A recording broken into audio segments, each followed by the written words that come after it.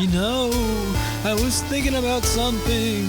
What were you thinking about? I was thinking about what's going on in the earth. What's happening in our minds? Yeah, and I wondered, why does it all matter? We're about to find out. Holy shit!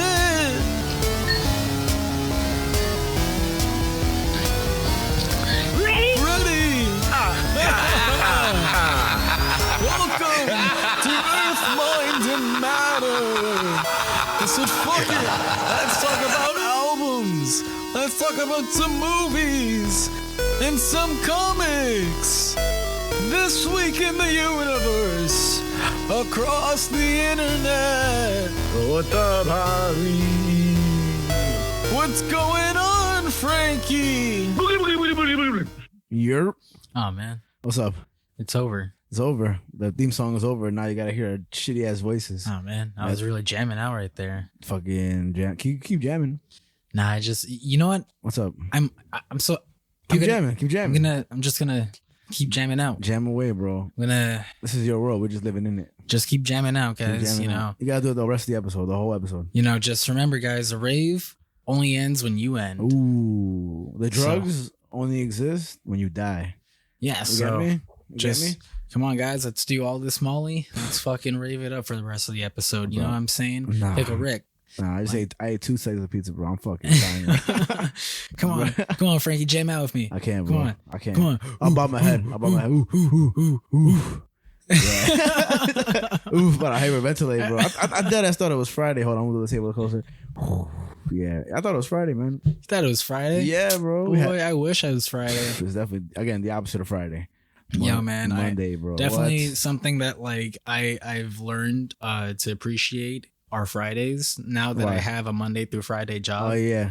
because it's like it's always that stereotypical thing of like, oh, thank God it's Friday. Oh, shit. But like when you work, say like a part-time job working at like a Yeah. fast food place, your Every day's schedule- Friday. Yeah, it's like your schedule's all over the place. So it's like your Friday is different to someone else's Friday. Yeah. But when you work a Monday through Friday, Friday is fucking awesome. Or Like, holy shit. or Monday is good.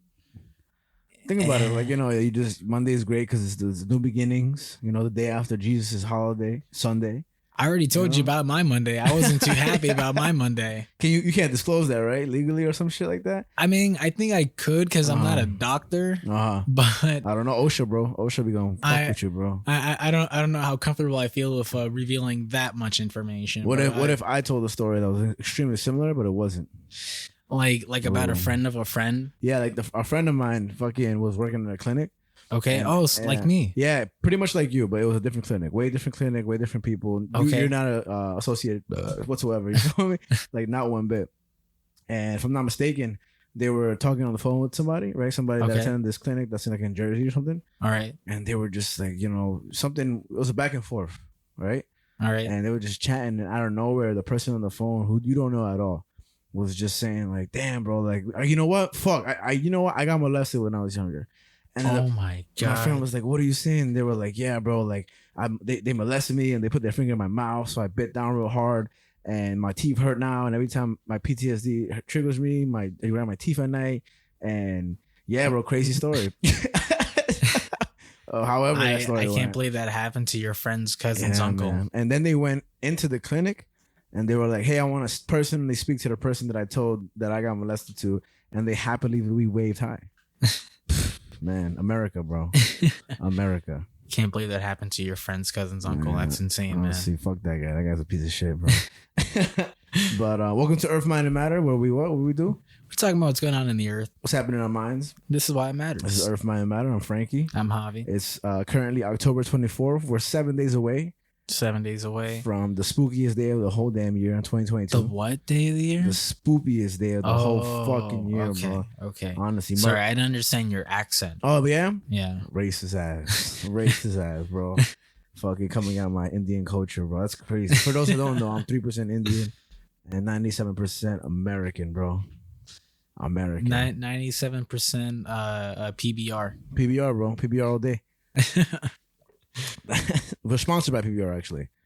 You know, I What's wouldn't up? mind a sponsor by PBR. I wouldn't mind a sponsor by fucking bubble gum, bro. Anything, any fucking. I'll do the show for free. But What's Five Gums motto?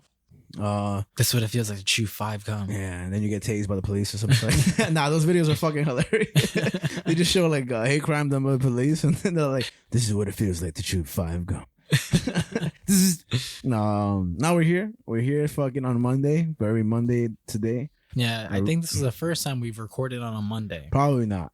Probably not. Probably not. I mean, it's been 30,000 episodes already, bro. I don't know, man, because like we usually don't film at the beginning of the week. We don't at all. This is actually very rare. So that's why I think this might be our first ever Monday episode. Shit. Because I know we've tried to plan to film on Mondays before, but I don't think it's ever worked out. I don't think the energy's not there, bro. So the energy's not there. I think this is our first Monday episode. Shout out to Jesus then for making it happen. Shout out to Jesus for making it happen, bro. We're here just fucking existing. We had some beers before this, PBR only because they're our sponsor. Yep. And $1 at Bear Burger, bro. $1 per beer, which is ridiculous. An alcoholic's fucking dream. and shout out to Jose. Shout out to Jose. That's the waiter? Yeah. Oh man, he's cool as fuck. Yeah. Gave us some free PBRs. Did he really? He gave us he only charged us 1 PBR. That's fucking crazy, bro. What a god. What a god. I didn't know he had a mustache, bro. He wear a mask all the time. He had a mustache. Oh yeah, he has a sick ass like fucking like Doc Strange like thing going on. He looked like this. Hold on, I'm looking at a picture of a guy with a mustache. He looked like this, but not like this at all. A white guy with the fucking cowboy hat and a mustache, smiling with sunglasses. Who I'm gonna bring up actually, because I got some quick topics. Ooh, quickies. Quick topics. Quickies. I got 2 little quick topics that I'm gonna bring up off the bat. All right. Okay. Because they're very interesting. And not really, like, depending on who you are, right? Pick one: Asians or Saudi Arabia. I'm waiting. Asians. All right. So Anna May Wong, I'm sure you heard about this, is an American actress or Asian actress. I don't know if she's American, but she's the first Asian American actress who's gonna appear on U.S. currency. Okay. So the quarter is gonna include Anna May Wong. She's a Chinese American movie star, and she's gonna be the first Asian American to be on the quarter. Right. So this is what the quarter looks like. You can look it up on Google because we can't do everything for you, you fucking savages. Right? She's Anna May Wong. It looks pretty dope. I mean, it looks like an Asian on a quarter. So shout out to anybody with the Asian fetish and money. Yeah. And it's cool, man. It's apparently what she did, because I'm not reading this whole article right here, is she basically she was born in Los Angeles, 1905. She began acting as a teenager during the silent film era, and she faced racism because of her Chinese heritage. Disgusting, right? I bet, especially in LA too. That's what I'm saying. But it is 1905. So, shit was happening like that all the time. Oh, yeah. She was underpaid compared to her white co-stars, and they often asked her to play characters that exaggerated racial and ethnic stereotypes. Ooh, right? But when she was, let's see. She did something called yellowface. Let's see. I'm going to just read it. In the early 20th century, when Wong was launching her career, white actors regularly wore makeup and clothes to portray Asian characters. A practice known as yellowface. Okay. Now, I don't know if you know this, but there's a movie called Breakfast at Tiffany's where there's a white guy who plays an Asian guy who does yellowface. I know the movie. I'm unfamiliar with that because it's based off of a book. I'm pretty sure. Something Breakfast like at that. Tiffany's. But yeah, they do yellowface in that. Oh wow. Yeah. So which is like blackface. Something very kind of fucked up in the past. I don't think it's the same at all. No. I don't think it's the same. Oh, you don't think it's the same at all? No. You're saying Asian people are more important than black people? No. I think that's what you're saying, bro. It's not what I'm saying. I think that's exactly what you're saying. It's not what I'm saying at all. I think you're a sexist and a racist, bro. And Amish. I really don't think that's true whatsoever. You know what? That's up? Like those 3 things: sexist, racist, and Amish. Yeah. 2 truths and a lie. You pick. I mean, the worst one is the Amish one. So is that the truth or the lie? That's fucking. The truth is that they're disgusting people. No, I'm kidding. I'm kidding. Amish people, man. I mean, it's not like they could hear you. That's true. That's true. Like, you're not wrong. No, but when they had the little break, when they break Amish for a bit, you ever seen that show, Breaking Amish? No, I haven't. It was a show, I think, on TLC or MTV, one of those. And it's literally just that. Like, it's recording the Amish people go crazy. Fucking Jehovah and whatever going off and shit. It's pretty funny, pretty whatever. I mean, I only watch it because my sister did. But it's crazy, man. That and Little People, Big World. You ever seen that? That one sounds familiar. It's another TLC show about like little people because you can't say midgets no more. That's a bad word. That's a bad word. You can't say it. I always felt like that was a bad word even when it was used. Why do you think there's a bad word? Well, because like I mean, I'm a little biased in the fact that like I'm a short person. You're not a small person though. But like growing up, people would call me like a midget. Well, when you were 7? Like, I mean, yeah, like, dude, I was Uh-huh. 4'11" going into high school. Like, I was, Okay, I but was it's not 7 years old. That's like, you know. Yeah, but Uh-huh. my point is that I was a very small kid growing up, Okay, and so gotcha. I was like constantly like joked at for like being like a midget and short and stuff like that. But I'm So, saying the like, word midget, like, how does it gain a reputation of being vulgar and like, you know, offensive when small person is just observatory, you know, just kind of like saying like an observation, you know? well, it's kind of like referring to someone's weight, like you. Like nowadays, especially, you wouldn't really call someone fat. You'd probably just be like, they're big. I was the same shit though. What the fuck? It's the same thing, Yeah, what the hell? obviously, Yeah, but what it's the just fuck? like it's just It just one sounds better than the other. yeah. That's I mean, all it is. that's stupid. That's fucking That's all stupid. it is. I think it's the same thing. I mean, I'm not protecting the word midget or saying like it's a good word we should be using. I just think that you know, a lot of words gain a lot of notoriety because they're racist or hate terms. Like, you know, what you call a Jewish person the K word, or a black person the N word, or a Chinese person the C word, or a Spanish person the S word, or, you know, all these words that we could refer to as S's, you know, because they have a reputation of being historically, you know, racist and offensive. I'm just very curious on what makes midget an offensive word. Can we even say midget? Are we allowed? I'm gonna look it up. I mean, you know, we said it enough that it's staying in the episode because I'm not beeping all of this. Yeah, but that's a lot of beeps. Let's see, what makes midget offensive? No, and again, I'm just genuinely curious, but yeah, no, I remember I saw the M word. Look, little people of America. Today, the word midget is considered a derogatory slur. The dwarfism community has voiced that they prefer to be referred to as dwarves. Dwarves is kind of crazy though. It's kind of a silly word to call somebody. You know what I mean? I guess. I mean, if that's what they want to be called, I haven't heard that, but I mean, I don't know, man. But I mean, that's interesting. But dwarfism is so if you want to call somebody who's small, you call them a dwarf. You get me? But I mean, what's the difference between this dwarf and a little person? Is one better than the other? And one time I saw a person's video online, actually on YouTube, where they were basically saying like my life as a small person, right, as a dwarf, and they were just saying how they were showing the video, the stairs they got and stuff and everything, and no joke, the next day I saw them on the train. Yeah, really. And so they were just on the video. They were like, "Hey, whenever you see me and all that stuff, just, you know, don't stare at me, don't ask me questions about that stuff." And so you guess what I did? I stared at him and asked him all the questions. No, I didn't do that at all. I ignored him. I just let him be. I did that with anybody with deformity or anything like that. Like I look once because, you know, you can't resist to look once because any person that comes across me, you take a look. But then I just ignore it. Like I don't stare, as we all shouldn't. You know, that's kind of inappropriate and this and that. But it's interesting. I've seen a lot of people come in with like burn victims and stuff. I don't know if you remember the guy that used to work in Starbucks. He was a burn victim that lives around here. I don't know. He had very bad burns on his face and I think his arm as well. And he was very weak in one hand. But you would have to hand him his drink and like kind of hook the bag on his hand and stuff. But he's a super cool guy. And I mean, I don't know. We're all weird looking in general. So, you know, the deformations and stuff like that are just. Wait, was he a white guy? He's a white guy, yeah. I think I know who you're talking about. Maybe you've seen him around the neighborhood and stuff like that. But okay, so back to Anime Wong, and shout out to all the small people, the dwarves listening to us and stuff like that. What are your thoughts on dwarves? The word dwarf. Not you, but I'm saying the listeners. But what are your thoughts? Oh, yeah. What do you think about the word dwarf? Yeah, we'll put that up in the supplementary. Okay. We'll figure out what you guys got to say. But what do you think about the word dwarf?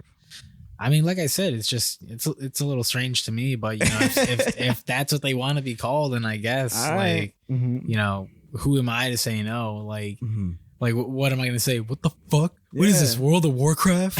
Like, that's what I'm saying. That's exactly what you would say, bro. That's like if I called a little person an elf. Like, I mean, like, is that offensive? Is that okay? Can I call a small person an elf during Christmas? Like, what happens? Well, elves aren't short. Yes, they are. No, Will Ferrell's the only one that wasn't short, and that was the whole joke, that he was a tall elf. All elves are short. Well, not. It's like I Oompa mean, Loompas. well, I think elves in like Santa mythos is different from elves in like fantasy mythos, because I'm referring fantasy to the stuff. Santa one. I mean, like, you've played Fable. Elves aren't like small. Like they're like regular size and stuff. But if if you ever played Skyrim, you can be an elf in Skyrim. But if I call somebody who's small an elf, everybody agrees during Christmas. I mean, they would, I guess. That's pretty funny to agree, because you're hesitant to agree, but it's kind of like, yeah, no, you're kind of right. I don't know. I mean, I don't care. By the way, none of these opinions are mine. These are not my opinions. They're all your opinions. No, we have a written. You wrote them down last night and sent and mailed them to There's me. a guy standing in the corner. Owl. There's a guy standing in the corner with the cue cards, and at the bottom of each one is like written by Frankie. Written by Frankie. It's signed by you too, right, man? Yeah, honestly speaking, yeah. Yo, Well, shout out to Chavez over there. shout out to Chavez. He's an elf himself. Yeah, hold on. There you go. Nice. For those that weren't watching, I looked down You look down because Javi's offensive. So because I'm always up. hey, it's no big deal. You know, sometimes Yeah. I'm just walking tall. Shout out to The Rock. Shout out to The Rock. Why we don't get it? I don't get that reference. He did a movie called Walking Tall. Did he really? Yeah. He also did 900 other movies that sucked ass. So I don't remember that one, to be honest. Yeah, it was that. I think that one's from like the 90s. He's got like a big 2x4 and Have he you- just walks around and beats people with it. Really? Yeah. I thought that was the plot to Black Adam. Have you seen Black Adam yet? Nah, have you? I have. How was it? It was okay. It was okay? It was okay. Damn. Fucking, what was I going to say? Have you tried The Rock's tequila? No. It was actually okay also. Like, I'm not even trying to like make a joke or nothing. It was alright. I had it with Jonathan, our CFO Slime, and that shit was ass. He loves it, by the way. He says it's amazing. yeah? And whenever we go to a bar or something, we're like, oh, can we get the Rock shots? And the bartender's like, what the fuck you just said? And yeah, he has a tequila and stuff, but it's not that good. It's not that good. Sad to hear. Yeah, Sad to man. hear. He should just stay to being The Rock. I mean, That shiny head. How What? old is The Rock? I'll tell you right now, but his tequila is called Terramana Tequila. Not even catchy. But Yeah. he is Terramana. Terramana. What the fuck is that? He is 50 years old. Even 50. He's 50? Oh Yeah, my bro. God. How old do you know he was? May 2nd, 1972 was his birthday. I thought he was like maybe hitting 60 or something. Nah, bro, he's young. How old do you think John Cena is? John Cena, well, okay, if The Rock is 50, then I gotta say John Cena is maybe around the same age, maybe a little younger. I'm gonna aim for 43. 45. Oh, wow. How old do you think Rey Mysterio is? Rey Mysterio, 100. No way. He's probably older than The Rock, though. But I'm gonna say Rey Mysterio maybe 67? 47 years old. 47? 47 years old. Damn. Crazy, but you're racist as fuck. 'Cause he's Mexican. And he's a dwarf. Damn. So we're back to Anime Wong. Again, she's going to be the first Asian American on U.S. currency. And what she did is that when she got fed up with racism in the U.S. film industry, she ended up moving to Europe in 1928. And she became a star. She was in a lot of German, French, and English movies. And she did a tour around Europe and made a short film about her first and only trip to China. Then she was in the TV series called The Gallery of Madame Lu Song. Good show. Yeah, best show ever. And she said, I was so tired of the parts I had to play in 1933, as reported by the Los Angeles Times. She said, why is it that the screen Chinese is nearly always the villain of the piece and so cruel, a villain, murderous, treacherous, a snake in the grass? We are not like that. They eventually gave her a star on the Walk of Fame in 1960, but she died in 1961. Damn. But yeah, because she, How'd she die? I don't know. You want? Damn. How do you think she died? A samurai sword. Nah, let me stop. That's weird. She probably jumped off a cliff and killed herself with a sword. She had a heart attack. Uh, Anyway, what happened? One thing that she said, she wanted to continue to inspire all who want to see images of people of color reflected back to them onto the screen. And that was written by Shirley J. Lim, a historian at Stony Brook University, who wrote a biography of Wong. Stony Brook, shout out to Long Island.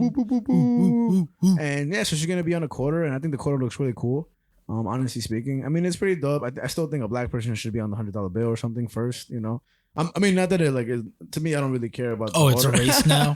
It's a race now. So you think that Black lives matter more than Asian lives? No, I think black people experience slavery in the United States, and we have companies that profit off them to this day.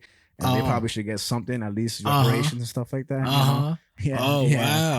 Wow. Wow. Big talk. Big talk. Wow. Sounds like somebody doesn't have a fucking response. That's as far as I got. It's a cool quarter. I can't wait to get 4 of them and trade them in for the white man. But I mean, it's big changes. we should get one of each, like a regular coin and one of those coins, and then we should like battle them. You think so? Like Beyblades or something. Like see which one stands. Like Beyblade, let it rip. You think the quarters are gonna be how can I say like any different in terms of weight? Are you trying to call Asian people fat? No. Oh my God, Frankie, are you really trying to say that Asian coins would be more heavy? I didn't say that at all. That is so weird, guys. Yeah. I'm so sorry, guys. Like, I get that I can be pretty racist and sexist sometimes, but disgustingly both. But you just took the whole cake on that. You think so? The whole cock. No, I was trying to say Asian people are rich. Like, you know, their wallets are fat. You feel me? So I just think you're you know what? You're a derogatory person, Javi. You know what? You should be ashamed of yourself. I'm gonna take that cake back. Okay. I'm gonna save it for later. All right. Well, good. And I got a second topic for you, and this is the last topic. But this was pretty interesting. Saudi Arabia sentences U.S. citizen to 16 years over tweets critical of the regime. Okay. So, you know, you can't be doing that shit when you go to places. I know if you go to Dubai, I even think the Philippines, or if I'm not mistaken, there's certain areas where if you go and you talk about them badly, you can't get arrested. Okay. Which is kind of crazy. But there was an American citizen, again, who got sentenced to 16 years in prison in Saudi Arabia because he criticized the Saudi regime. And this is something that they do often. So Saad Ibrahim Ahmadi, who's 72 years old, is a dual U.S. Saudi national. And he got arrested in November 2021 when he landed in Riyadh, which is in Saudi Arabia. And he was going to stay there for 2 weeks. We're in a country where he has dual citizenship for work and a personal trip. And this is the second time somebody who's been in Saudi has been arrested for using social media like that. Which is, the other guy was Salma Al-Shahab, a Saudi student living in the UK and attending Leeds University. She was sentenced to 34 years in prison for having a Twitter account and following and retweeting dissidents and activists. So she didn't even fucking tweet anything. She was arrested. She's like, these are in my words. Yeah, she was arrested and convicted after returning home for a holiday. That's fucking crazy. That's fucked up. Yeah. So the first guy I mentioned, they focused on 14 tweets that he published over a 7-year period when he was living in Florida, including posts that referenced Jamal Khashoggi, the Washington Post columnist who was murdered at the Saudi consulate in Istanbul in 2018. Which I don't know if that's the guy I mentioned before, but I don't know if you remember the guy that got murdered in the, what was it? There was some shit where his wife was waiting outside. Remember that guy? I think so. Yeah, I don't know if that was Saudi Arabia. But the son of him, Ibrahim, said Saudi agents kidnapped his father from the airport and held him in a hotel while they searched his phone, which contained photographs of caricatures of Saudi officials, such as a cartoon of a bloated and fat Mohammed bin Salman, the Saudi crown prince. So he was detained for 11 months without trial and eventually sentenced to 16 years in prison, followed by a 16-year house arrest. Bruh. That's crazy, bro. He was convicted of harboring a terrorist ideology and for trying to destabilize the kingdom. And he's 16? Yeah. U.S. officials have confirmed to the family that Al-Mahdi had also been tortured. Now, he's old. This is the guy I showed you in the beginning. He looks pretty old. Okay. He's probably going to die in prison, to be honest with you. That sucks. Oh, no, he's 72 years old. Holy Bro, shit. so what the fuck? That's fucking crazy. So, yeah, he got tortured. And the Washington Post was the first one to report it. And he said that America felt like home. And that his son said that, you know, his father was just using his freedom of speech when he put out those tweets. But he was aware of the Saudi crackdown on, you know, people doing this. Mm-hmm. And regardless, the son said that the father felt safe traveling back to Saudi Arabia for a short visit. Yeah, I mean, that's fucking crazy. I don't even gotta read the rest. That's fucking retarded, man. I feel bad for this guy. I mean, 34 years in prison for just following the account and 16 years for tweeting stuff like that out is crazy. Yeah, that just... And, that sucks. What the fuck? Yeah, man. I seen that, and I could have made that a topic in itself, to be honest with you, but damn, that's not even funny, to be honest with you. It's lame. It's pretty lame, Saudi Arabia. Pretty fucking lame, Saudi Arabia. Fuck Saudi Arabia. Just kidding. I'm never going there. I can never go there, ever. After saying that, I can never go there, even though I was just kidding. I don't know. That's crazy, right? I think you can get away with it. I'm not going. Fuck out of here. If you shave your facial hair. When I say that, I don't mean like fuck Saudi Arabia. I'm like, fuck Saudi Arabia. You get me? Like, or it's so cool. or you got cut off. You meant to say fuck Saudi Arabia girls. Oh, it's crazy. That's crazy. Now you can't ever go, bro. You can't fuck in Saudi Arabia. Why can't I fuck in Saudi Arabia? That's the rules, man. That's I the can't rules. I can't fuck in the desert. No, they're the nuns of the Middle East. Damn. Yeah, bro. Sex is prohibited. Damn. I think- Prohibited. Prohibited. Even in Dubai, you can't show public affection. Bruh. Yeah, did you know that? I didn't know If you that. show public affection in Dubai, you get arrested.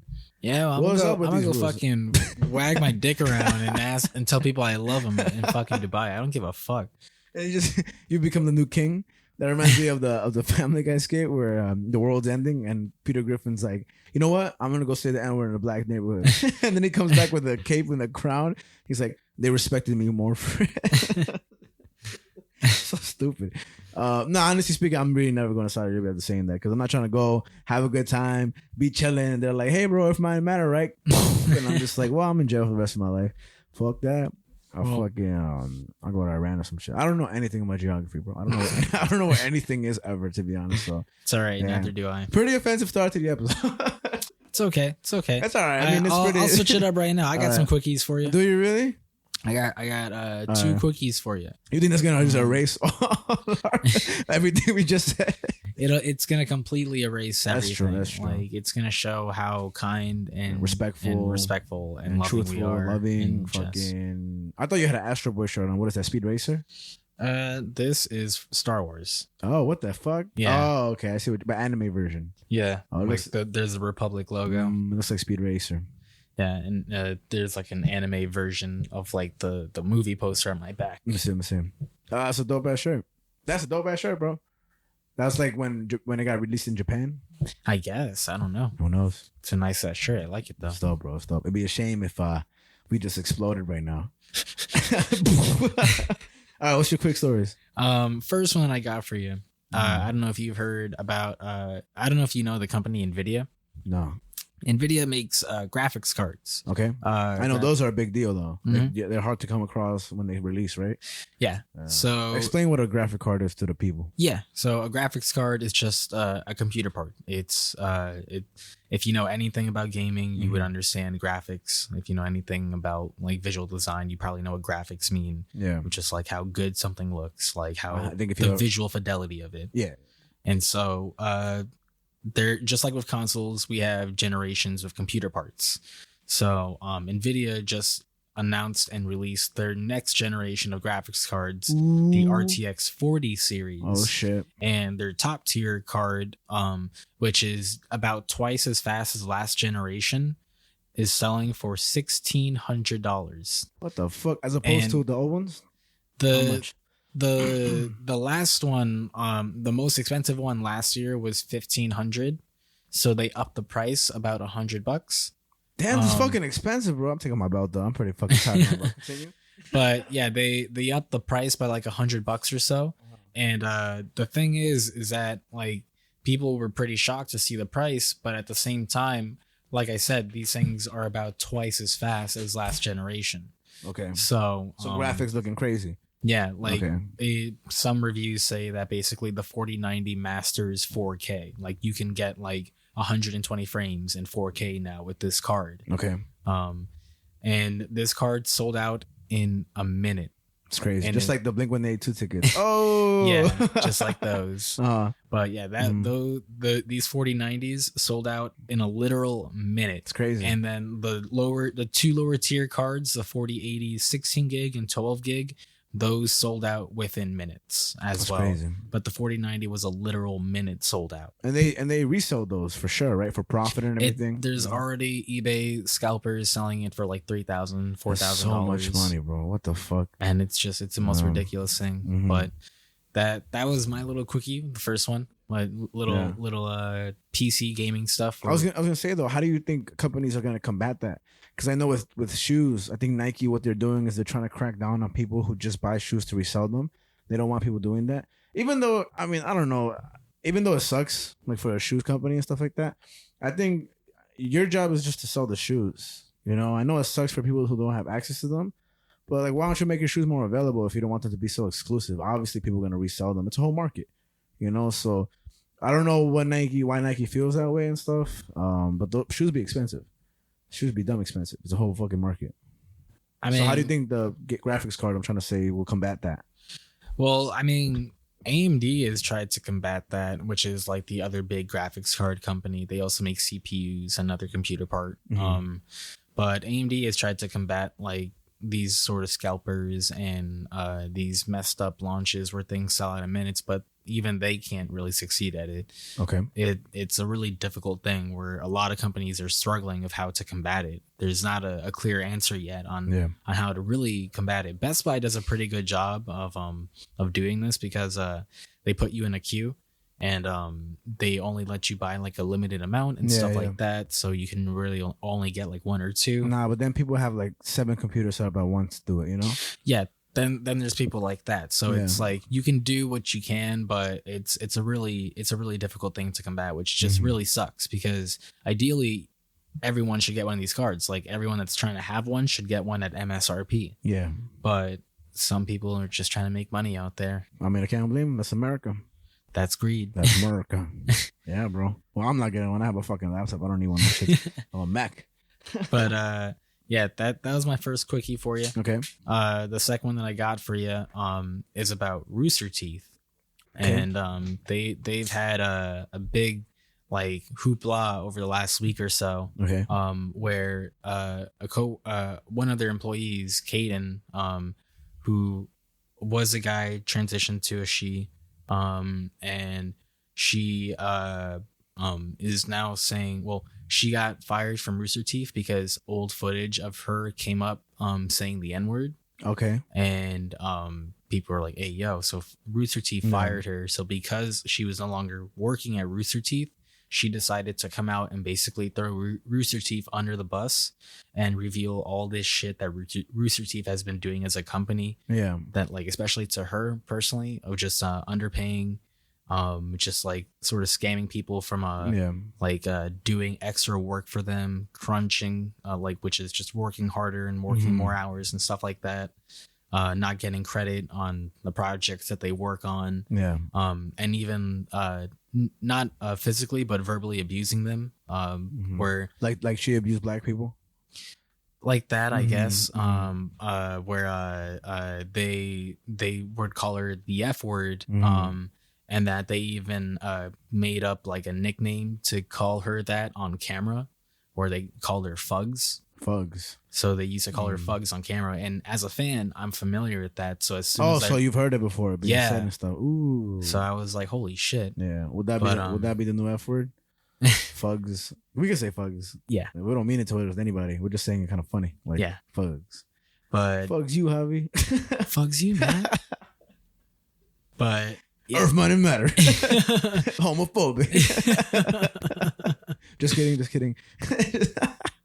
But yeah, I was just super shocked to see this, and a lot of people from Rooster Teeth came out to basically kind of share similar grievances that they've had at the company, and like other people kind of being like, yeah, you know, it's not all like rainbows and sunshines working at Rooster Teeth, which just sucks as a fan. Yeah, where it's like you would really hope that because I'm a big fan of Rooster Teeth and Achievement Hunter and stuff. And so it like this just sucks for me because I'm just like, damn, my peeps aren't my peeps. And there's probably not a sum of every single person, but it definitely does, you know, reflect on the whole community of, you know, Rooster Teeth and Achievement Hunter.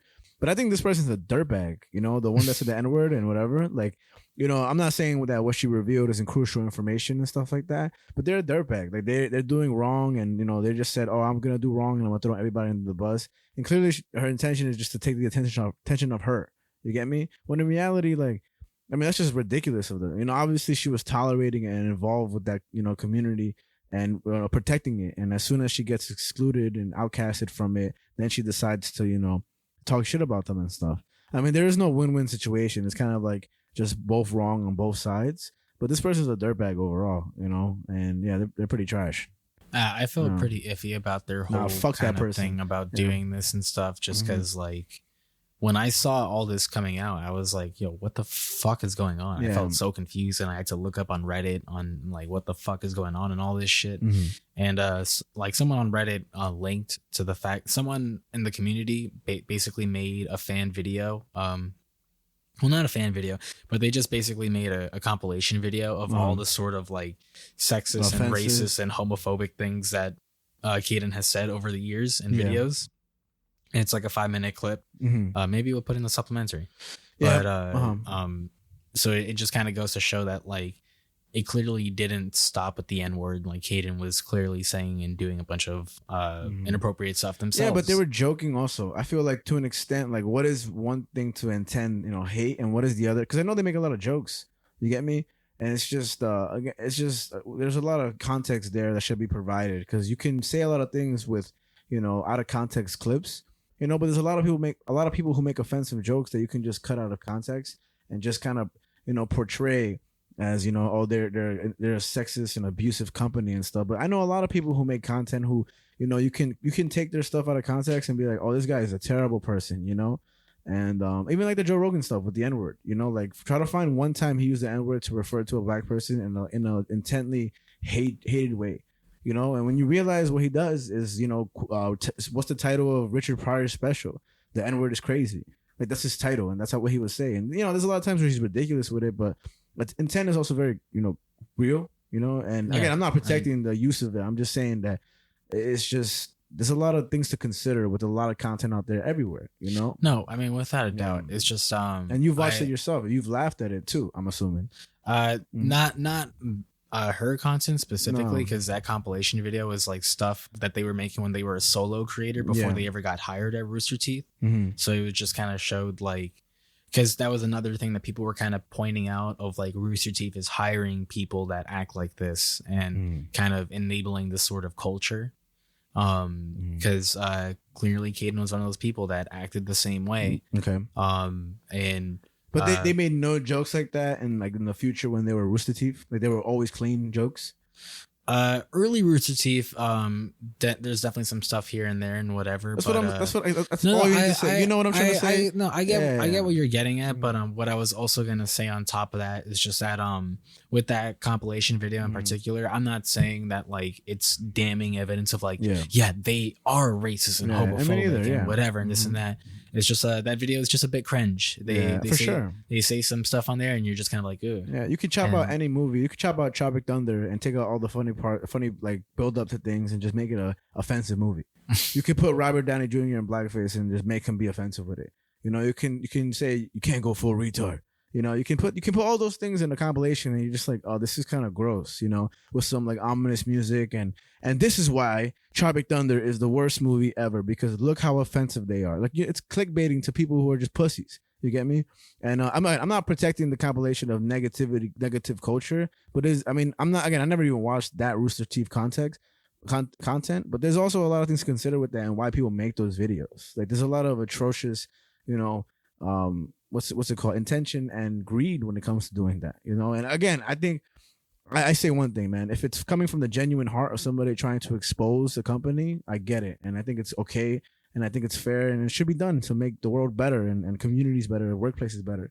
But this person obviously got caught just saying something terrible.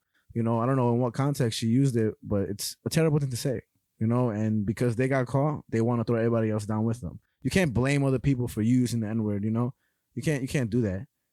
I don't know. I don't think she's necessarily doing that. But, she's not blaming them, but she's trying to not be the only bad person in there. No, it's selfish. It's selfish. It's gross, and it's just a disgusting situation overall. I think so. Yeah, it's just a messy situation because it's kind of like a shitty thing overall. Because it's like, it's almost like a witch hunt where it's like one person got outed and now everyone's getting outed, and it's just, it sucks. Where it's kind of like, fuck.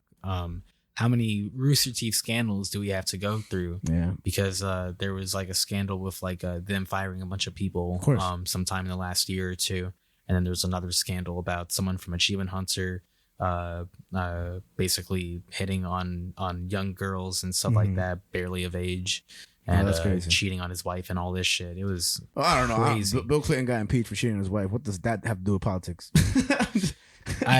What the fuck? It's just like, it just sucks because people are just saying like, how, like a lot of people, every time another Rooster Teeth scandal comes up, they're like, oh, now this is the death of Rooster Teeth. Oh yeah, but people just And- love to watch things be destroyed. You know. So it's like, and every time something like this happens, they always lose fans. Like For there, sure. I there mean, are always people that like sure. it's enough for them to be like, okay, your Yeah. content isn't for me anymore, and they step Yeah. away. And I think that's completely fair too, because you know they get exposed for doing what they did and stuff.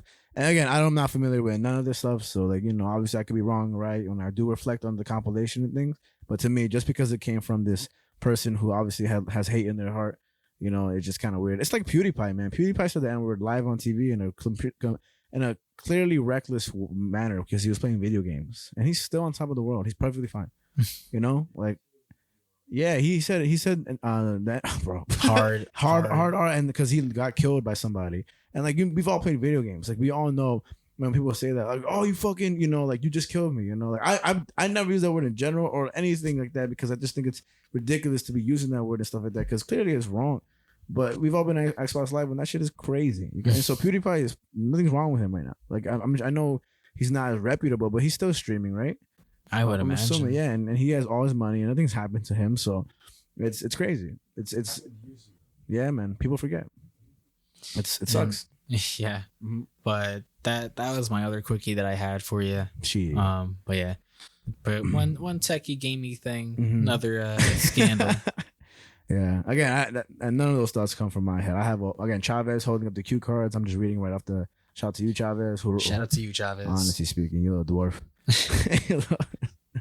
Yeah, man. Dwarf is still a funny word to be calling somebody. And I don't go around calling people midgets. I think it's funny. I remember the Seinfeld episode where they made fun about that. Like, you can't say the M word and stuff. I just say little people. That's what I say. I've always said little people. Me too.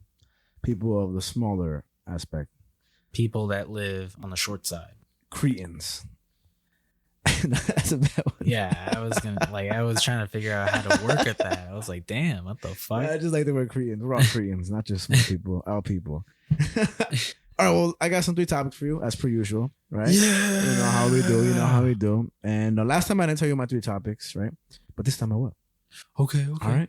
So I'm going to read the titles of them. And the first one is the story number 1. The bombing that would have killed 200 Muslims. Ooh. The second one, who was Jeffrey Dahmer? Ooh, right? Got a little spook in there. And the third one is BTS K-pop group sensation to serve in Korean military and the history of Japan and Korea. Okay. Interesting, right? Interesting. Let's scratch our beats together, Mike. Scratch. You just heard it. I almost have a beard, bro. You see? You see my chin, Yeah, bro? I I was do. looking at it the other day and I was like, yo, it's almost connected, bro. I've been growing this for 26 years. I am 26 years old, bro. It's almost there. And I don't know how to feel about it, man. I've heard in the Achievement Hunter video before that Oh, you mean that racist, homophobic, transphobic, Yep. cisgender, white, privileged male Bernie Sanders company? uh-huh. Gross. Well, what did they have to say? You see how when you preface it, you're like, oh, I don't even want to know anymore. They said that if you don't grow your beard by like 28, then you should just give up. That's you mean like on life? Not That's on crazy. life, but like them suicidal promoters, crazy company. Fucking what's the Kamala Harris ass fucking Joe Biden who? Well, I mean, my shit's almost there, bro. I don't know what's happening lately. I don't know if I'm just going through it. Maybe my testosterone is like, I'm a fucking man. you should get a derma roller. What the fuck is that? It's like Oh, that little thing that you rub on your face? Yeah. That does nothing for you? apparently it does. Oh, with crystals in it? Yeah. Well, I'm charging my crystals right now, bro. It's not that it doesn't work because you're rubbing crystals on you. It works because it opens up your pores to let the hairs come out. What's called dermodium? I don't know what the fuck you just said to me. Is that a Transformers thing? Dermodium? What the fuck? What was it called? Derivia? Derma roller. Fucking same shit, bro. Same shit. Oh, I'm not getting one of those. I'm just gonna keep on growing, bro. I'm just gonna keep. What's your other? We all need derma roller. Shout out anybody that hits up Javi and calls him a dwarf gets a free derma roller. I'm just kidding. Damn. I'm just kidding. Wow. Shame. I'm sorry. Shame. Shame. I'll get everybody something. I hope you get no messages because I don't want to buy no derma rollers. But if you do that, you're a scumbag. I'm gonna get a message from Brian like half a year later when he finally catches up to this episode. When Earth Mind and Matter has been canceled by all two networks on TV that care about us. Fox. Shout out to Fox. And CNN. They're And both gonna CNN. cancel us. Fuck those companies though. They're lying That's where they're gonna unite They're against gonna- us. But don't worry, we got a Cartoon Network to back us up. We are the doomsday of news. Let's fucking go. Let's fucking go. All right, so I'm gonna start off with my first story. The bombing that would have killed 200 Muslims. So I thought this was a pretty interesting story. I'm very, very curious as to how you would feel after this and how the people feel also. But I'm just gonna go on with the story because it is pretty much like a story, which they Okay. all are. I don't know why I said it like that, but check it out. So we're gonna focus on a guy called Richard Mack McKinney. Mac is his nickname, right? He served in Iraq and Afghanistan, and when he came back, he noticed Muslims settled into his city of Muncie. I gotta figure out what Muncie is actually first before anything, because they kept referring to the city as Muncie, but I don't know what the fuck that is. So let me preface them. I think it's in Indiana. Yeah, it's Indiana. Okay. So he moved there. So he noticed Muslims settled into a city of Muncie. Muncie is where he moved to with his wife and daughter after his military involvement. While in combat, he is said to have developed a hatred for Islam. He was frustrated that students who were Muslim sat next to his daughter, who was in elementary school at the time. He had so much hate in his heart, he planned to plant a bomb in the Islamic Center in 2009. Oh wow. Hoping to kill or wound hundreds of Muslims. Going to church that day, he was scouting where to place the bomb. He was also looking for the first-hand info he could use from Muslims at a mosque, the Islamic Center, to prove that Islam was a murderous ideology, right? One of his quotes is, quote, "I told people that Islam was a cancer and I was the surgeon to cure it." That was his quote. What the fuck? So pretty crazy. So that was kind of a preface and a sum up. But the documentary I checked out is called Stranger at the Gate, directed by Joshua Seftel, and it was on the New Yorker. So this is the actual story that goes through. So in high school, he used and sold drugs, and he had difficulty in school and ended up joining the military at 18 years old. When he was young, his family struggled financially, and his father also joined the military. When in the military, he served for 25 years and joined to gain the respect of his father and to better himself. Right? His wife noticed It always comes down to the father. always pieces of shit. The seed planters. So, Hey yo. so his wife noticed that Mac referred to his military past whenever he drank, whenever he was on that drink, right? And his military career ended after he suffered an injury. And in normal life, he would see people wearing hijabs and would struggle to see people of that country and religion as, quote, the enemy. And right when he thought of his plan to blow up the Islamic Center of Muncie, he thought, quote, "My country's done with me, but I'm not done with it. I would die for that cause gladly." God, who does this guy think he is? Batman? What the fuck? Yeah, fucking ignorant Batman. And so he then made a bomb, an IED, that he would detonate right outside of the Islamic Center on Friday, where they gathered with the goal. His goal was killing or injuring 200 people. He was perfectly content with being caught, knowing that the possibility was very high since his DNA is in the database from the military, right? He wanted praise and to be acknowledged for bombing the Islamic Center. And he referred to Muslim kids as, quote, future terrorists, which is disgusting. Shaking my head. Yeah. And I'll shake my head too. I'll shake it. When his daughter told him that she sat next to a Muslim kid in school, he was infuriated. And he even went to her next room and started to cry. He felt disappointed and felt that, quote, these people, and quote, that he let those people close to his family. So he was just infuriated that he allowed that to happen to his family. That's how much he disliked these people. This all occurred in 2009.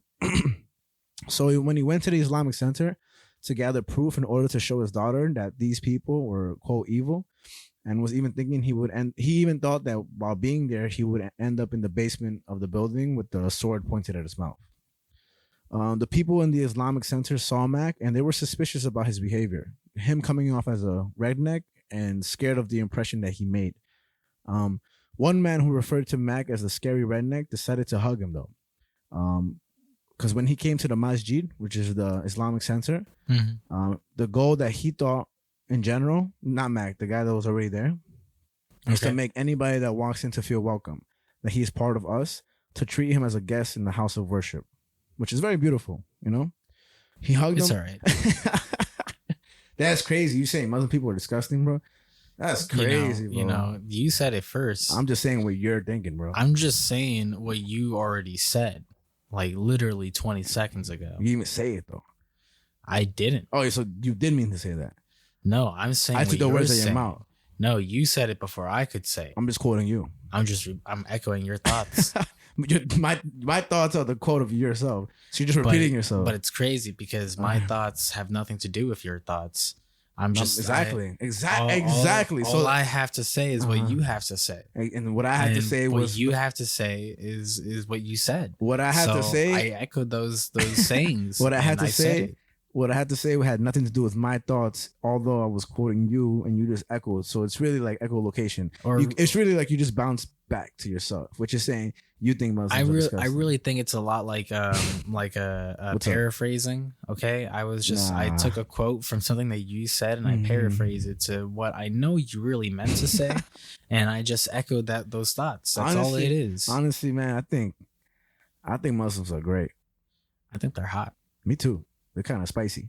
Mm-hmm. And what's behind that little fucking? Ooh, I want to walk that nose bridge, baby. Bro. When I see them ankles, I'm just like, ooh, you know.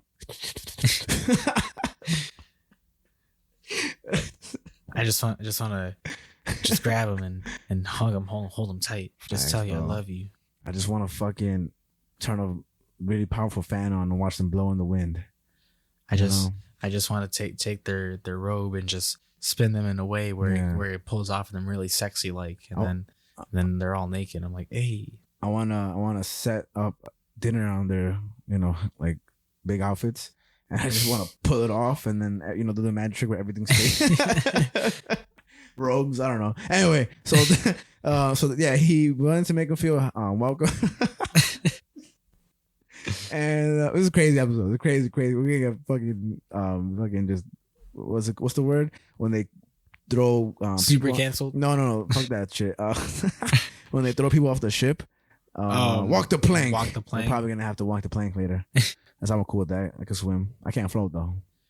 What the fuck? I don't know how to float, bro. It's crazy stuff. You're just swimming in a circle the whole time. That's how I chill in the pool, bro. I'm just constantly fucking cardio. You're ridiculous. So he sat down and he hugged his feet and he hugged his leg, and he said to him, "Salam."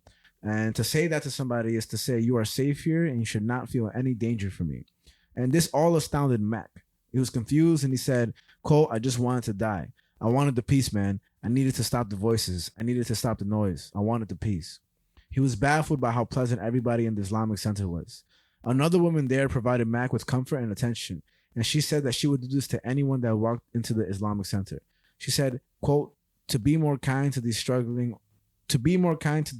altogether than those that are successful and who have already figured out what they're doing. So he continued to come back, and he ended up I just want to also preface this, that when he was in the military, like, he would shoot at targets, and his officers would also say, like, you see how he shoot those targets and they're just nothing? Like, that's how you gotta treat the enemy, which were the Muslim people in Afghanistan, So like, this was his whole idea of being in the war and having PTSD and coming back, seeing people that he may have known die from the hands of people on the opposite side of the war. Not to like justify one side or the other, just these were his experiences and his observations, right?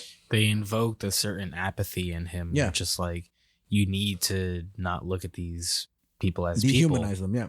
And it's sad, and it happens to this day, and it's pretty fucking crazy. So he continued to come back to the Islamic Center, and he started to he came back frequently. He prayed, he attended dinners, and congregated with fellow Muslims. A fellow member said that Mac would attend the center and talk about his family and his past in the military, where he would kill Muslims and be at war with Muslims in his mind. Mac had a dream where he shot a paper target, and the target began to bleed. He tried to wipe off the blood of the target, but it would continue to bleed. This was what he recognized to be a turning point in his mindset overall. In 8 weeks, he was able to change his mind. So, quote, remove hatred out of my heart. And he became a Muslim.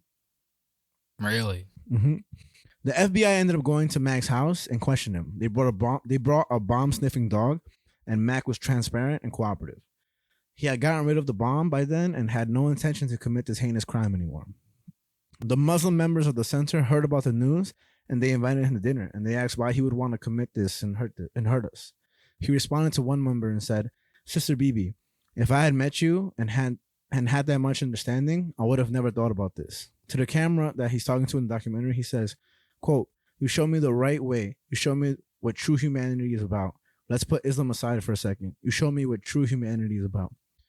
Now he's a solid part of the center, accepted by all fellow Muslims, that his wife said, quote, "saved his life."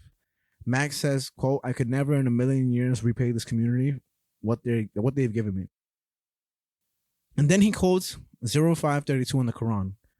It reads, "To kill one human being is as if you killed all of humanity. But to save one human being is as if you saved all of humanity." He quotes this and hopes he can forgive himself one day. I think it's an absolute beautiful quote. I really do enjoy it, and I think it's great.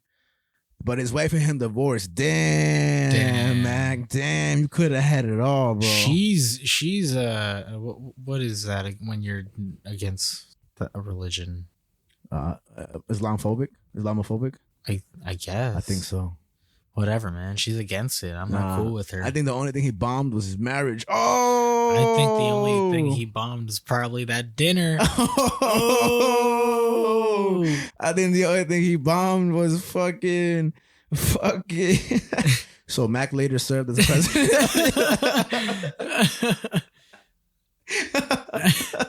I can't think of nothing, bro. He later did serve as the president of the Islamic Center of Muncie for 2 years. Nice. That's crazy, right? Good for him. What the fuck? Good for him. And now he's giving talks across the country, telling his story. This was him. Imagine my handle Leaf. This is him.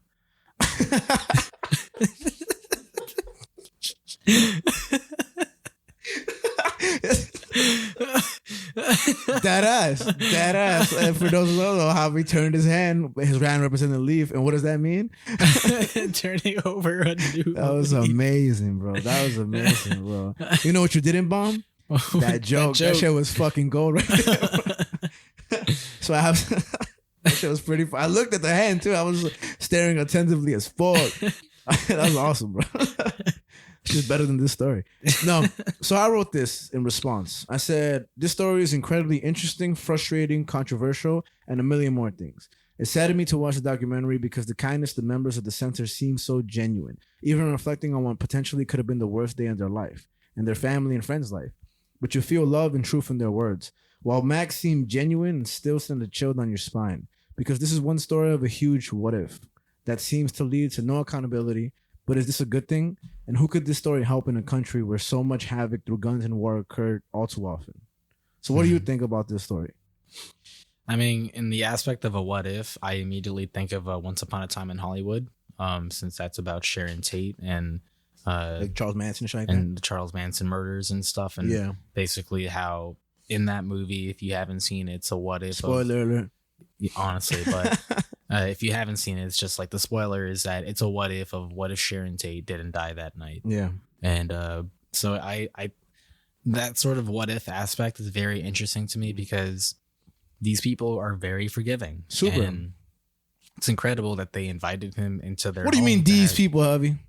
I mean these Islamic Muslim members, followers. To be Muslim is to follow Islam. Okay. Yeah. These followers of this religion, they are very kind, it seems. Yeah. They're very forgiving, clearly. And it amazes me that they even invited him in for dinner and stuff to have a talk with him and all that. Yeah. Made him president, bro. It's crazy. President. Yeah. Fucking crazy. I mean, clearly, like if they can see that he's had a change of heart, then maybe we should all be able to take witness to that. Yeah. So shout out to Mac, I guess. Yeah, you're right. I mean, for me, I just have a feeling of where's the accountability though. Like he did build a bomb and he had one in his possession, and then he scouted the area. Isn't that like premeditated something? I mean, yeah, but I guess it really just comes down to the fact that he didn't do it. Yeah. He cooperated when the FBI came. And he got rid of the bomb. Like he could have lied about that and been like, "No, what are you talking about? I would never." And like that, but the fact that from the get-go he was like, "No, I'm doing something wrong." The fact that he acknowledged it from the very beginning, it's true. I think that makes a big difference right there compared to other people that might that probably try and commit certain crimes or acts Yeah. and get caught at the last second. And it's just, he didn't get caught, but he caught himself. He was like, "Oh, what you doing, me?" He's like, "Oh shit, probably shouldn't be doing this. Put that bomb away." All right, man, let's go get some fucking what do Muslim people eat? Delicious ass food. There we go.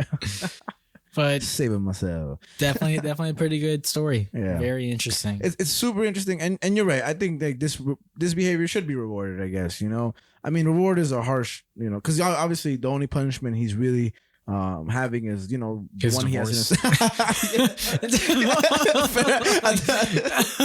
Oh, fuck you, Mac. You know who's not fucking you? Your wife. Damn, nah, you're right. That and the idea that he almost killed 200 people. And so yeah, it's very interesting, and I think the more I reflect on the whole story in itself, I do kind of feel more like sympathy, and I'm grateful that didn't happen because yeah, it sucks. But I just also consider how many people. I think back at the James Holmes guy who maybe wouldn't have shot up that theater if the person on the phone picked up. Mhm. When the James Aurora shooter, we covered this in episode like 231, one of those. One of those. And he called like the national helpline for I think suicide or something, and nobody picked up the phone, a mental health hotline or something. And then he proceeded to shoot up a theater. So who knows what could change what? But even though they should have picked up, absolutely, they're also not the ones that pulled that trigger. You get me? So he absolutely did stop himself in this whole thing. And I mean, yeah, it's important. And again, if you want to check out the documentary, it's free on YouTube, only like 30 minutes long. Bunch of bullshit in the beginning, pretty fucking slow start, honestly speaking. I kind of hated that part, but it's super sad when you hear everybody talk. It's called Stranger at the Gate, directed by Joshua Seftel on The New Yorker. Nice. Now, story number 1, bro. Nice. Fucking clap it up. Yo, let's fucking go. We do this. Yo, what were we clapping it up for? The Mets. No, what was it? We were The Mets fucking lost, bro. Holy shit. when we were texting and we were like, "Oh, let's clap it up." Clap it up for something. Let's see. What was it? Jerusalem? What was it? Not Jerusalem. I don't remember, man. Fuck. Mm. But let's clap it up. Let's clap it up anyway. Fuck Let's clap it up. Honestly speaking. You gotta just clap it up sometimes. Just don't get divorced. And if you do, whatever. Just divorce people named Mac. Just don't get married. Yeah. I don't know. I feel bad for that guy because, he really loved his daughter. I think daughter-in-law or something. I don't know. But he has like those tattoos on his arm that The Rock has. And he should be the only one that has them. And the white guys get those tribal tattoos and stuff. Oh. Yeah, they be looking like fucking like black and white cookies. At the comic event that I did yesterday. Yeah. Shout out to you for that. Yeah. It was at a veterans shelter. They often are, right? Well, these last two were. Oh. It's not so much a shelter as it is just like a center. Yeah, I guess like a bar. little- It's a bar. Yeah, there's a bar in there. That's and pretty stuff. much every veteran place has a bar, which is kind of interesting. But there was this one dude who came up. He came up and he's like, "Wow, I love that Spider-Man one and stuff." And he Nice. was like, "My name's Raul." And I was telling him about my comic, and he was like, "I'm a little bit more into stuff blowing up and shit."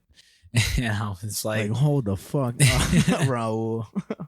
And I was like, "No, I totally get that." He's like, "Yeah, like as a kid, like that's all I did. I would just draw stuff like blowing up and like fights and stuff like that happening or whatever." And then when I got older, I figured, you know what? I can just do this stuff. Yeah. So I went. So I what is it? What's the job called? I know to like things blowing up is a kleptomaniac, right? That's no, what that is? kleptomaniac is Fire? is when you steal stuff. Oh, so what is the person that blows things up? The profession, I forget what it's called. I mean, a pyrotechnic is fire. Pyrotechnic. There we go. But what would I type that in Google? What is it called when you're obsessed with explosions? I mean, just search that up. Honestly, that's what I would do. When you were obsessed with explosions. It's called what the fuck? No. Well, ecrixophilia, the love or attraction to something. What the hell? What the fuck? A word for a person who loves explosions. Shout out to Reddit. Reddit knows. Similar to a pyromaniac, but for bombs or explosions. Any idea? No consider words. Explosivophile. Nice. It says explosivophile. I just made that up. And the other person says sounds funny. That's fucking funny, man. Crepitus. I don't know, but let's go with explosive file. I mean, it's That's not so inaccurate because, file is just obsession or something like that, or like the love of something. That's so funny, man. Reddit is the best. It's so funny. But yeah, man. Any other thoughts on the story? No, I mean, I was just gonna say. With with this Raul guy, he was like, yeah, and then I figured I can just go into the army and just start blowing stuff up myself. Hey, that's not a bad way to look at things. Speaking honest. But I just thought that was funny, like talking about a veteran and stuff. So I was just like a little connection there. But that Raul guy, shout out to him. Yeah, honest shout out to Raul. He bought my Spider-Man print. So nice. And apparently he was really excited about it. He probably blew it up. Damn. He probably lit on fire. He said pew pew. You ever heard about that story where some guy said he's gonna blow it up in the airport and so they called the cops on him, but he just meant like taking a shit? Everybody said that. Yeah, I think I've seen that. It's pretty funny. I can say the alphabet in less than 2 seconds, bro. No, you can't. You want to hear it? Do it. Shout out the family guy. All right, so we're gonna go to the second story, which is of Jeffrey Dahmer. Okay. Of course, because I was just like, you know what, we gotta get some spooky stuff in there, right? And how much better than somebody who's a completely disgusting person, right? And before we dive into it, can I just say okay. Now we sit in silence.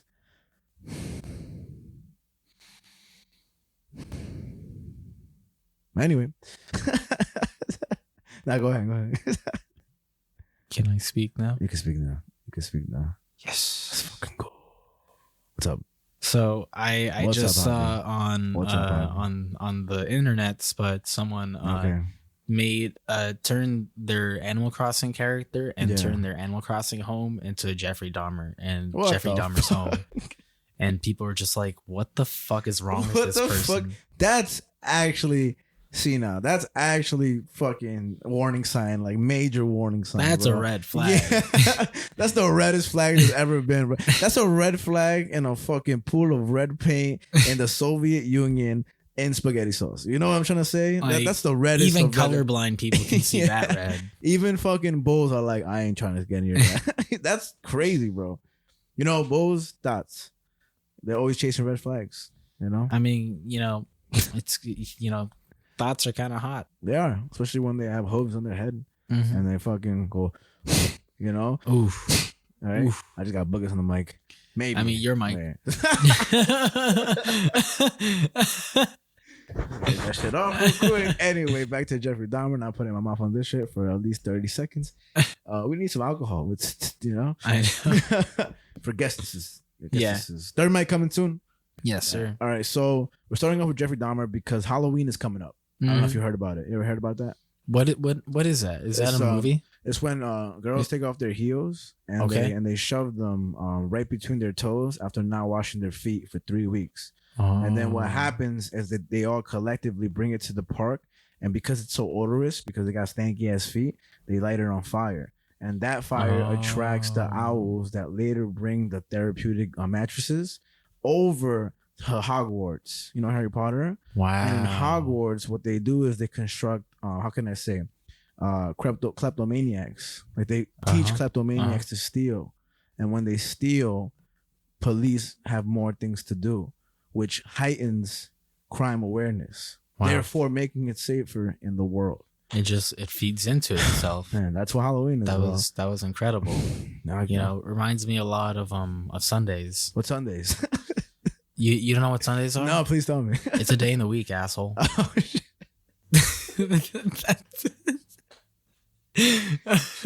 Oh. You're right. Duh. I didn't know what that was, man. Shout out to Texas. So because Halloween is coming up, and the release of Jeffrey Dahmer's show on Netflix, Monster, the Jeffrey Dahmer story. Monster. Shout out to Nicki Minaj and Kanye West. People have been purchasing Jeffrey Dahmer costumes like crazy, right? So much that eBay had to pull the costumes from their website. Do the spooky. I'll tell so much that eBay these sales are to die for. I was gonna scarily say I'm gonna murder your whole family. It just didn't seem like right. It's pretty spooky. What's that? Let's try to. Ooh. Hold on. Let's see if I could do this. Hold on. You think I could put scary copyright copyright free music to this. I think Maybe that's a safe thing to do. I don't know. I feel like we're gonna if you get can fucked. find it. I could find it. I'm not looking up on YouTube because they be lying.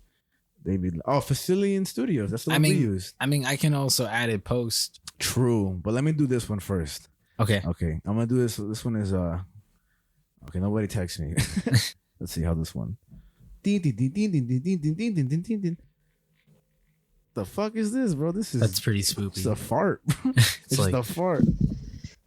Oh, you should. Go. And I was walking down the woods, Oh, and out in the woods, I saw her. sorry. I saw her. What happened? And what happened when you saw? Oh, I'm She was there, Uh-huh. staring me down, and I was butt naked, Okay. and I was hard. Ding ding ding ding ding ding ding ding ding ding ding ding. I'll go next. I'll go next. All right. Let's see. I'll do this one. All right.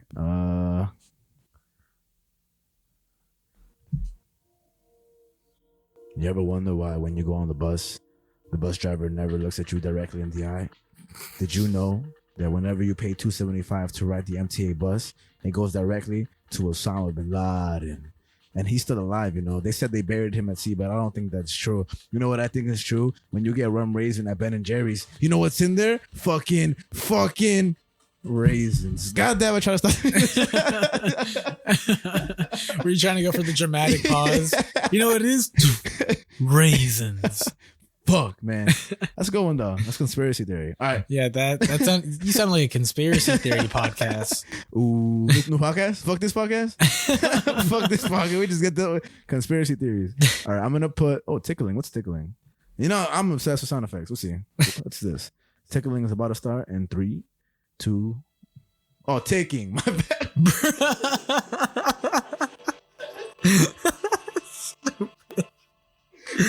God damn it. Oh, God damn it. okay. Stupid, man. My bad.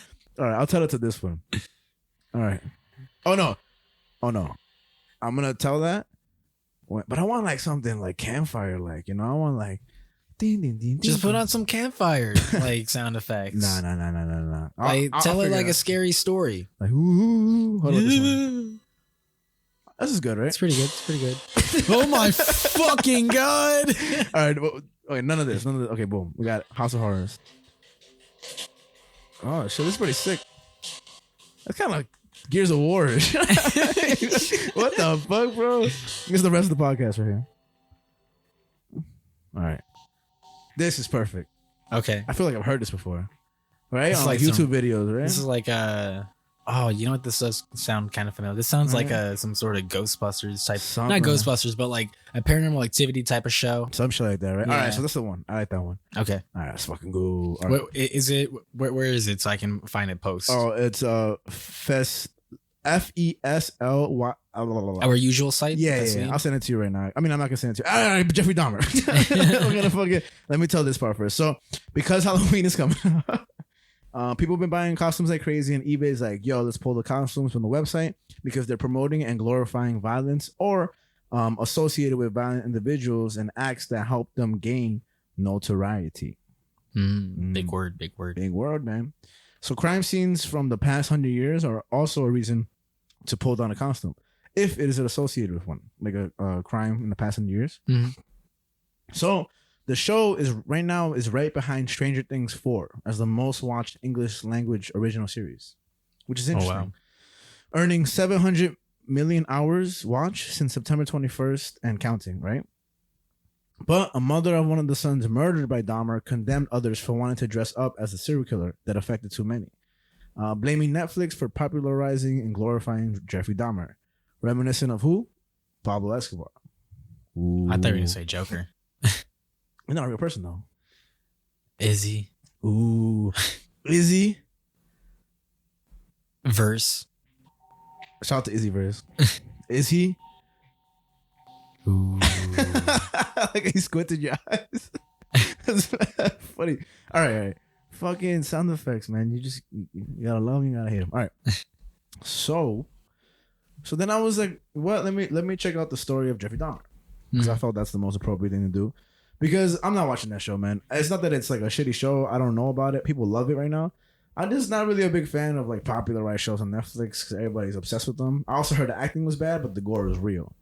But I don't know nothing about the show. Can't judge if you don't know, right? Can't can't judge a book by its cover. I was just gonna say that. I mean, I don't know if I necessarily have much of an interest in watching it. Yeah. Just because like I don't know how much I care about like his story in a way where it's just like, why, like, what is this gonna? How is this gonna benefit me knowing his story? I mean, that's why we do the whole show, Javi. No, I know. I'm just being honest. All right. Well, just shit on my story, why don't you? I'm just being honest about how I feel about Jeffrey Dahmer. I'm just like, you. he's a piece of shit. Like, why Super. why do I got to learn about a piece of shit? Feeling Like, pretty guilty to cover this guy. Fuck, man. the whole episode, the whole segment, I'm just gonna be like, oh, that's cool. Yeah, what a douchebag. Whatever. I thought the only douchebag here was Oh. Jeffrey Dahmer. I thought the only douchebag here was douchebag Superman. Everybody's listening like, yo, can you just fucking talk about Jeffrey Dahmer already? No, wait, bitches. That's the show. Ho. Except you, Jonathan. Except you. Slime. All right, so I'm going to get it started, right? So here's the story of Jeffrey Dahmer. Let's do it. Born on May 21st, 1960, once a kid living a normal childhood, Dahmer grew up more isolated and withdrawn when he got older, right? Rather than regular hobbies, that's pretty loud. Rather than regular hobbies, he would turn to examining dead animal carcasses and heavy drinking, all around becoming a teenager. He graduated in 1978, and the summer of that year is when his parents divorced, resulting in him having the house to himself. 3 weeks later, he murdered his first victim, a hitchhiker, at the age of 18, right? Damn. It's funny to tell the story, the fucking story, right? All right. So in 3 weeks later, he murdered his first victim, and his name was Stephen Hicks, who he had offered to take back home to have a beer or cerveza for Spanish speakers, right? Stephen Hicks attempted to leave, but because of this, got hit in the back of the head with a 10-pound dumbbell. Ouch. This music is so funny.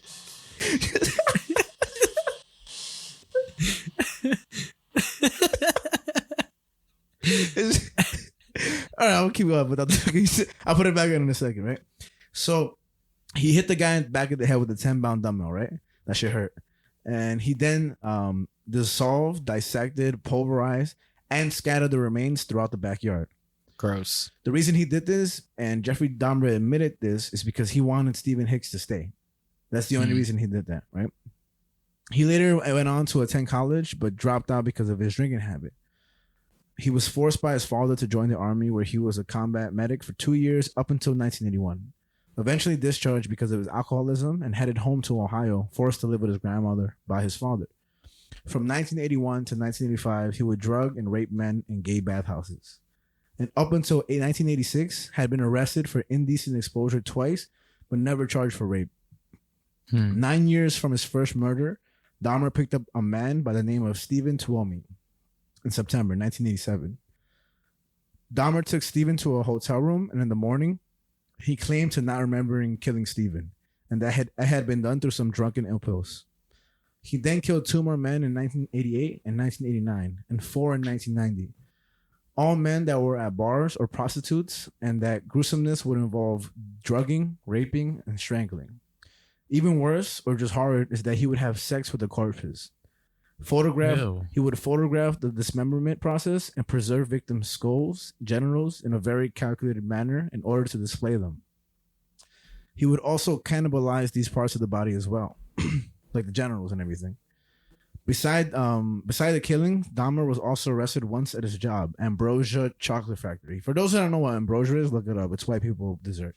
So he worked at Ambrosia Chocolate Factory, and he was arrested for drugging and sexually fondling a 13-year-old boy. His punishment? 5 years probation, 1 year at a work release camp, and had to register as a sex offender.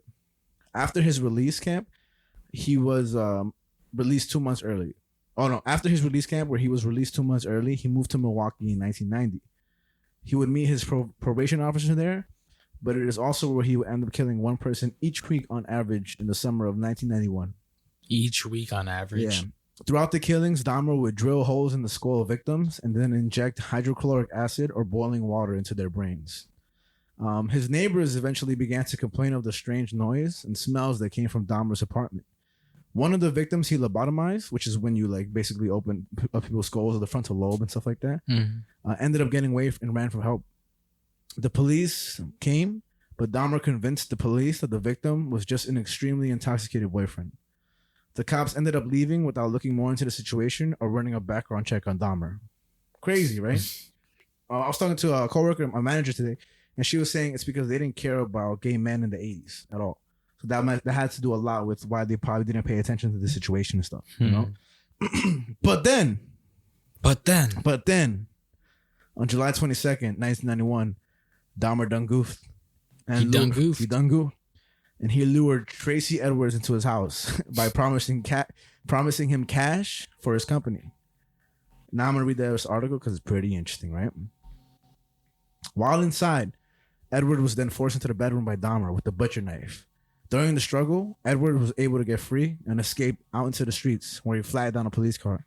When the police arrived at Dahmer's apartment, Edwards alerted them that the knife was in the bedroom.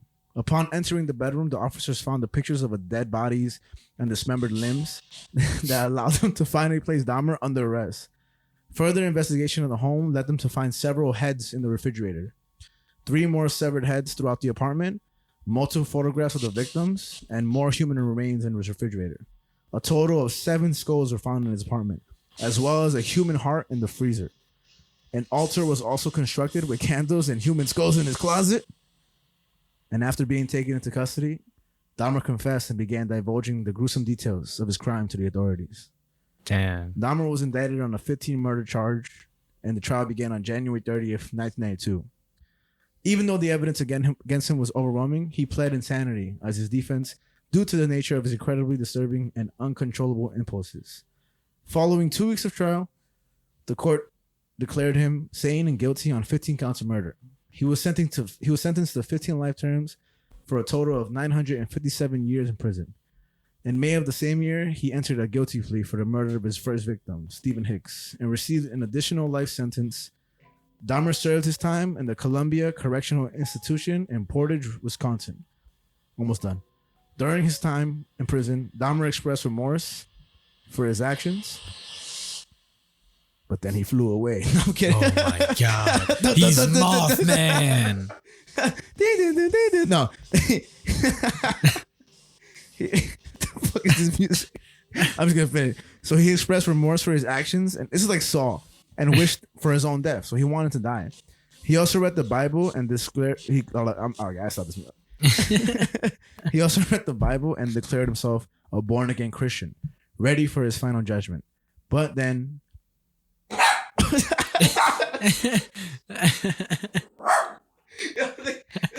shit out of me, bro.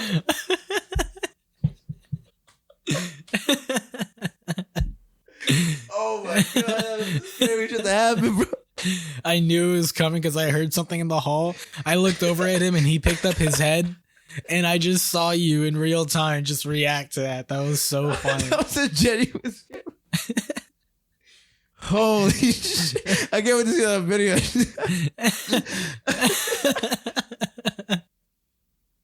That scared the shit out of me, bro.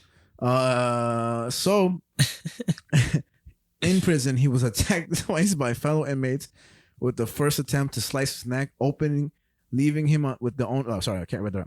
They tried to slice his neck open, leaving him with only superficial wounds. However, he was attacked a second time on November 28th. That's Beatrice's birthday, 1994, by an inmate as they cleaned up one of the prison showers. Dahmer was found still alive, but died on the way to the hospital from severe head trauma.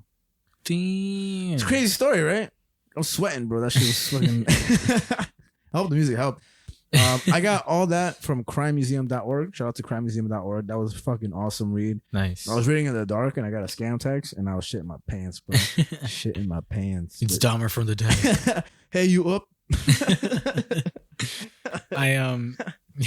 I just remembered this, but I don't know if you've ever played Minecraft at all, but only like once, to be honest. There's like this there used to be this old myth to Minecraft where back in the days where they used to say that there is this character called Hero Brine. Hero Brine, like Brine. Yeah. Oh, okay.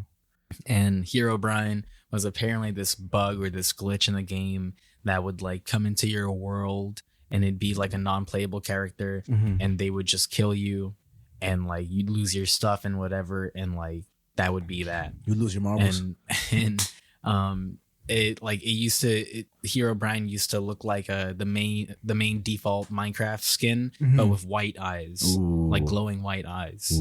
And so there was one time when our baby cousin Nicholas, who now is like 14, 15, something like that. Not a baby anymore. But yeah, but when we all started playing the game when it first came out and whatever, he was definitely like a baby. He was like 7 or 8 or some shit like that. Okay. But he was actually terrified of Herobrine. Really? It was the funniest thing because there was one day when we were like, oh hey, like when we were all playing Minecraft and we were gonna go to movies, but we were gonna watch like a PG-13 movie, so he couldn't come. Okay. So we left him at home. We went to movies. We came back and we were like, oh Nicholas, did you play any Minecraft? And he was like, no. And we were like, why not? He was like, cause Herobrine, why would I do that? Are you fucking stupid? Like, you stupid or something? And there was one time when we actually scared him. Yeah. Where one of us, I think it might have been Lucas, switched to Herobrine skin and like joined our world. And like, and when you crouch in Minecraft, it makes your name disappear. Oh, okay. So Lucas just started, Lucas just started crouching off in the distance, and Nicholas just started freaking the fuck out and started crying.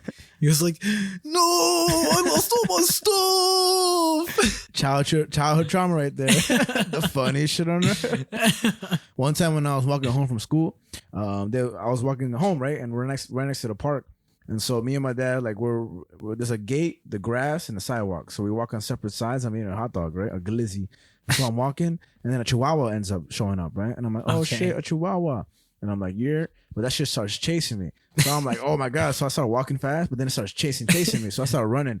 And I'm like, ah. And my dad's like walking me laughing. And I threw my hot dog at him. And I ran away to my dad. True story. How old were you? I was a kid, bro. I was fucking terrified. For a second when you started the story, I thought you meant like older you. Shit happened yesterday. Nah, bro. I was a kid. I threw my hot dog at that motherfucker, man. And he ate my shit. I was scared, bro. I'm imagining because it's a chihuahua and so small, when you threw the hot dog, it was like half his body. So the chihuahua just got slammed by the fucking hot dog. And I'm just running away, like wailing and fucking waving my arms. I'm like, oh. Yeah, I fucking missed out on some food and some happiness that day. One time I went home with 2 drinks of Starbucks, and I'm right home. I'm almost there, bro. And for some strange reason, I got my hands full. And for some strange reason, I trip on something I've never tripped before. Like, it wasn't even a trip. It was more of a buckle and slip up. And I just fall to my knees and drop my drinks. Literally steps away from my stairs. And I'm like, damn, this sucks. So I just had to do a little walk of shame to my house. And I was just, and you know what's a conflicting situation? When you drop a drink, are you obligated to pick up everything that you drop? I mean, like the top, the straw, and the cup, even though you're going to get your hands all sticky and disgusting? I mean, I would say so. Like, yeah. Isn't it enough shame you dropped your drink already? Because I've seen that happen the other day. Some lady dropped her Dunkin' Donuts, and I was like, wow, what a fucking piece of shit loser. Dude, that happened to me once when I was walking Link. It was before Starbucks opened up, so I had to go to Dunkin' Donuts on Vernon. Damn. And fucking, there was one morning where I got Dunkin' Donuts, and I'm like across the street, ready to make it here. Yeah. And Link just... I'm holding the leash and my drink in one hand. Yeah. Because you fucking got it like that. No, I remember what happened now. Because I was with my ex and she wanted me to hold both drinks with the leash in my hand while she picked up Link's poop. And in that moment, he just pulled the leash and I just dropped my drink and it landed on the grate. So everything went in the grate. That's so lucky, bro. So I was just, so it didn't land on the concrete or anything like that. But I was just like, and there were these 2 people walking our direction and they saw it happen. And I just like, I visibly show that I'm upset and I just go, fuck, Link. And like the people were just kind of looking at me like, damn. Yeah, look at this fucking piece of shit loser over here. Can't hold a fucking drink. What a fucking pico curious. Yo, get a load of this nerd over here. And everybody's like, boo. Boo. Everyone point and laugh at this fucking nerd. Everybody follow him on social media and just comment hateful things ahead. That sucks though. That sucks. Honestly speaking. You know what does suck? Um, Jeffrey Dahmer. Yo, facts. Honestly speaking, but he kind of sucked in like a. Well, I forgot to mention, kind of same point.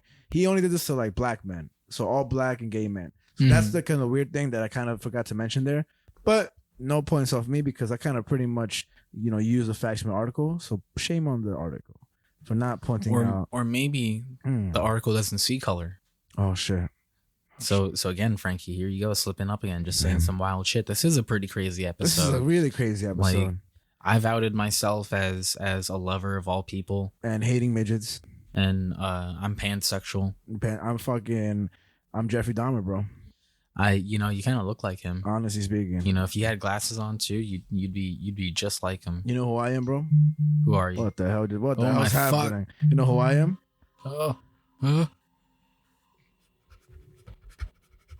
I'm Batman. Dear God. Dear, I can't.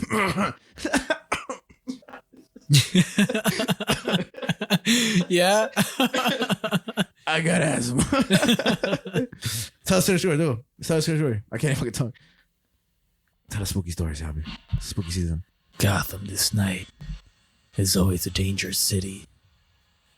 I watch the roofs. I watch the night, but I'm always behind. I can't be everywhere all at once, but I try. I take these villains down and I show them fear. I bring them vengeance. I tell them that they are nothing but swine, a poison across my city. If another motherfucker texts you, I swear to God. I'm so sorry. I got one. That's fat funny, bro. I'm trying to fucking figure out how to mute this. I got one. I got to do not disturb. Okay, boom. All right. You want to hear my story? Go ahead. Hey, you ever get chased by a chihuahua? That shit is scary as fuck. But one day, I chased a chihuahua. You know what I did with it, Javi? What did you do? You know what I did with the chihuahua when I found it? Chihuahua? The chihuahua, I fucking picked that shit up, man. And it was barking. And I was just like, shut the fuck up, chihuahua. It's over for you. You've taken one too many hot dogs from Mexican kids. And this is your last day. You may look like a hot dog, but you're no longer going to be one. Because guess what happened to all the chihuahuas? What? They're dead. Just kidding. Just kidding. They're just burning as we speak. I guess you could call that a hot dog. I guess you can call that a pretty fire sale. I guess you could call it Weenie Hut Juniors. I guess you can call it another mile. I guess you could call it not so mystery meat. I guess you could call it the sausage to my link. I guess you could call it a doggone tragedy. Pretty on point with those shits. Yes. Yes. Texting. We really need sound boxes, man. 100%. This is so fun, bro. Super fun. All right. So next story. BTS Korea. Everybody knows what this BTS group is. Fucking one of the most craziest, biggest groups in the world. And off the bat, we're gonna start off with these members of BTS. Okay. So the members are Kim Seok-jin, who goes by Jin. The dates I think are their birthdays, or as Beatrice. Ignore the dates. So it's Kim Seok-jin, who goes by Jin. Min Yoon-ji, who goes as Sugar. Kim Nam-joon, who goes by RM. He's the leader. Jung Ho-sik, who goes by J-Hope. That's my homie. J-Hope's my homie, right? Park Ji-min, who goes by Jimin, right? Kim Ta-young, who goes by V. And then Jung Jungkook, who goes by Jungkook. Okay. Right? Original. So fucking original Jungkook. And so I wanted to bring up the story because I thought it was interesting. It really doesn't emphasize BTS, them going to the military at all, like solely. There's a lot more to it, and it's about Korea's history, right? So what I really wanted to evolve is Japan's history. And I found this video, such an obnoxious video, because it was teaching the history, but it was doing it in such a complicated manner, like such harsh vocabulary, difficult for anybody that just is genuinely curious about, Korea's past. And it's just like, stop being douchebag, guys. Just fucking be simple with that shit. What do you mean? Like, it just says it in such a fucking eloquent manner. Like, and I'm not talking in a good way. Like, using the biggest words and the fucking worst way to it was just whack. It was whack. It was fucking whack, bro. I've seen a lot of history channels that, explain things. Very fun, very straightforward, very simple, but outlined very well. This one kind of sucked. So I was going to go through the whole Japan's invasion of Korea, but I'm going to pick out the crucial elements of the whole story, right? So it goes back pretty quick.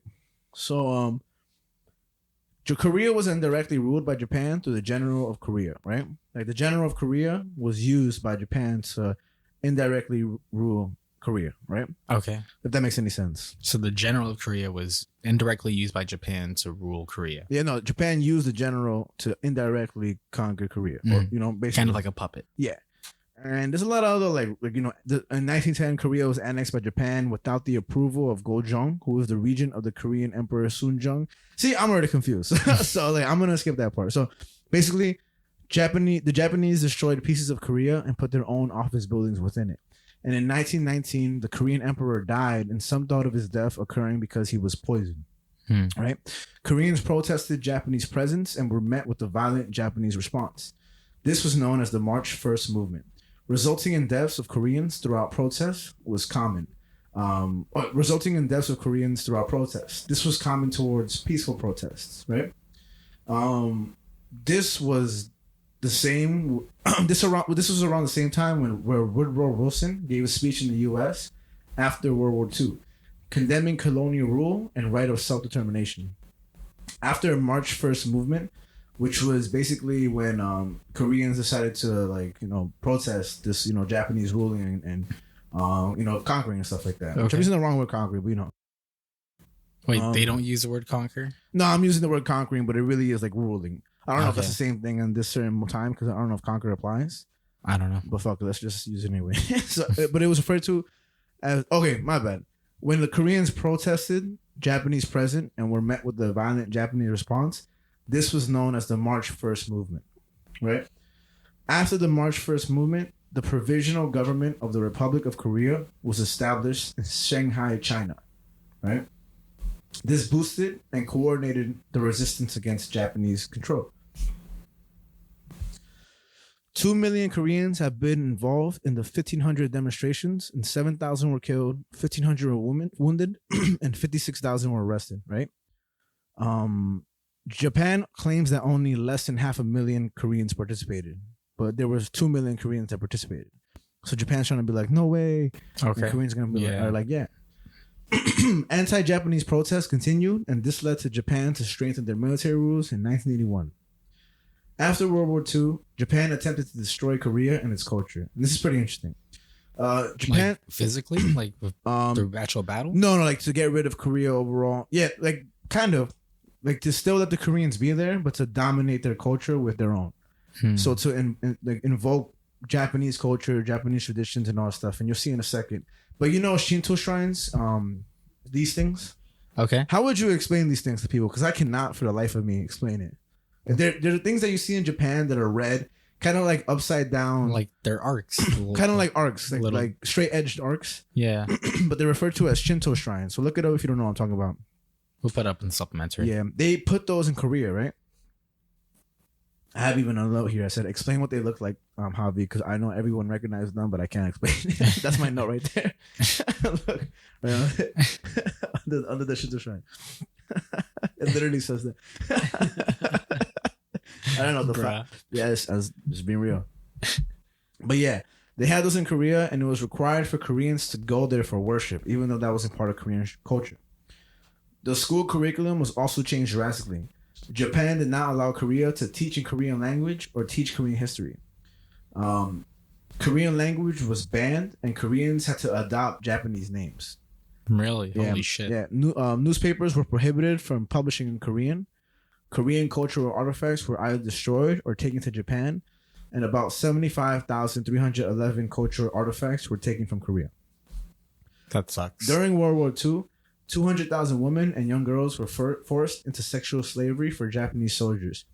They were deemed comfort women and have sought reparations for their suffering early in the 21st century. Around August 15, 1945, Japanese rule ended in Korea.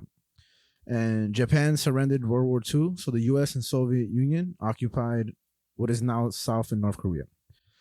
So that's like, you know, a little interesting and stuff like that.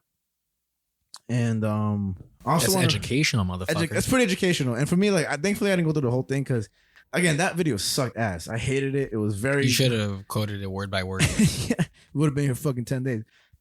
But now, this is a good little read right here. It says North and South Korea relations. What's behind the tension in 30 seconds. So I can't promise it's 30 seconds, but I want to read this to continue on to that. So that's pretty much the conflict with Japan and Korea. And there still is some tension between Japanese and Koreans, mostly from the Koreans that were born and lived through that era. And it's not like they hate Japanese people. It's just the hatred they have for what happened then and how it really, like, that's crazy to dominate Korean culture so much that you want to erase names and, you know, language and all that stuff and history and cultural artifacts. But now I want to explain the tension between North and South Korea.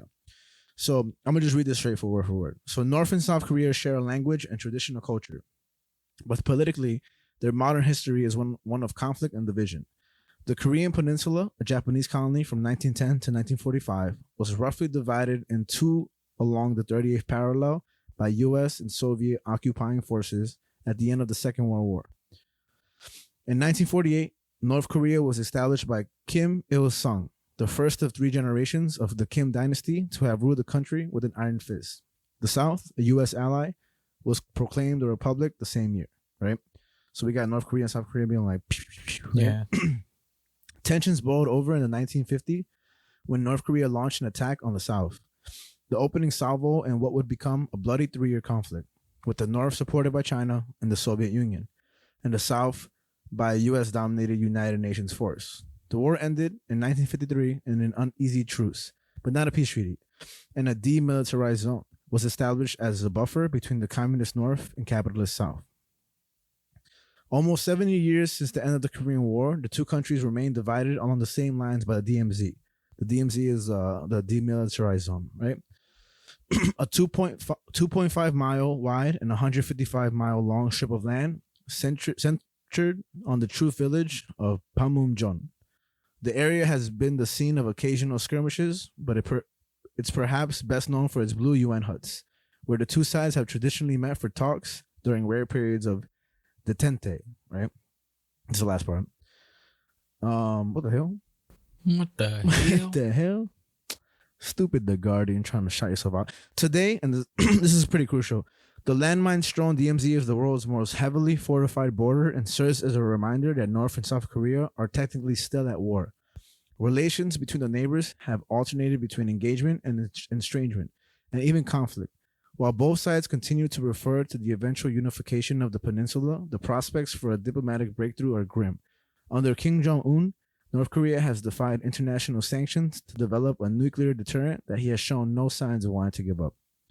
So a little more history, a little more wording and stuff, but I don't know if you ever seen the demilitarized zone, where it's basically it's literally North and South Korea connected, and if you go into that room, there's a door right there, and when they open the door, they'll have a soldier from South Korea, like if he's escort you, yeah, and they have to like hold your arm because they'll try to pull you in and stuff like that. Because once you're in there, you're no longer in South Korea.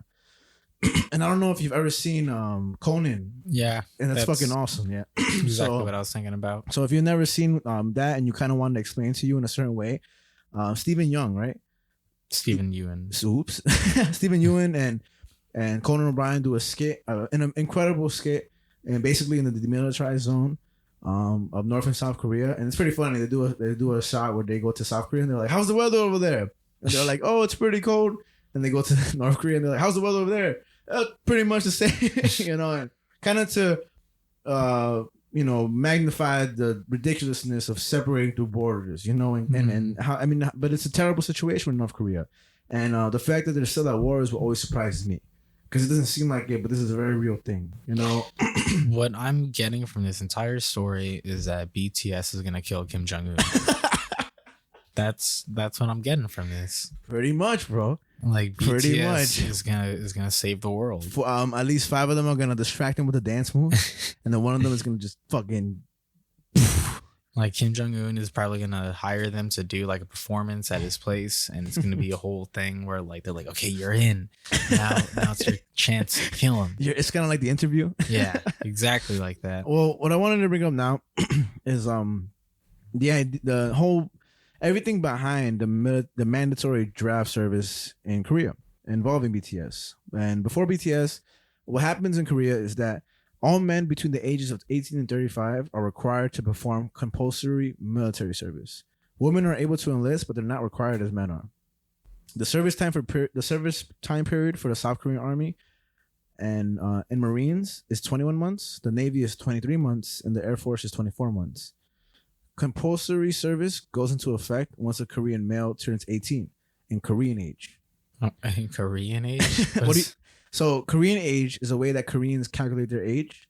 It's always 1 or 2 years more than your international age, because they consider AIDS. No, they can. Koreans consider a year in the womb as counting towards your age, bruh. So if you're, what the? What you saying? Koreans are crazy Korean? No, so basically, like I would be 27 and you would be 8. Damn, just coming at me today. Just kidding. That's the spookiest thing that's happened this episode. Just put some more scary music. But South Korea is the only. Everyone gets 1 year added to the Korean age on New Year's Day. Also, South Korea is also the only country that practices this. But in North Korea, compulsory service for the military is required for both men and women. Equality. You can delay it. Because you're supposed to serve before you turn 28, but you're supposed to serve 2 years. So you can delay it until you're 28, since you need to finish 2 years. Most Korean men complete their compulsory military service in their early 20s, after high school and completing 1 to 2 years of university. It's rare for a Korean man to finish university and then enlist. Okay. But if you have health issues, you may be exempt from military duty, but you will still be required to serve in non-active duty, which is like social work and other branches of the military government. These kind of include 24 months for those in social work or international cooperation, 34 months for industrial technical personnel, and 36 months for those completing their service as doctors, lawyers, veterinarians, or expert researchers. People who are exempt like completely are violinists, pianists, ballet performers, and even athletes who've won medals in the Olympics or Asian Games. They're exempted altogether. Holy shit. Yeah, from active duty. Instead, why the violinists and pianists? My assumption is because they need their bodies to perform, and if they were to injure that, they wouldn't be able to do that anymore. And because they're bringing so much awards to Korea. You get me? But don't you use your body for every instrument? Yeah, exactly. So but violinists, pianists in particular, I don't know. Maybe like if you play a flute or something, you can just use something else. I don't know. But that's what I mean. It's like, why violins and piano I think specifically? I think these are just examples of some performers and stuff like that. Okay, maybe but this is where it gets interesting because BTS technically performs music. Mm-hmm. You get me? But they're particularly those are the ones mentioned that are exempt. Instead of going to active duty, they complete 4 weeks of basic military training. And then after their careers or their athletic careers or musical careers or performance careers, they have to continue those careers for 42 months after their training, right? Then they attend military training for a few days per year for the next 6 years, and that's it. So they're kind of good. Like, they don't really do much. If you object to military service for any reason, it's just not allowed and you'll go to jail. People who have dual citizenship also have to choose one citizenship before their 18th birthday. And if they choose Korean citizenship, they have to come back and serve in the military regardless of anything. Damn. If they don't, they will be regarded fully as foreigners. Like if they choose to be like, let's say American, right? Mm-hmm. And they will be regarded fully as foreigners by the Korean government. And so many Koreans living abroad choose to keep their citizenship and return to Korea at some point in their 20s to complete their military service. So I think even somebody I work with, he's going to go back to Korea to complete his duties for the military. It's crazy. It's pretty crazy, right? And this is when we finally get to BTS. So celebrity controversy regarding compulsory service. It's crazy. Crack the shit in your neck, bro. Let's hear it. Nice. Tried the other one. I can't do that. It used to be that celebrities would join an easier branch of the military that has now been dissolved following controversy, because they would just be in a branch that's like mad easy and stuff, and they can't do that no more. There's a guy that Jonathan Slime really likes, whose name is Sun Hyung Min, and he plays for the Tottenham Spurs. He's nice. He's a fucking nice soccer player, bro. Okay. And he's received an exemption from active duty in 2018 after South Korea won gold in the Asian Games. Ooh. So it's interesting. There was a BTS law, which was a revision of the country's Military Service Act, and it was passed around April 21st, 2021. This allowed one member that goes by, I wrote John, but it's Jin. He goes by Jin, but his real name is Kim Suk Jin. They pushed back his service 2 years. So when he was 28, they allowed him to wait and go to the military at 30 years old rather than 28. Okay. And around the time it was a peak of his career, or the BTS career. Now, basically that's the whole thing. Under the revised law, K-pop entertainers who have received government medals for helping spread or elevate the country's cultural influence around the world can apply for deferment of their military service. All 7 members of BTS meet that requirement. They were awarded the medal in 2018.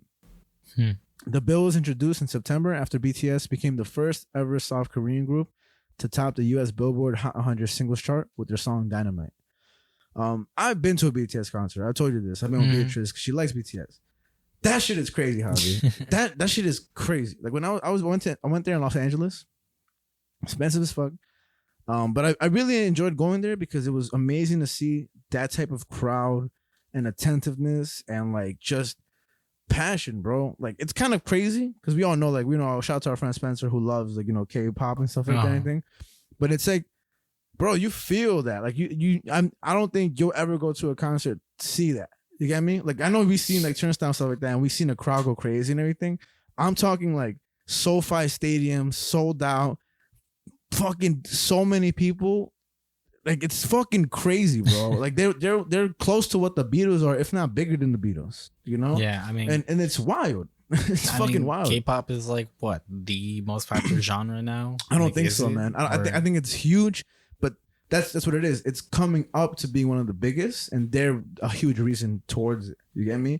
Like their influence is so amazing because it comes from somewhere that it never. Again, they were the first ones to ever get into the US Billboard Hot 100 singles chart from South Korea. So I think that's incredible. I want to see if that's the most popular, but I don't know if K-pop would be grouped with pop. You get me? No, I feel like I don't think it'd be grouped together personally. Why? Because because we kind of have like Spanish rock and regular rock, so it's like sometimes like This is rock though. Like rock, I think hip hop is the most popular genre in general today, and it doesn't matter between which one and which one. Well, I think hip hop is maybe a little bit more universal like that, just because How? It's the same thing, like Spanish, Korean. I know what you're saying. Yeah. I'm just telling you, like that's just what it seems like how it is. Like we do have these separation in genres of like we have pop and we have K-pop. Like So right here it says, this is just October 28th, 2021. This is last year. The top 10 most popular genre: 1 pop, 2 hip hop, 3 electronic dance, 4 rock, 5 R&B, 6 Latin, 7 K-pop, 8 country. But that's last year. So let's go to billboard.com. Well, I'm happy that K-pop is beating country. Facts. Take your tractors back to that, bitch. God damn, I hate these fucking articles that make you like sign up for like the New York bitch ass Times. Fucking pieces of shit. Well, we can't find out because Billboard wants to be a fucking piece of shit. But I mean, I've also been curious about looking into this one day, but just from like a very loose understanding from what I've seen on Reddit, people have linked the documentaries to it that are on Netflix. I forget the name of it. I'll try and find it for the supplementary. But there are these documentaries on Netflix, or just the one, whatever. But it focuses on sort of the bad side, like the shitty side of boy bands, like especially K-pop and stuff. Since that's kind of like the biggest like perpetrator of it. And how it's very twisted in a sense where all of it is very manufactured and just basically made to sell and just made to make money pretty much. Like, I mean, I think most groups are like that, honest. Even like the One Direction stuff and everything too. Like the American groups and stuff like that. Also, I think they're all fucking weird, bro. Like, or in sync. Or not Smash Mouth. Not Smash Never Mouth. Smash Mouth. Because they're all stars. And they're okay. They're gonna say, "Hey, get your game on." They're gonna say, "Hey." I don't know why, but I thought of Arthur when I said that. Hey, it's a wonderful time of day. Hey. But yeah, wait. So there's a documentary on that and everything. Yeah, there's a whole documentary that really dives into that and stuff. I've always wanted to check it out, but I mean, yeah, that's what I have in terms of like a loose understanding of K-pop. Okay. I know that it is, a very popular genre. Yeah, it's huge, bro. It's huge. It's insanely big. Yeah, man.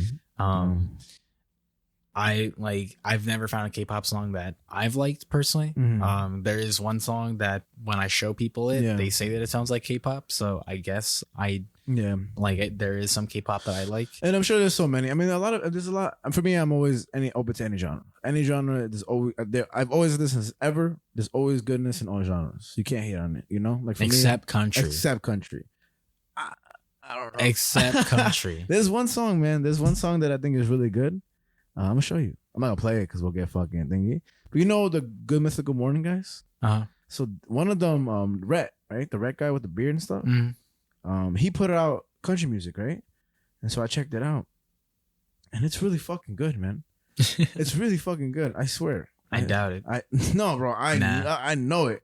Nah. It's really good. So it's called Blank, you hearing this shit? It's called Believe Me by James and the Shame. I won't.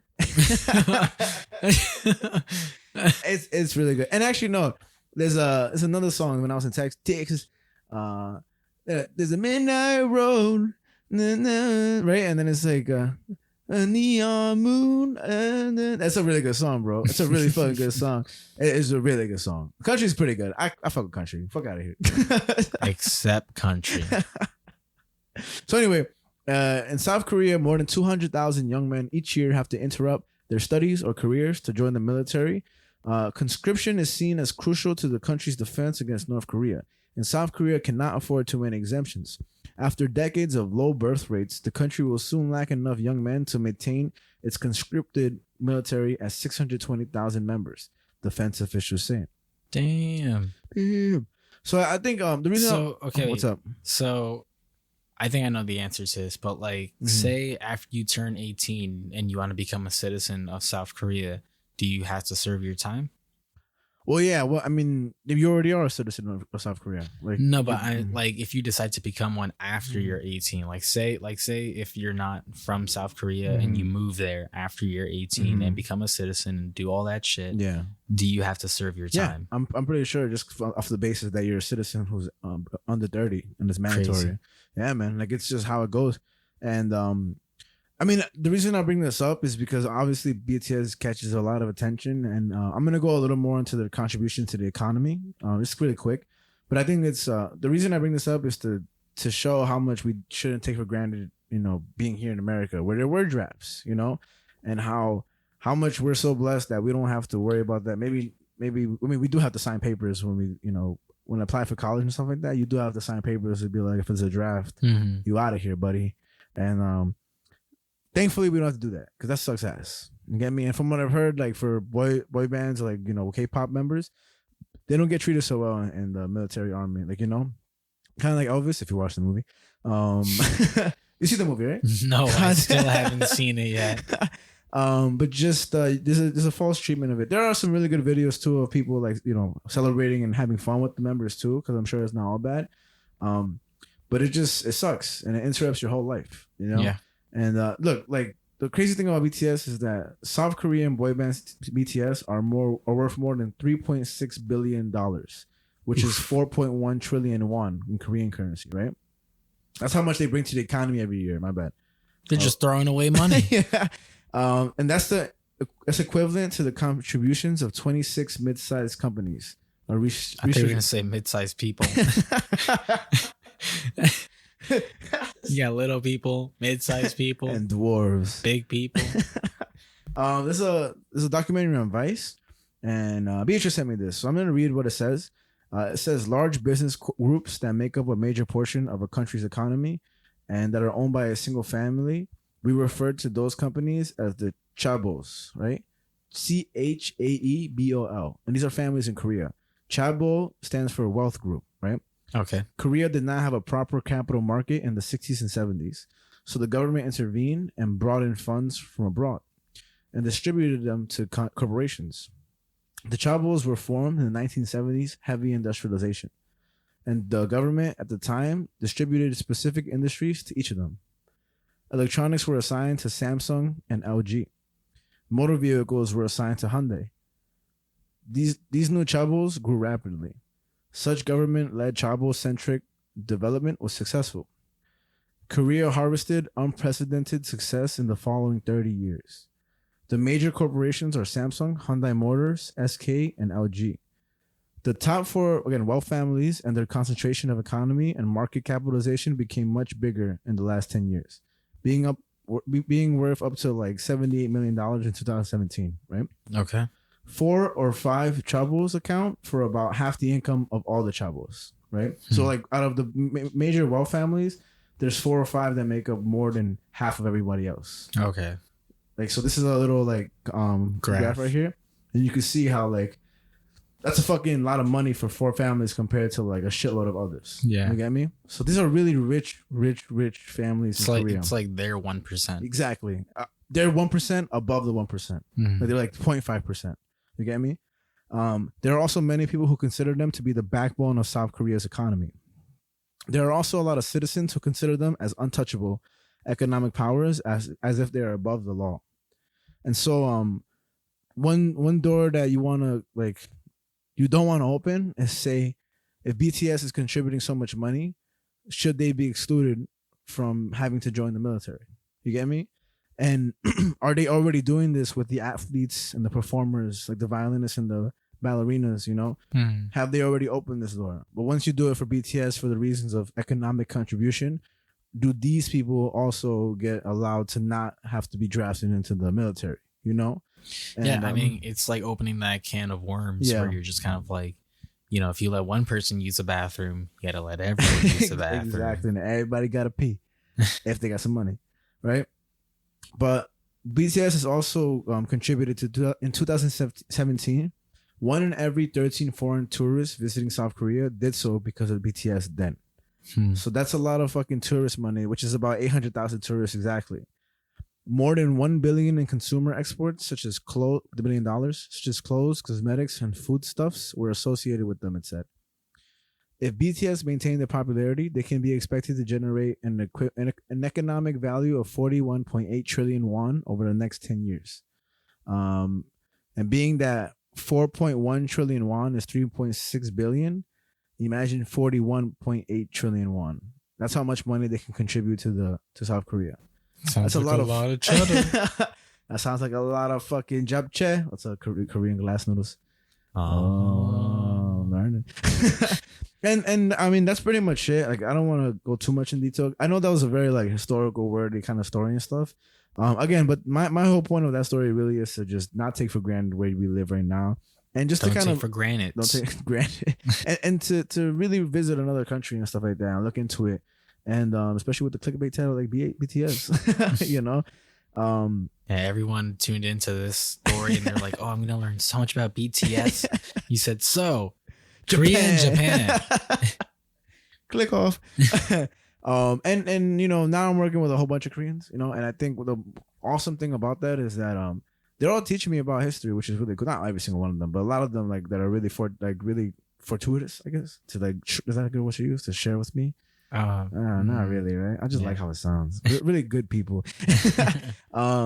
They're just sharing a lot of history of me, and it's really a trend to understand your history, you know. And a trend, huh? A trend. Did I say trend? Yeah, you did.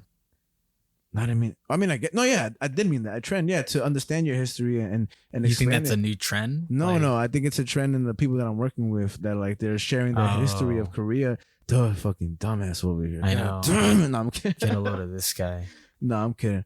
But it's awesome, man. How it relates to everything from like, you know, how you live to the food to like, you know, everything. And I even have a friend whose brother went to join the Marines, who ended up marrying a Korean woman. And if you look at the picture, he's Colombian, But if you look at the wedding, it's a traditional Korean wedding. It's pretty extravagant and stuff like that. And it's just a different side of the world, you know. So to visit that, it's kind of crazy. And yeah, I just wanted to bring it up. Nice. Yo, Yeah, were you man. out to South Korea? We got to North Korea, bro. Fuck out of here. I mean, we can go to both. You go to North. Okay, fine. All right. I'll send pictures of me and Kim. You know, I'm on a first name basis. We're gonna take selfies together, just like, yeah, wish you were here. I'm fucking in South Korea. Be like, all right, here goes normal life. Oh, BTS. And it's pretty crazy, man. But I mean, I'm sure they'll be fine. They said they'll be back at 2025. Who knows if that's true? Who knows if they'll maintain their popularity? Because shit changes. He knows that Kim Jong-un doesn't do something before He's 2025. gonna start his own boy band, bro. Fuck out of here. The Man. Oons. Do you remember hearing that they thought he was dead, and then like, he came back out of nowhere because he was missing for a bit, No. and he came back way skinnier, and people thought that like they killed the first one and got a body double. Did you hear about that? No. Yo, you gotta pay attention to shit, bro. That was the whole thing that happened. I think it's the same guy. I think he just literally got sick and lost a lot of weight. But he's a fucking piece of shit, that guy. I fucked that up though. But he's a piece of shit. He's a piece of fillet of Yo, fish. facts. Saudi Arabia. I can't fucking talk anymore. My lips are so dry. Saudi Arabia, go handle Kim Jong-un, bitches. I can't go to Saudi Arabia. I can never go. You wanna What's up? do your best Batman? I'll do my best Bane. All right. Batman. Yes. Yeah. I'm Bane. I'm Bane. Yes. Hey.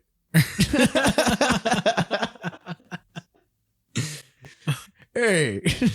The best way to do a Bane impression is to get a shot glass and to kind of cover your mouth with it so it muffles it a little bit. Can I do it with this lit candle? Yeah, just fucking. But like when you What's kind of up? muffle your mouth a little bit, you can really get the Bane impression going pretty well. You know, they say. What's a Bane word line? You were molded in the night. You molded You were it. molded in darkness. I was nearly born in it. You molded in darkness. You molded darkness. I was nearly created it. Yeah, you see, Ah, that's muffling fucking- it immediately like makes it work. I'm really trying hard to do Sylvester Stallone. Hey, Stella, I can't do it. Hey, fucking Rocky. Come over here. give me a sentence to say. Come and take a swing at me. Come and take us. Hey, come. I just had a stroke. You're like glitching. You're like, Ding, ding, ding, ding, ding, ding. I will perfect one accent. I can do this. Oh. I can do that. Yeah, bitches. do your best, Mickey. I forget. Oh, okay. What's up? How about Mario? It's me, Mario. All right, Pretty good, right? all right. It's pretty good. Do your best, Viola Davis. My name is Amanda Waller. You gotta have like the dead eyes too. My name.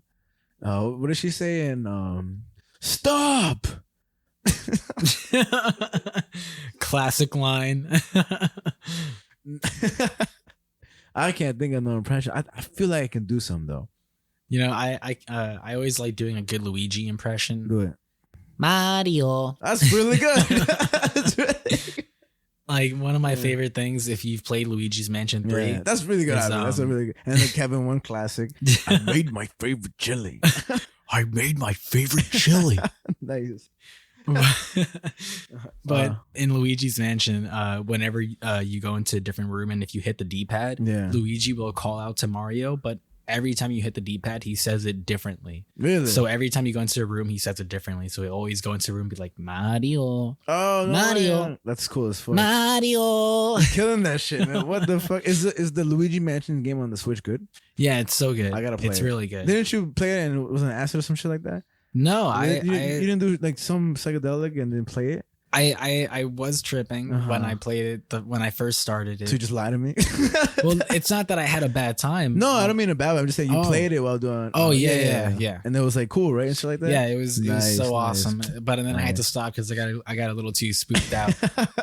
Because I was like, oh man, you know, I've always like thought a lot of myself as like Luigi. I really like Luigi a lot, and like right now I'm in the dark by myself. I might just with a white dog, and in the game Luigi has like a white ghost dog that pops up, and I was like, and I put down the controller, and I was like, that got too real. You just threw it on your TV. Fucking. You know, it's just a genuinely scary scene in the funny movie, Scary Movie. What? The clown scene. Have you ever seen that? I can't remember. I've seen those movies so long ago. I'm gonna put it on, but I'm not gonna look at it because it's kind of scary. I'm not even joking. I gotta ride home today, and it's dark outside. You can watch that shit. Hold up. How did you feel about the killer clown trend? I didn't care about that. All right, you can watch this shit, Javi. I'm not watching this. So right now I'm gonna talk while it's playing because I don't want to like get copywritten and stuff, and hopefully with it. So yeah, there's a clown in the bed in Scary Movie, and it's fucking terrifying, bro. Hold on, now I'm gonna keep talking. You did some push-ups. Yeah, he's getting up very slowly, and the clown is gone from the chair. Oh my god, this genuinely still creeps me out. I even saw a peek of it, and I'm already fucking fucked, bro. I hate this clown, bro. So fucking much. It's so spooky, man. How he's watching it right now. Again, I'm talking just to not get the copyright strike on Spotify. YouTube will be like, Spotify will be like, hey, well, I know you're up to no good right now, but since you're talking, we can't strike you. What do you think? Is it spooky? Is it spoopy? Oh my god. Oh god, I heard the fucking voice. I do not like clowns, guys. I fucking hate clowns. I'm not like scared of them or nothing because I'm a fucking grown ass man. But I genuinely don't like clowns like that, man. And this scene scared the fuck out of me when I was a kid. All right, that's enough of that bullshit. I fucking got good.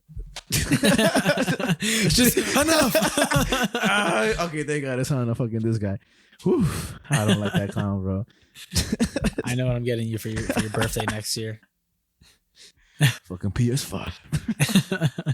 It's gonna be a PS5. Like it's gonna be wrapped, gift wrapped and stuff. It's gonna look like a PS5 from the outside, but when you rip it apart, it's gonna be a clown. And there's gonna be this explode in my face. Surprise death. Surprise, bitch! You're dead. Mario. But that was our news section. Now it's a new section. And now we move on to our A.M.C section, which we're 100% gonna do right now. Right fucking now. All right, so now we're here at the A.M.C section. Yes, sir. And it's a good day. It's a good day. It's still a good Monday. Still a good Monday, and that's crazy how time flies so fast, Right. Even though it's the same day. Like sometimes, you're on Monday filming the news section of Earth, Mind, and Matter, one of the greatest podcasts out there in the world, in the universe. And the next second, it's like a Thursday. It's almost like a Thursday, but it's not. It's a Monday. It's Monday. And that's pretty much how it goes. That's how the news goes. And that's the way the news goes. But now we're here at the A.M.C section, and we're at the album section of the little cycle that we have, albums, movies, and comics. We have started the cycle once again. Yes, we have. Another week, another glorious continuation. And because when this episode comes out, it'll be Halloween. So boo! Happy Halloween to everybody. We didn't say that at the beginning, which we should have. Maybe with some editing, if Javi wants to, he can make the intro sound a little spooky. Okay. Maybe he could, maybe he can't. Okay. But we'll see how that goes. But today we're gonna be talking about a very, very spooky album. And what we're gonna be talking about today, Javi?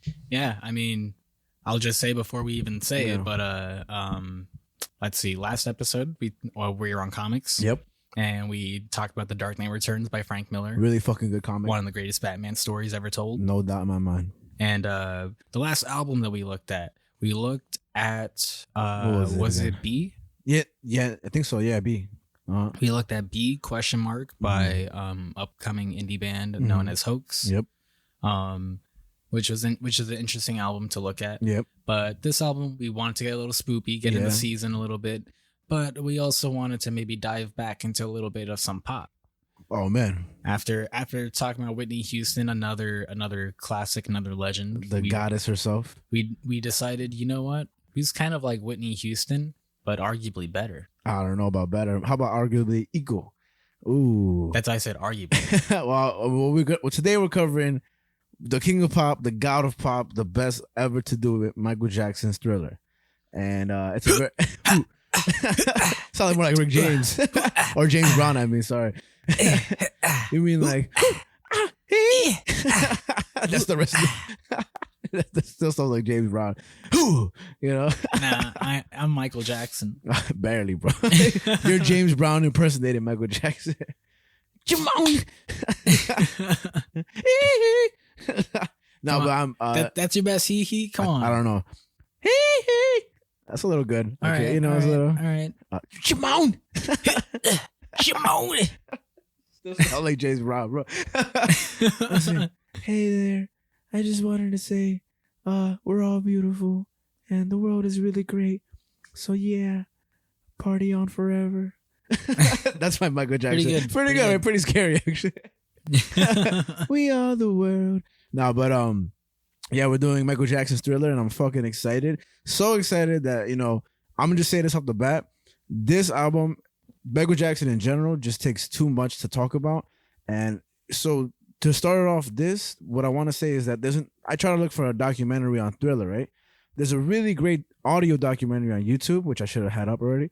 But one of the one thing that's happening in November, because it'll be the 40th anniversary of Michael Jackson's Thriller album coming out, is that there will be an official documentary on Thriller. And I'm already telling you this, unless we do them beforehand, that'll be when we do Thriller again for the movie section. Because I want to go back to Michael Jackson, because he deserves like 10 episodes on him. You know, like every single album of his I want to cover. He deserves his own show. He deserves his own show. We just put a little podcast station by his tombstone, and every now and then you hear, just every now and then. Earth, Mind, and Michael. Yeah, I'm with it, bro. Earth, Michael, Matter. But if you want to check out an audio documentary that I got a lot of information from, it's called The Genesis of Thriller, a Michael Jackson podcast documentary, audio only, on YouTube by Damian Shields, who does an incredible job on covering every single aspect of Thriller, how it came about, and his interaction with the producer Quincy Jones and everything. And I mean, there's just so much to talk about.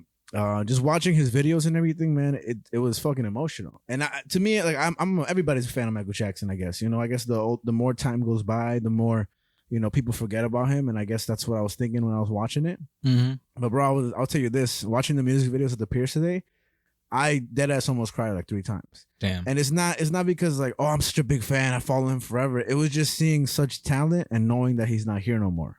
And like anything that I've ever said about anybody being close to Michael Jackson is just not true. Like, I think the only 2 people that I can come up with is Chris Brown or Bruno Mars, right?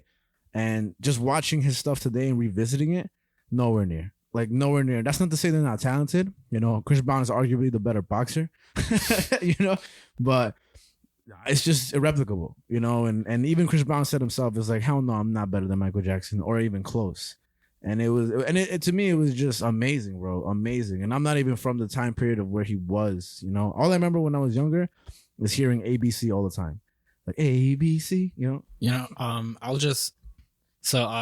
say to that, I feel like for myself, I was very nostalgic watching these music videos and stuff, because I remember my dad would buy like CDs and DVDs off of like the people off the streets and stuff. And the best quality ever. And it would be like compilations of like the music videos from different artists and whatever. And so he would get the Michael Jackson one, and we would watch like all of Michael Jackson's music videos like together and stuff. And I was so nostalgic watching these videos, because I just remember myself at my dad's apartment in Corona just watching this. It was awesome. Damn. Good times. Good times. And everybody has a story about the media, you know, consumed by him. And even if I remember correctly, my ex, right, I'll say this. I remember this is a short story she told me that I never really dived into, which I should have. Not just because any other reason, just because it would have been cool to talk about here. But if I'm not mistaken, her and her mother or father or parents used to have a bunch of Michael Jackson, either like CDs or something. I'm pretty sure CDs in the car. And the car got broken into, and they stole all of the Michael Jackson stuff. Damn. Yeah, and I'm sure the reason wasn't to steal Michael Jackson CDs, but I guess from, you know, looking in the car, that's what they took. Yeah. And I was like, damn, that sucks ass, you know. But still, it's still pretty crazy. You feel me? How that's such a big part of everything, and everything's connected. But Michael Jackson touched everybody's ears for sure. Hey yo. And our hearts. But I also, another thing I was thinking about, which I wanted to respond more directly to your idea of that maybe people kind of have forgotten or moved on and things like that. Yeah. Because I'm just curious because I'm not super into mainstream stuff. Yeah. So Because you're so original, Javi. Entirely. Yeah. You're so original, and you did it before anybody else. Hell yeah. But thank you. I got you. But because I genuinely wouldn't know the answer to this. What's but up? like, are there dances like that are as popular as like from The moonwalk and shit like that, or Thriller? Yeah, because like I feel like the last Mhm. artist that we got that had a really popular dance was Psy was his name, who did it a Gangnam Style. Oh, okay. I mean, I don't know. I would say yeah more than ever. Only because I mean, outside of like artists and stuff, think about like TikTok and everything. How people are doing those dances. No, and everything. I know, but I And, meant more specifically like from like a dance moves? from Yeah, from like a musical. think 'Cause about I, it, like, I remember uh-huh. what I was also gonna add to that. Sorry, but is that K-pop? I feel like Yeah. K-pop is like one of the only genres that are trying to continue doing that. I don't. I could be No. wrong because I genuinely don't know, but it just to me that's what it seems like. I think there's been continuous dances. I mean, even with like what's his name, Pop Smoke, he was looked at as a resurgence of dancing through like hip hop and rap. But I could think of like Soldier Boy's like like Superman, that, or like the Stanky Leg or the Dougie or your chicken noodle soup with a soda, and and I mean there's a whole wave of dances. Maybe not as popular and as iconic as the moonwalk. Or Thriller's like but I think that's one of the biggest things that comes from this, and I don't know, maybe not as big as Michael Jackson, but I do think that, actually it's interesting. When I was watching the Thriller music video today, revisiting it and everything and watching it from the beginning, first of all, awesome, but saying like, I can see how people will look at this dance in the future, or even kids now, and I say that feeling old, but I'm not even that old, and yeah, like you see some of the moves and I can see people today look at them, or like a younger child say like, oh, this is kind of ridiculous, like his head movement and all that stuff, but it really is iconic. And I think that's just what comes with old school type of dancing, because it is pretty prehistoric in terms of choreography, organized dancing, theater, all that stuff. Now TikTok is either you dance because you want to just little kids are doing it, or you're just a little thought Yeah, trying to shake some ass. yeah, basically, and it's a weird combination of both. So follow us on TikTok, Earth Mind Matter Pod. Where we dance Michael Jackson and stuff, And booty shorts. with like our thong showing, Mhm. And we got those old nipple coverings that like when you twirl, they twirl like The tassels. Yeah, the tassels. You see, I already knew the thing that you were talking about. because we have them. Yeah, Because I'm wearing one right now, bro. I'm wearing both. Oh, I was wondering where mine went, bro. Because we have one that interlocks both our nipples, like we're connected, and then when we tassel together. I just like having mine connected. Oh, okay, I get you. Just something to hold on to when I'm on the train. Yeah, hold to center of gravity. Yeah. I'm sure Michael Jackson would be wearing tassels right now if he could. But just I mean, I don't know. Maybe not as big as Michael Jackson, but I know there's a lot of dances from that time period up until now. Just depends, Yeah, I mean, because I definitely understand that there have been other dances and stuff. I genuinely did forget about Soldier Boy for a second. Yeah. But like, I really couldn't think of anyone as big as Michael Jackson or like the Thriller dance or the moonwalk. Yeah. Like except for like the Gangnam Style guy. Yeah. Because like I felt like when that came out, everyone knew how to do that dance. You go to the party in the hood and everybody just fucking hope boom gong style. Honestly. You go to a Mexican party and everybody's doing that. Nah.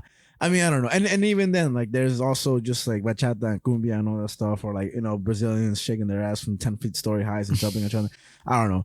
I mean, dancing is universal. And I guess that's the one thing about it. Dance was always big before Michael Jackson, after Michael Jackson, and he just kind of built this, huge pyramid of, greatness. And I think that's pretty amazing, man. And I mean, again, with Michael Jackson, there's just so much to talk about that I kind of wanted to figure out a format on how to talk on him, right?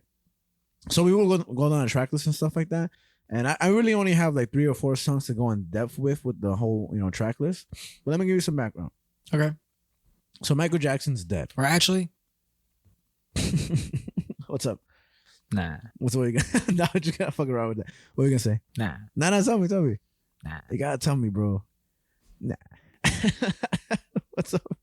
So Michael Jackson's dead. Michael, that's it. That's the whole episode. Wrap it up. Wrap it up. Google him and wrap it up. We got more shit to film. No, I mean, what you were gonna say something though? Nah, I was just gonna fuck with you. All right, nice. Well, you did. So let's go to the basics. His full name was Michael Joseph Jackson, right? Or Michael Joe Jackson. He was born August 29th, 1958 in Gary, Indiana. And he was an American singer, songwriter, and dancer. And arguably the most popular, I think so, the most popular entertainer in the world. In the early and mid 1980s, I think now too, but still arguable. And he was most famous, and his family was in the rock era. He was the youngest and most talented, it's kind of crazy they wrote that, of 5 brothers, whom his father, Joseph Jackson, shaped into a dazzling group of child stars known as the Jackson 5, right? And then additionally, there was also Jackie Johnson, whose real name was Sigmund Johnson. And yeah, Jermaine Jackson as well, and Marlon Jackson. So there's a whole bunch of Jacksons or whatever, you know? I mean, there's 5 of them. Yeah, my bad. I mixed up the words and everything. And I won't go too brief into the Jackson 5, but Motown Records president Berry Gordy Jr. was impressed with the group and signed them in 1969, right? A.B.C. Good year. Yeah, man. Hell, best year ever. That's nice year. They were famous for songs like I Want You Back, ABC, and The Love You Save, and I'll Be There. Well, where are you going to be, Javi? For you. No, bro, you gotta say, I'll be there. Oh. I got you. Wait. Just call my name. I actually don't know the lyrics. I'll be there. Javi, educate yourself. Well, that's a very famous song, and that's crazy. You gotta check that song No, out. I know the song. Oh, I just okay. don't know the lyrics. It's pretty simple. I like that though. For you. That's the remix. If only Michael Jackson could hear us now. Well, they were very famous for those songs. And I was telling Javi, ABC was one of the songs that I knew from my whole childhood, and I'm sure everybody did. I think in the movie Daddy Daycare was in it also. I don't know if you remember that movie. I remember the movie. I Yeah. can't remember the song in there. Eddie Murphy was in there. And then I wanted to give a little feedback, not feedback, like just talking about Michael Jackson's father. And just again, very briefly, because I want to talk about the album more than anything. He had a really rough childhood with his father, right? And from one thing I remember watching a movie with my sister, and we were younger, and we were watching it on TV, right? When people used to do that thing, when you used to watch it on cable and it used to come on scheduled programming. And it was a movie called The Jacksons, An American Dream. We thought this movie lasted forever. This movie is 5 hours long. And we were watching on TV. I'm like, bro, when the fuck this shit gonna end, bro? And so we would watch it. And one thing I remember from the movie is that he would enter his kids into a contest because he really wanted them to be the best, like as entertainers and performers. Joseph Jackson himself, I'm pretty sure, was a blues artist or involved in that area, but he was definitely involved with music. Okay. And one thing I remember from watching this was my sister. There's one scene where he would take his kids outside and take a branch from the tree and start hitting his kids, right? And as we saw from the little YouTube video right now that Michael Jackson was talking about, like, you know, we weren't the most wealthy family, but our parents are good and strong parents are important. And then he said, my father would hit me and I would hit him back with a smile. And then it kind of like, he kind of went quiet and he was like, no, but he would really give it to me like the most. And then he kind of just, it wasn't so serious, but he kind of lost his smile with that. Yeah. And another thing I remember from the movie was that he entered his, the Jackson 5 or his kids into a contest and they performed and they ended up winning second place. And second place, they got a TV. But when they were given the TV, the father was like, no, we don't want that. Like the kids were like, what? No, we want the TV. And they were like, no, you guys won it for second place. Like, we're not going for second place. We're going for first place. Damn. So it's that tone that was set for being the best. You get me? And I think of that episode of Malcolm in the Middle when they need a new TV. I think I remember. It's nothing like this, but I that's just what I thought of. They fucking go to the store and the mom is like, she's like, oh, we should get the best TV out there, like the fanciest TV, and the dad's like, Terry Crews is like, no, like, woman, like, I'm on a budget. Terry Crews, Bryan Cranston. What? Wait, My Wife and Kids? Oh my! Or Malcolm God. in the No, Middle? I completely fucked it up. Not Malcolm in the Middle. what are you talking about? Everybody Hates Chris. Oh, Wow, I completely fucked it up. yeah, I was like, what the fuck you Yo, talking man. about? I don't remember Malcolm Middle with Terry Crews. Yo, man, I'm Yo, tired. Cut you off, bro. Cut you off. I'm tired. Takes 2 sips of beer. Brian Cran. I guess Brian Cran, Breaking Bad motherfucker, and Terry Crews look kind of the same. Yeah, pretty much. That's how you defeat racism. But yeah, I remember that episode of Everybody Hates Chris. Good ass show. His father would require his sons to rehearse for at least 5 hours every day, giving them no time to build relationships with people outside of their immediate family. He would beat Michael with a tree branch if he messed up a lyric or danced out of step, and there were no exceptions for his sons either. The Guardian reported that Joe didn't stop the abuse, Joe Jackson, once rehearsals ended. He would allegedly abuse his kid with a belt buckle, burn him with a tea kettle, and other harsh punishments when they were out of line.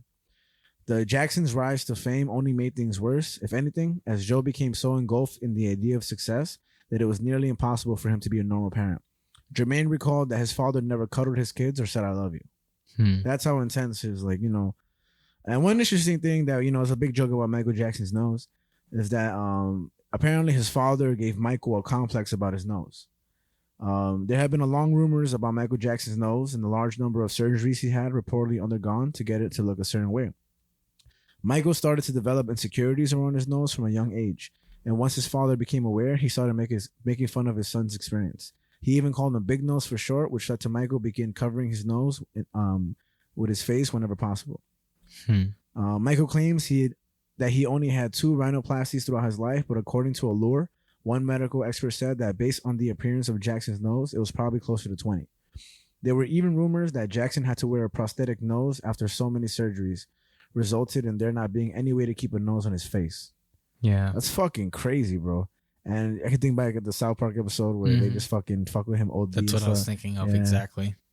No. Ignorant. No, ignorant. You're so ignorant. I forgot about that. No. You're ignorant. No, stop it. You're just ignorant. Okay, so to get to Thriller, just because when we do the episode in the future, then we'll go a little more into his life and stuff. But let's talk about Thriller. Let's do it. So the album was released November 30th, 1982, and it was recorded from April 14th to November 8th, 1982. Right? Real quick. What's up? You know what I've kind of noticed? What's up? A lot of the Nose-dissed? a lot of the things that I've nose-dissed is that a lot of what we covered has been from the 80s. Oh man, really? Like Nirvana was 90s, right? Nirvana was 90s. I mean, this is 82. Dark Knight Returns was 86. Oh wow. Evil Dead and Evil Dead 2 both came out in the 80s. Nice. I'm trying to remember what else. Maybe in our past life we were Michael Jackson and you were Batman. Maybe, man. Just fucking maybe. No, you're just ignorant. No. I'm not ignorant. I'm Batman. No, Batman, no. I was trying to pull up our episodes to see if I don't have Spotify installed on my account here. Ridiculous. Has a whole ass podcast on Spotify. Doesn't have it. I know. Are you trying to look at the episodes? Yeah, to try and figure out what else we've done from the 80s. I think, did Sandman come out in the 80s actually? Fear and Loathing, I think, came out. Fear and Loathing that also came out in the 80s. All-Star Superman, that came out recently probably, right? Maybe not too recently, but like 2000s, I think. Well, from here I can't really see anything else because everything else is pretty recent. I think can you double check what did I just say before you said Fear and Loathing? Welcome to the podcast. I don't know. I forgot what you just said. Honestly speaking. Damn. What? Well, straight up, it moved 80s. 80s. Everything else seems to be pretty recently, to be honest with you, though. Whitney Houston maybe was in the 80s. I think so. If you can remember what other things we've done from the 80s, let us know. Yeah, I guess. Anyway, the duration of the album is 42 minutes, 16 seconds. It covers genres from pop, post-disco, R&B, rock, and funk. The label is Epic Records, and the producers are Quincy Jones, very important, and Michael Jackson. This was Michael Jackson's 6th studio album, produced by Quincy Jones, who also worked with Michael Jackson on Off the Wall in 1979. Again, the recorder lasted from April to November to November 1982, which was 7 months at Westlake Recording Studios in Los Angeles. The budget for it was $750,000, which today would be $2,306,797.93. Nice. This was his first number one album on U.S. Billboard's top LP and tapes chart. It spent 37 non-consecutive weeks at number one from February 26, 1983 to April 14th, 1984. And from the 9 songs, it included 7 singles. The Girl Is Mine, Billie Jean, Beat It, Wanna Be Starting Something, Human Nature, Pretty Young Thing, and Thriller, which is pretty fucking crazy. So 7 singles? 7 singles from 9 of the songs. That's crazy. Yeah, bro. And one of them came out. They basically released a whole album before it came out. Yeah, man. And what 2 songs weren't there? It was PYT and no, PYT was there. Oh, yeah. I think This Lady Is Mine, or like The Lady Is something. The Lady in My Life. Yeah, The Lady in My Life. And then I think Baby Be Mine. I think also check the second song. Damn, it's crazy. Yeah. Yeah, I don't have the track. I have the track list in front of me later, but yeah, I mean, there's still fucking great songs. And one of the goals of Michael Jackson that he was saying is that he was saying, why does each album have to have one single? Why can't every song on the album be the best? And why can't we just do that? And that was their goal for Thriller, to make it one of the best albums to be ever put out. So this was already predetermined, in general. And I think they succeeded immensely with this album. And they all reached top 10 on the U.S. Billboard Hot 100 chart, setting the record at the time for most top 10 singles from an album. Beat It and Billie Jean reached number 1. And Michael Jackson even debuted the moonwalk while performing Billie Jean in the Motown 25 television special, which we checked out. Mm-hmm. And it's fucking incredible. In person. Yeah, we were there. We were actually his shoes. Yeah. That was the left one. And we were like, ow, ow. But if you have a minute, pause this, check out Motown 25 special. Watch Michael Jackson's performance of Billie Jean. Watch him with the Jackson 5. There's a longer version that's 14 minutes. It's fucking incredible, iconic, and that was one of the things that I saw today at the Piers where I almost cried, bro. And again, it wasn't like, oh my God, I'm such a big fan. It was just looking at such amazing, performance and talent, because it was everything at once. It was singing, dancing, performing. I mean, when the crowd cheers, I get that catharsis. I get that emotion and wave, and I feel like if I was on stage, I would just break down. I couldn't handle that. And the focus it takes to put on that type of show in just 4 minutes. This guy did it for his whole career since a kid, and that's crazy. That's so much pressure. Yeah, fuck. He's Michael Jackson. It's kind of crazy. Yeah, there was something that I was gonna say that well, probably should have remembered it. No, I know, it's just you get so passionate. That's it's your fault. It's your fault. Fuck, I'll be that Spanish shit. Anyway, the result of the TV special is 1 million copies. No, well, if you remember, cut me off. Okay. But the result of the special and him debuting the moonwalk. By the way, in the video, he was introduced by Richard Pryor, one of the best comedians to ever live and walk on the face of I this remember earth. what I was gonna say. What's up? We'll put in the supplementary. All right. That's it? Yeah. All right. So, but he was introduced by Richard Pryor, one of the best comedians to ever live. And it was kind of incredible. Even the little segment they show before they come on stage.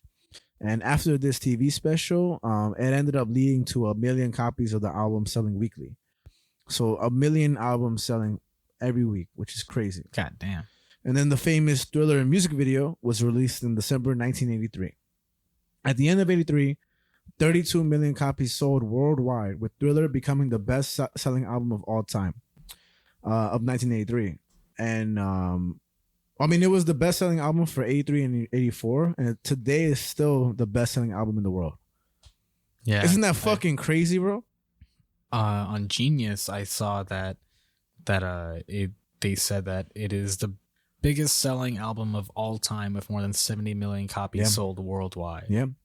And I think around there is Pink Floyd. I know Madonna's there also, and the Beatles are also there, but they're just not Michael Jackson. And I really would have thought, there might have been somebody else. But do you think that number will ever be topped, given that people don't buy albums as much anymore?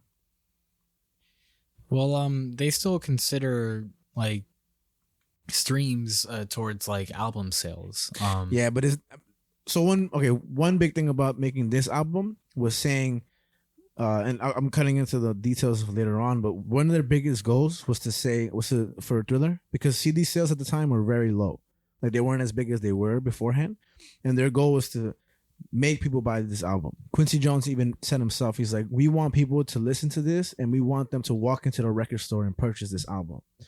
And yeah, streaming services are one thing, but it's a very different process. Even like buying vinyls, like you say beforehand, it's like to purchase the album, to appreciate the work of the artist, and to have their content, solely through what they, distributed, and Well, it's just, I think that we consume media differently than For versus sure. now. For sure. Just because the way that I see it, it's like, it would. I wouldn't say it's easy, but like it's kind of easy and comparatively now to say, oh, let's just sell a bunch of CDs because CD numbers are low.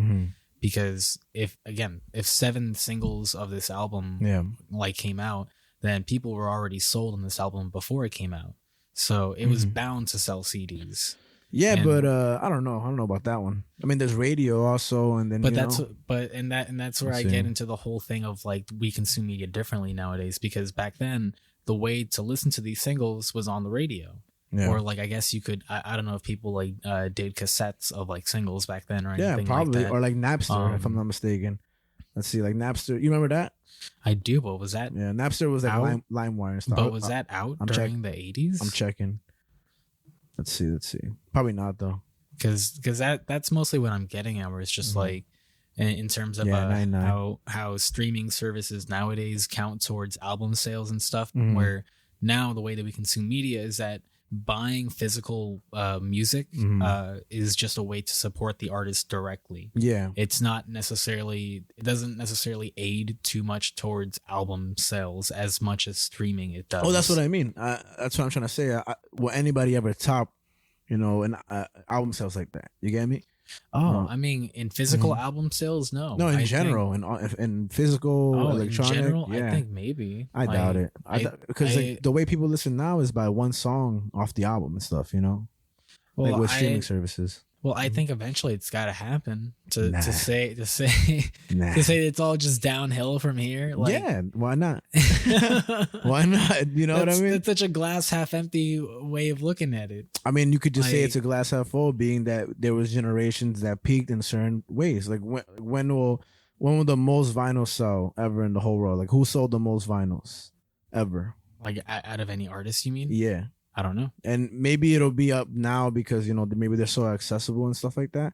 But, in the peak of when vinyls were really, that was the only way to listen to music and stuff alongside other ways, I don't know. I think it's not a half empty way to look at it. I think it's to, applaud the time period and to, capture its grace, because, I mean, streaming kind of ruins music in some sense. I mean, I'm not trying to diminish what's happened. Yeah, I mean, just it's just to say that I feel like, historically we've seen that legends come and go, and it's just eventually we'll probably see a new Michael Jackson. I doubt it.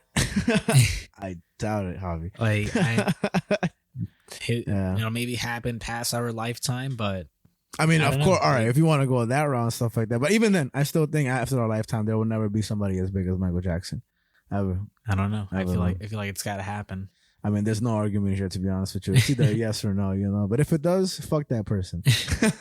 Because Michael Jackson's the best entertainer in the world. He's the best. But one of the most important things about the album also is the music videos that came with it, right? One being Thriller, which is a crazy music video. There's a short version and a long version. The long version is 13 minutes long, and the short one's around 4 minutes. Watch the long one. And that music video led to music videos overall to be viewed as a serious art form. So that kind of revolutionized music videos in general. And, again, influence through music is so crucial. You get me? That's what I mean also with how much he broke barriers. With Beat It, he also broke down this barrier between, black and white artists, working together. Him and Eddie Van Halen together, that's a huge moment in history, and kind of got rid of this, tension between black artists and white artists. Him working with Paul McCartney on The Girl Is Mine. a lot of people thought that he was pleasing a white crowd, and that topped the list of black music and stuff like that at the time. You get me? And there are certain things you do as an artist that just are so revolutionary in general. And some people, maybe in the past, are like, "Oh no, a black artist will never work with a white artist." And here comes Michael Jackson breaking barriers. You get me? And influencing music videos and dance moves and singing and just a whole bunch of shit, which is pretty incredible. It is. Mm-hmm. Fucking as of now, yeah, Thriller is the best album selling of all time, having sold 7 million copies worldwide. It's the second best selling album in the U.S. Crazy. Which one's the first? I'm not sure. Fuck that album. What? No, I didn't look it up, to be honest with you. Look it up, bro. In 1984, it won 8 Grammy Awards. Album of the Year. Beat It won Record of the Year. He also won 8 American Music Awards. And in 2008, it was inducted into the Grammy Hall of Fame and was inducted into the Library of Congress that same year, preserving it into the National Recording Registry of culturally, historically, or aesthetically significant recordings. Found it? What was it? It's kind of upsetting.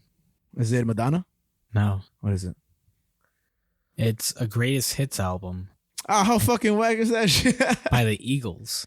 Oh, you can't hate on the Eagles. But Hotel California. But it's a greatest hits album. I mean, it's hits. I mean, can't you say this is a greatest hits album? I mean, you could say about anything. Yeah. There's this band called Remo Drive. Their debut album was called Greatest Hits, and that caused a lot of like drama in the scene where people were like, "Yo, get a load of these guys." I say let them do first album Greatest Hits. Yeah, all right. I say they're just being creative. To be honest with you, I think it's a good idea. Fucking shout out to Remo Drive being creative. You ever seen the Family Guy skit where it's like that's even worse than an Italian guy trying to tell his mother that his her son is gay, and he's like, oh no, he was like, he's just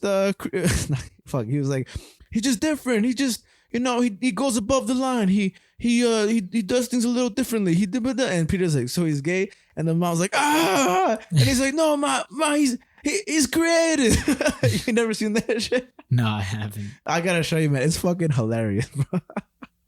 I did it injustice though. You gotta watch the whole thing. All right, but that's pretty much like the whole thing. I mean, won a shitload of awards, a lot of recognition. I mean, 8 American Music Awards, 8 Grammys. You know who else has 8 Grammys? Elton John, Kanye West. Let's go. And Michael Jackson was also a huge fan of Kanye West. He even allowing him to remix his was it Beat It or Billie Jean on his 25th anniversary album. So if you look at the 25th anniversary of Thriller, Kanye West remixed and one of those songs. Nice, which is amazing, and that's why he's so great.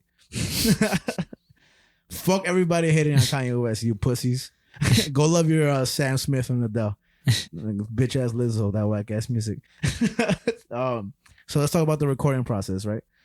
The 30 songs were worked on by Quincy Jones and Michael Jackson. Out of the 30, 9 songs made it onto the album. Okay, I thought you misspoke when you said 30. No, I was like, there 30. was 30 songs and like about 200, 300 plus titles that they went through, which is crazy.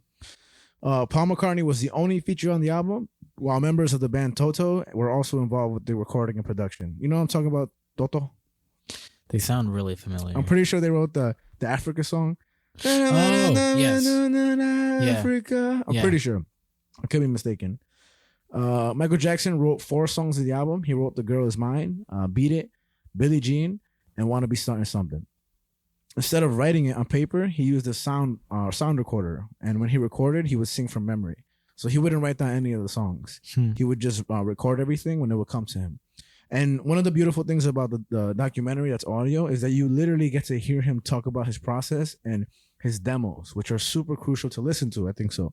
Because like he talks about it. He's like, yeah, all that stuff. But then he's like, and then he starts making, I can't even do it, like, while also beatboxing, while also singing everything. Like pretty much the perfect version of the song outwards, recording process and stuff. And it's pretty incredible. And a lot of time Michael Jackson would spend by himself rehearsing, dance steps, just trying to perfect his craft. Him and the producer Quincy Jones also had their relationship became very strained throughout the recording process. When the whole album was finished, they didn't like it at all. So they remix every single song, spending a week remixing each song. Damn. It's crazy. This is when I write on my notes. I'm tight as fuck. Official documentary for Thriller is coming soon to celebrate the 40th anniversary of its release in November. So November 18th, 2022 should be when the 40th anniversary documentary comes out, which I'm excited for, man. Nice. Yeah, like you know what? The last time I seen something about Michael Jackson. What? I went to go see his movie in the theaters. The This Is It movie. This Is It, yeah. And I remember I was with my friend Tim. I think we were in middle school. We were just watching it. It was just so random, you know. It was just such a random thing to watch in the theaters. I don't know why. I think it's because we were able to sneak into theaters right here in Brooklyn. And it was cool, man. It was cool times and everything. And was it a good movie? I mean, it was Michael Jackson, you know, like it wasn't a movie really. It was more like a documentary, I would call it, you know, just because that was the movie that basically led up to his performance in the future. So Michael Jackson got into a lot of debt after just his whole, you know, the whole controversy with the child molestation stuff and everything. He even had to sell Neverland, like his amusement park in his backyard and stuff, and just went through a lot of trouble. And he was hoping this is what was gonna, you know, make him rebound, like a resurgence in his career and stuff. And then he died, bro. Crazy stuff, you know. But it was a good movie. I remember just little bits and parts of it from being there and stuff. But we both ended up leaving just singing "Human Nature," you know, like why, which is one of my favorite songs by Michael Jackson. Nice. Michael Jackson loved Michelangelo, like the artist. Okay. Michael Jackson loved Michelangelo, and he was interested in the quote anatomy of his craftsmanship. The previous album, Off the Wall, was the biggest selling album ever by a black solo artist. Yet it only got nominated for 2 Grammy Awards. It only won 1 award out of the 2, which drove Michael Jackson to want to make the Thriller the biggest album of all time. I need more. Yeah, man. Yeah. More. I got a couple more facts left just to go on with the actual album. And just so much, man. It's just so much. And clearly, I'm excited talking about this album. Clearly. Oh, really? And then collaborators that work with Michael Jackson thought these type of goals were a fantasy or unreal to have the biggest album of all time. But Quincy Jones, the producer, also had very high hopes for Thriller. Again, like album sales that year weren't doing so well. And Quincy Jones said in a meeting with people working the album, quote, "We have got to make music that makes people want to go into the record stores and buy it." And he wanted to ensure that the record would have sonic quality unavailable anywhere else. Quincy and Jackson did not believe in B-sides or album songs. Michael Jackson always said why there couldn't be a pop album where every song is a hit. They went through 800 songs to get the Thriller. Quincy Jones reached out to many artists to write songs that would be a good fit for Michael Jackson, and Michael Jackson himself wrote 60 songs during the Thriller sessions. 800 songs, bro. That's pretty fucking crazy. I that sentiment of like not believing in B-sides and stuff, like we've talked about that on the show before. I know you're gonna get to that too. Yeah. Yeah. So that's just interesting that like he was so conscious and so dead set on like, no, this needs to be like a banger from like beginning to end. Yeah, man. I mean, and it was, and it really fucking is, you know. And again, arguably, it's such a short album that it's kind of hit or miss. But I mean, it's just perfect, you know. So I mean, I don't know. Like, I was gonna ask now, like, what are your opinions on the album and stuff before we get into the track list? Like, what do you got to say about Michael Jackson and stuff and everything? Because I kind of wanted to get those facts out, just because anybody listening. That's a good little background from Thriller. And there's so much more. But what are your thoughts on the listening process and stuff like that and everything? Well, and the album itself. Well, to hear this stuff is just really interesting, and like hearing about how vast of a project it was in terms of like how the scope was so big when it started of like having 800 songs. And there's fucking 9 songs on this actual album. That's so crazy, bro. That's like, so fucking crazy. Like, this was my first time ever actually listening to this album from beginning to end. Like, I don't know if maybe I've listened to it before with my dad just having it on. I never really paid attention that much, I guess. Maybe in some ways you probably heard the whole album scatteredly, but you know, full through, you know? Yeah, like that. Yeah. But yeah, I mean, I definitely have listened to this album like in all these songs before, like without a doubt. I listened to this album in full before? Yeah. Not until now. But listening to it in full is definitely quite the experience for sure. Because like I listened to it with just my headphones. I never listened to it with speakers on. Yeah. And the stereo effect is just so nice with these songs. Like with the certain chimes that come in and certain synths and things like that. Just it works so well, like stereo wise. That it was just really nice to listen to. Like it's really well produced, really well mixed. Clearly, like there's the instrumentals to a lot of these songs surprised me. Like really paying attention to that now. Like there's a lot of instruments going on in these songs, and he's basically got like a whole band playing for him, which is really cool. And even saying that out loud, I think about it, and they played instruments in Jackson 5, so it's like I'm sure for someone like him, he's always wanted to have instruments involved in his music. Yeah, I mean, even with what was it, dun, dun, dun, dun, dun, dun, dun, the Billie Jean, right? Even when they were coming up with that, one of the things that they were saying is that the intro is too long, and Michael Jackson was saying that they all were telling him like, "Yo, this intro is way too long," and he was saying, "No, I want it to be long, man. Like that's what makes me want to dance." You get me?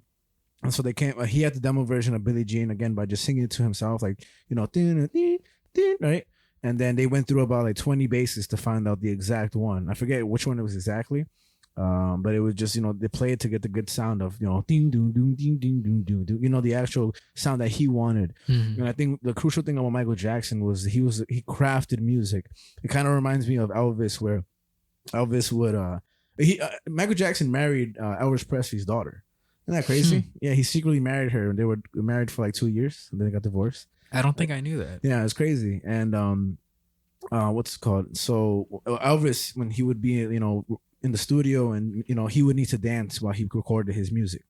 He would need to be involved in the process, and you can see in the movie, but even in the documentaries that I was watching and stuff, that he would orchestrate everybody. He would say, "No, you do this, you do this. Like I need this sound to go, I need this to happen, and everything." And I think that's exactly what Michael Jackson was, just on crack. Like he was just doing that with everything, directing everything, and needing it to sound a certain way to produce the perfect sound and project that he envisioned. And I think that's the most amazing part of everything. How you're true to your craft, but he's been doing it since he was a fucking child. And that's the most incredible part, that it exceeds just instruments being involved and like all this money being shot towards it. Like it's really how you can give somebody all the tools, but if you're able to use them correctly, more than anybody can.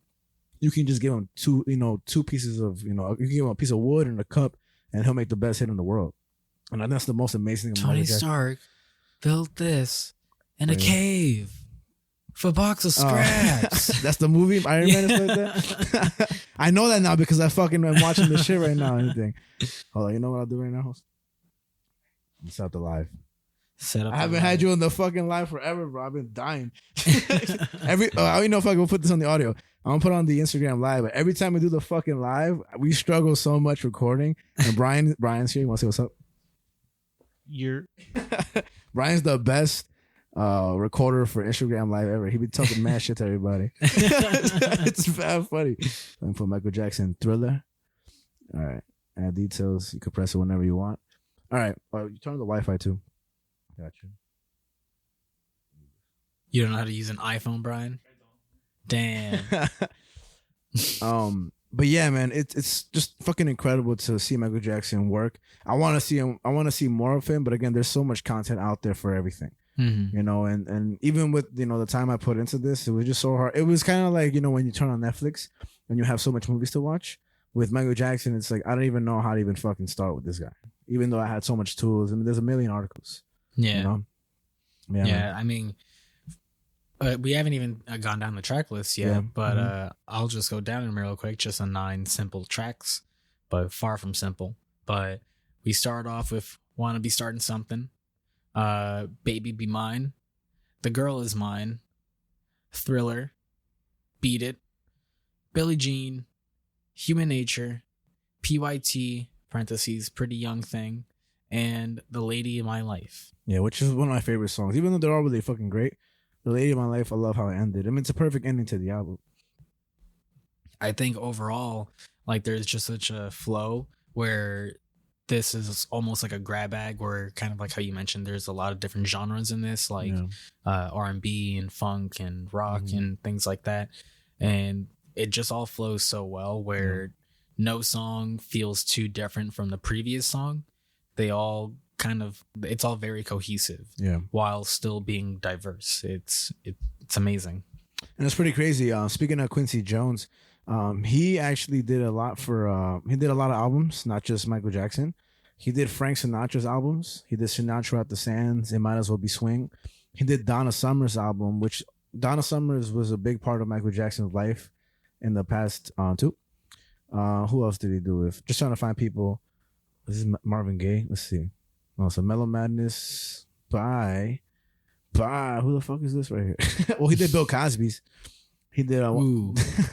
Yikes. Big yikes. Yeah, the original jam sessions of 1969 by Bill Cosby. What the fuck? What the hell is that? I never heard Bill about Cosby that. jamming. What you mean?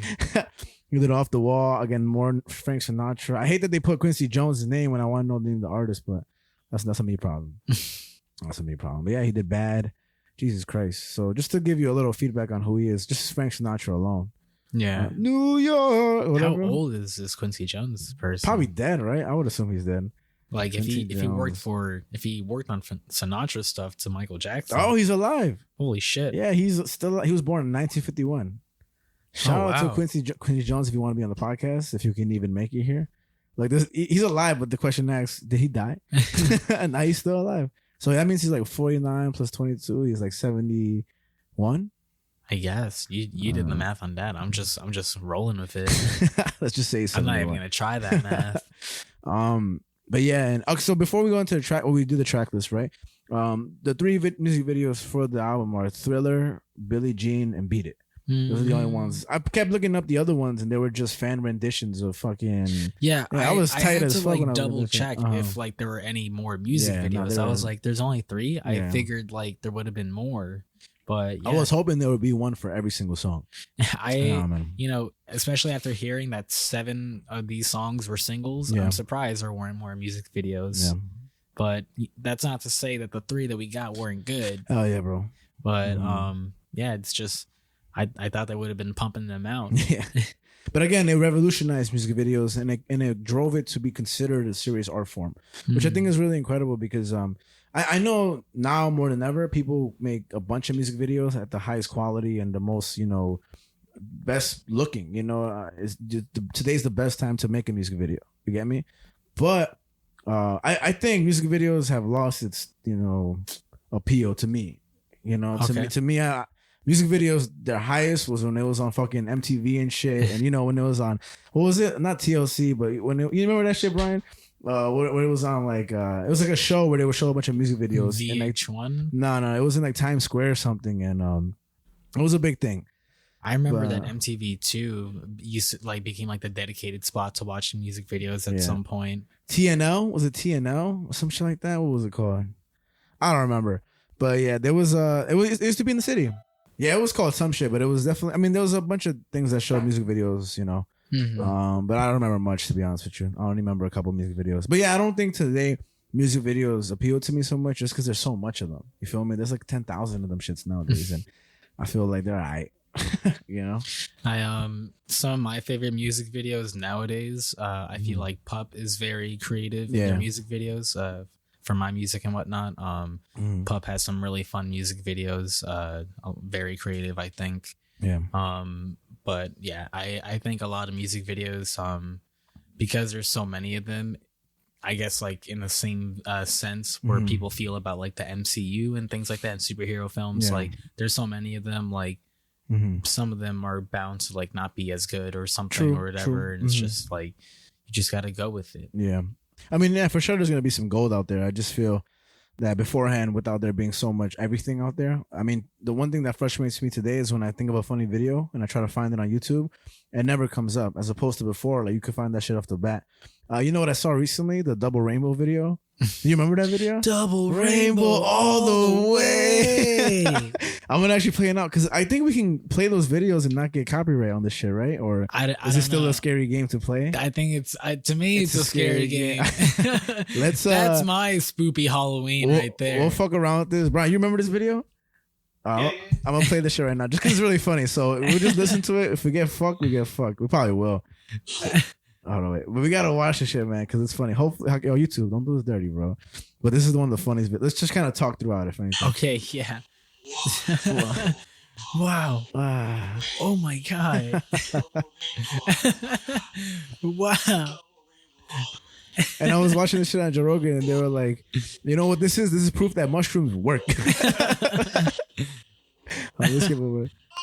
All right. Wow.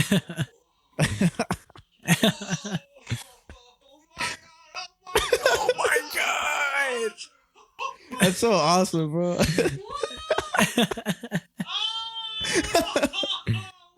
Yeah, so this guy is fucking. If you haven't seen this video, look up Double Rainbow on YouTube.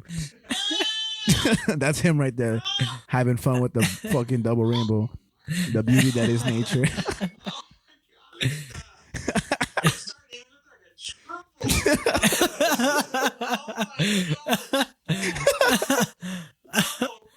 All the way. That shit is so fun. It's starting to look like a triple rainbow. He's like crying. Yeah, bro. He's fucking. I'll be hyped too. Bro. Imagine a quadruple rainbow. He'd come in his pants, bro. Did you ever play Borderlands 2? A little bit. Nothing crazy. What, they reference it? There's a double rainbow joke in Borderlands 2. Yeah. You go to a psycho that's just like looking off over a cliff, and when you walk up to him, he just starts saying, he's like, "Wow, whoa, look at that double rainbow all the way." And I think he just like shoots you or something. Oh yeah, after that. I mean, it's too much fucking greatness to be witnessed, bro. A double rainbow, what? Double rainbow. It's starting to look like a triple rainbow. I remember in Borderlands there was another side quest where there was this one psycho where the whole side quest was that he wanted to get shot in the face. Really? Yeah. Really? It was just like he's just like, "Come on, shoot me in the face. Shoot me right here. And you do shoot it? me right here." And when as soon as you shoot him in the face, Like, why'd you shoot me in the face? As he's dying, he says, "Thank you," and dies. That's awesome. And you complete the quest. Let's go. Doing people favors. I'll say this: when it comes to the background of the songs, I mean they're pretty much all hits, obviously, and I really have info for about like 4 of them, which is like half the album, and I have info for The Girl Is Mine, Thriller, Beat It, Billie Jean, and that's about it. And I definitely have thoughts on the other Little songs sus too. that they're in order. I mean, yeah, because of the fucking biggest songs in the album. Okay, fair enough. You know what I mean? And there's only 9, so there's not a lot to work with. But Oh, what are you trying to say? what's up? Not enough to work with? Yeah. Wow. Well, you want to be starting It's something? not enough? You want to be starting something? Maybe 'Cause that'll turn into- something. That'll turn this into a real thriller. And at that point, I'm going to have to beat it. And if my name isn't Billie Jean, Then you're just I a guess- pretty young thing. and I guess that's in a human nature. So if you're going to be the lady of my life, fucking... Baby be mine. yeah. And then This Girl Is Mine. We couldn't fit that in there. They did a pretty good job. So aside from doing it in order, I'm gonna start with The Girl Is Mine, and you go on next. Okay. All right. So we do kind of like old school Earth, Mind, Matter, even though we're kind of 30 episodes in. So when he wanted to start The Girl Is Mine, he called Paul McCartney, one of the greatest musicians in the world, and he asked him if he wanted to make some hits. According to Paul McCartney, the process came very easily. They ended up writing songs called The Man and Say Say Say. They were written, and then they ended up being on McCartney's album Pipes of the Peace, produced by George Martin. Hold on, we got a call coming in from Jonathan. What the hell? Whoa. Yeah, double Jonathan. Let's see if it goes to my phone. I don't think I picked up. You hung up? Yo, tell him to call again. Sorry, Jonathan. We try to fucking pick up the phone. Is it still going on live? All right, cool. Tell him to call again. I'll pick up. So yeah, they ended up writing 2 songs together called The Man and Say Say Say. Hold on, let me actually call Jonathan actually, since he was so gracious enough to call us. Got a lot of interruptions today. Is it fucking up my phone when I call? It stops the screen recording? Let's see. Yep. Oh wait, it's using my iPhone? I'm done. Damn. Sorry, Jonathan. Should have had an iPhone. Should have had an iPhone. Is it still screen recording? All right, cool. Tell him should have had an iPhone. Anyway, they wrote 2 songs called The Man and Say Say Say. They ended up on Paul McCartney's album that was called Pipes of Peace, that was produced by George Martin, another great producer. So one great thing about the documentary is that Michael Jackson had a lot to say about the writing process. And I'm just going to quote Michael Jackson. He said, quote, and this is basically all quotes: "Certain words go to your head at a certain time, feeling this melody. certain words come with the melody of the at the same time that it's creating. After creating the melody, I'm now creating the different sounds I want to go with the melody, what each instrument should do. What I'm hearing in my head is some type of timeline to hear the chorus, because in songwriting, we should go to the verse to the chorus, from the verse to the chorus. And when the chorus comes, it should be like a flower blossoming in your face. So to build and to make it happen, you have to add other sounds to make it refreshing and wonderful. Michael Jackson says, don't write the song. Don't write anything. Let the song create itself. Let the strings tell you what to do, where they should come in. Let the piano tell you what chords to hit. Let the bass tell you what it should be doing. Everything. Let it create itself. Let it fall and let it do what it wants. Don't force something on the song. Let it force upon you. He also says, I try not to invent. I try to discover what's there. Discovering where the song wants to go, and that's what I'm saying. Let it create itself. It's trying to create itself. And then he says, what a bridge is to take you from A to B, to take you from the verse to another part. It is escapism. I'm hearing the same mundane, trivial, ordinary thing that you've been hearing all the time, because the ear gets tired of hearing the same sounds. So what a bridge does is take you away from all that. Then when it finally comes back to what you were doing before, it's much stronger. It's much stronger. So just kind of a little hint at how Michael Jackson refers to music and talks about music. Mm-hmm. And I think it's pretty beautiful. Because again, he's so involved in it, and so, I forget the word, but within it, and it's not great. often that many artists are so outspoken about the process of their work. Yeah. I feel like a lot of artists would almost shun away from speaking about their process, and almost in fear of people copying their tactics or style or whatever the case is. You know why? Because they're so ignorant. They're ignorant. No, stop it. Stop doing that. But it's honestly pretty inspirational to hear someone like Michael Jackson be so outspoken and just say no, this is how it should be done. It should be made, whatever the case is. In my world, it kind of reminds me of Scott Snyder and how he is with comics. The writers of Batman Court of Owls, which you've looked at. The fact that he teaches a whole class on comic writing now, he's very much involved in the whole idea of teaching the younger generation. And I feel like Michael Jackson would definitely be one of those people to be involving the younger generation and try, if he were still alive, I feel like that's something he would be doing, trying to be a strong advocate for the younger generation. Yeah, because you can't just want to make music. You gotta really know the ins and outs of it. And I felt like you would have appreciated him talking about the bridge and going from one part to the other, because you really much take serious the construct of a song, and you always explaining how it is. And for me, I just like to feel the song and this and that, but there's so much specifics to it too. And music is very, you have to be very studious to get involved in music. And some may say otherwise. Some just are naturally talented. It's a different thing, in and out. I don't know, man, but Jimi Hendrix is a fucking god too. Jimi Hendrix is a god, and that's a different story. And we'll get there one day. Yeah, we'll get there one day for sure. Hell yeah. But for sure with Paul McCartney, when Quincy Jones, I think it was either him or Michael Jackson that wanted to get him on the song. Michael Jackson was already calling Paul McCartney.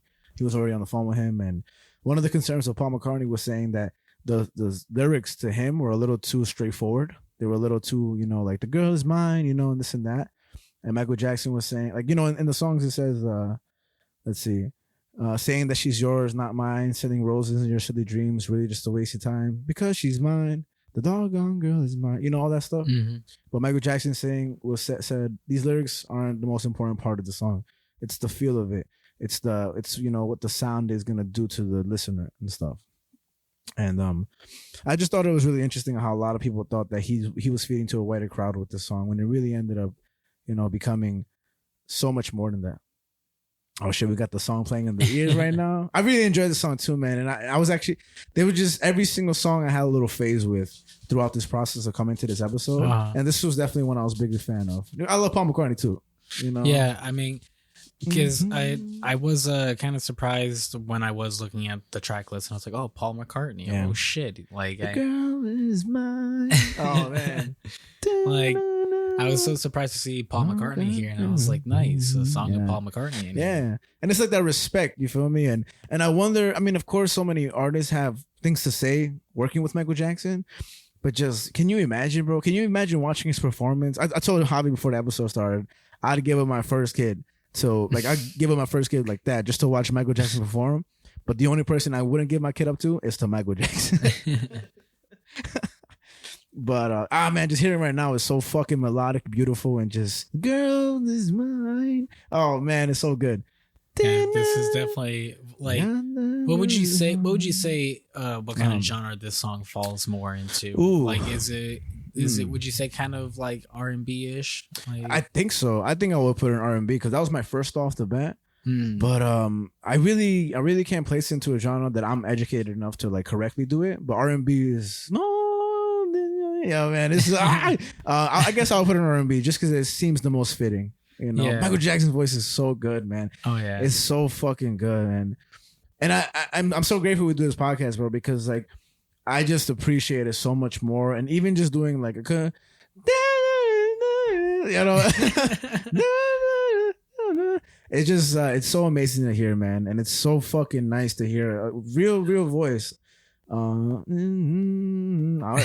podcast is gonna be. Yeah. What would you put it in? R&B, right? Anything? I that was kind of where I was leaning towards, like, just because it kind of goes down to the feeling of like what Michael Jackson is trying to convey. He wants to convey a feeling, and I think he's definitely conveyed that, where he's using such simplistic lyrics in this song. Like, the lyrics aren't anything crazy, and they're just kind of repetitive, if anything. But I think it does that to its good. Like, it's good to repeat this stuff. I think it just works in this song is what I'm getting at. Even at the end, the wording, but it's all good. At the end, when Paul McCartney's "Me's mine," like when he goes really like bass with it, mine. Like, when you know, he just starts that, talking, the girl, she's mine, and it's so cool because it's that play on sound. And at the end, technically, the end is a rap. Did you know that? I know it doesn't really sound like it, but it's basically hold on, we want to be Michael and Paul. Who you want to be? You got the lyrics in front of you? I do. All right, it's pretty funny because it's just him going back. I'll be Paul. Michael, we're not gonna fight about this, okay? Oh, I think I told you, I'm a lover, not a fighter. I've heard it all before, Michael. She told me I'm her forever lover. You know, don't you remember? Oh, after me, she did. No. Come on. No, I don't have it in front of me. Oh, I thought you had it. Nah, yo, this podcast, it sounds like we're gonna be able to put the music in here, but all they're gonna hear is my ass singing to air. But Paul McCartney's voice is amazing. I wish he could still sing the way he did before and everything, but he's old as fuck. When he dies, he's gonna be sad. Shout out to Carol. I know he's gonna be crying. I'll probably shed a tear too, honestly speaking. But no, I mean, this is a really good song. It's so catchy, it's so melodic. Yeah. It's romantic. It's like a romantic blossom of things, you know? A little romantic. I was gonna say like romantic, but it's really just two dudes fighting over a girl, like over a hoe. No, I'm sorry. And that was Paul McCartney's whole point. He was saying like, yo, this song's not really like as beautiful as you think it sounds. And Michael Jackson's like, no, you're being ignorant. Stop. Like, it's but ultimately that's what he said. He was like, don't worry about the lyrics, worry more so about that overall sound. And that's really what he went for. I think he got it like bullseye, you know? Pretty dope. I think it's like one of those things, intentions versus actions, where it's just like nature versus nurture. No, I'm kidding. Apple versus banana. Nazis versus anyway. Come on, that was easy. What? Jews? Yeah. What the hell? That was easy, man. I don't know what the fuck we were comparing. Opposites. I don't know, man. We're all human on the inside and outside. No, we're not. Shout out to Frida Kahlo. No, we're not. Not if you've seen. Bro, I thought you hit me with the N-word. I was like, what the fuck? I know, like, you weren't, but you went, and I was like, what the hell was happening right now? If you've seen our movie for next episode. Oh, by the way, you said this one's coming out on Halloween, but isn't the next one supposed to come out on Halloween? They're both coming out on Halloween. Oh, spoiler alert! Yeah, you guys. I wanted us to announce that in the next episode. Well, you should have just announced it in the next episode. Well, we're not at the next episode now, are we, Frankie? But you just announced it. But no, I mean, I had to because you asked a question. Could've Like just- I had to like correct you. You could have just, you know. There's no way to the, I mean, you could have just not have said what you said. you could have also just not asked. I mean, bro, I don't know, Could have man. also just not Like, asked. it's like if I ask you in the middle of the street, what's your social security? And you just say it, and you're like, oh, Well, because you asked, I had to say it. I mean, yeah, like if you're gonna ask, and like, am I just gonna ignore you? You expect me to be rude? yeah. Yeah, my bro. It's fucking God. yeah. Give me your Like, money. All right. No, bitch. Yo, man, you are complicated. I know, bro. I don't know how to. Anyways, let's Back just, to Michael Jackson. yeah. Back Let's just Michael let's Jackson. get on with it. You are Stop being ignorant. my God. I can't with you sometimes. All right, pick a song. I really wanted to talk about "Wanna Be Starting." Oh man, what a Something. fucking groovy ass song. Funky. Oops, wrong song. I mean, yeah, you can't go wrong with this fucking song. In there. You know, this song I heard the most out of the album because I kept starting it from the beginning, and I just love it. And there's one point where he gets his voice real high up. I mean, Michael Jackson also has a range that's so ridiculous. You get me? Should play it right now. Yeah, perfect. I love that you're playing it now because I can, so I Yeah. can talk about it.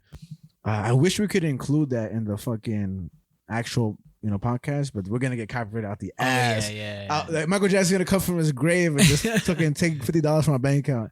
Try finding it, Michael. It's not there. I've checked. Every 10 minutes. Trust me, it's not there. All you got is a bunch of overdraft fees and hopes and dreams.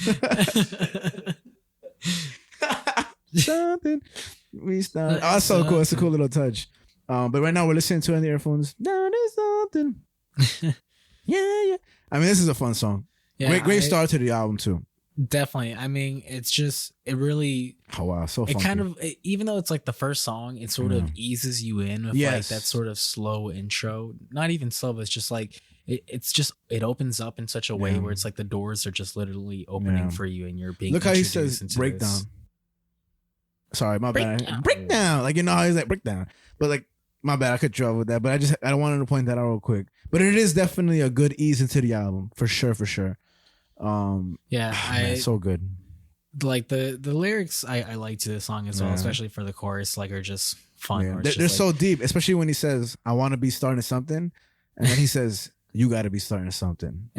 And then he says, I said, you want to be starting something? And then he says, you got to be starting something. It's just poetry in motion, bro. Well, that's what Michael Jackson is, truly. Poetry in motion, you know? I just like the lines. It's too high to get over. You're too low to get under. You're stuck in the middle, and the pain is thunder. Like, I like when he says, someone's always trying to keep my baby crying. I mean, it's so simple. It's nothing really crazy, you know? But it's the effect he has when he, when he's fucking singing and stuff. and this is one of the songs that he wrote, right? I think so. I don't have which ones he wrote exactly. I could find it right now for you. We're both on laptops this time, which is kind of crazy. Yeah. Earth, Mind, and Matter is evolving, bro. I'm surprised you don't have your notebook and you're just fucking gonna mail a letter to askjeeves.com. Let's see. I would. Don't test me. I'm really curious to see how this sounds with the songs in the background, but I think we're doing a pretty good job right now. Yeah. I also Brian's over here like, this shit is fucking ass. but the outro to the song is really fun. The Mama Say Mama Sa. Mhm. Like, Oh yeah. Oh, actually, I forgot to mention. So the Mama Say Mama Sa Makusa. So a lot of people think that it's I'ma say I won't stop. No, I'ma say Mama Sa Makusa. People think it's I'ma say I'ma stop. I'm not gonna stop. Something like that, right? So that is actually African chant right there. But it was used in a different song where it's like Mama Say Mama Sa Makusa, Mama Say Mama Sa Makusa, and he wanted to use it. But it was on a different song. So Michael Jackson was saying, I want that in the song no matter what. And I forgot which song it comes from exactly. I should have it here. But it's pretty dope. Because I remember finding that song randomly, just through Spotify and everything. But that isn't another song and everything. because I was curious, like, is this where like this originated from? 'Cause- No. It's definitely a language in itself. But I'm gonna look it up right now. Mama say Do it. I'm pretty sure it's Loki and Stefan. I'm not sure if that's exactly what it is. I don't think it is. But let's see. Let's see. That guitar, man. I don't know why I didn't write it down. So funky. Also, look this up actually. Look up Soul Makusa. Soul Makusa. SOULMA space MAKOSSA. So yeah, Rihanna also used this as well in her song. I don't believe you. She actually is dropping new music tonight. Oh shit! I don't believe you. No, it's true though. And her baby's gonna be on the album. Oh yeah. Yeah. Do they have a breakdown? A breakdown.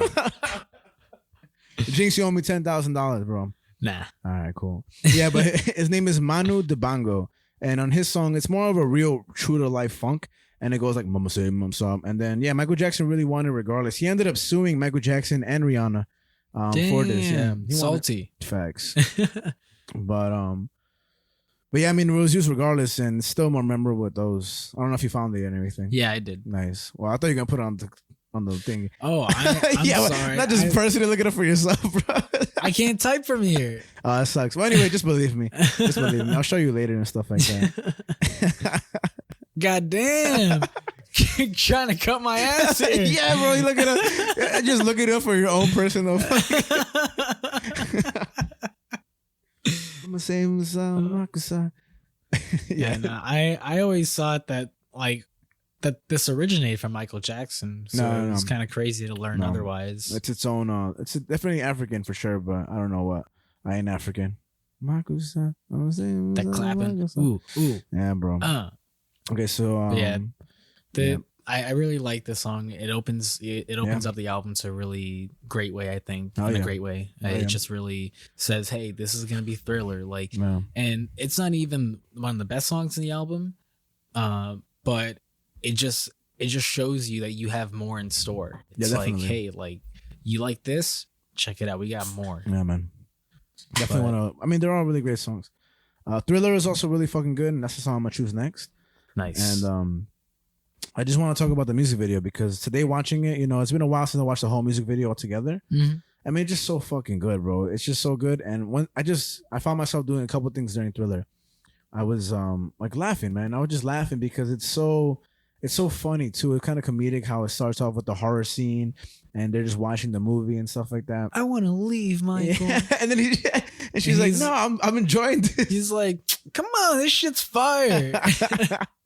Yeah, that was fucking awesome, man. The fact that he was like, no, I'm not leaving, you leave, ho.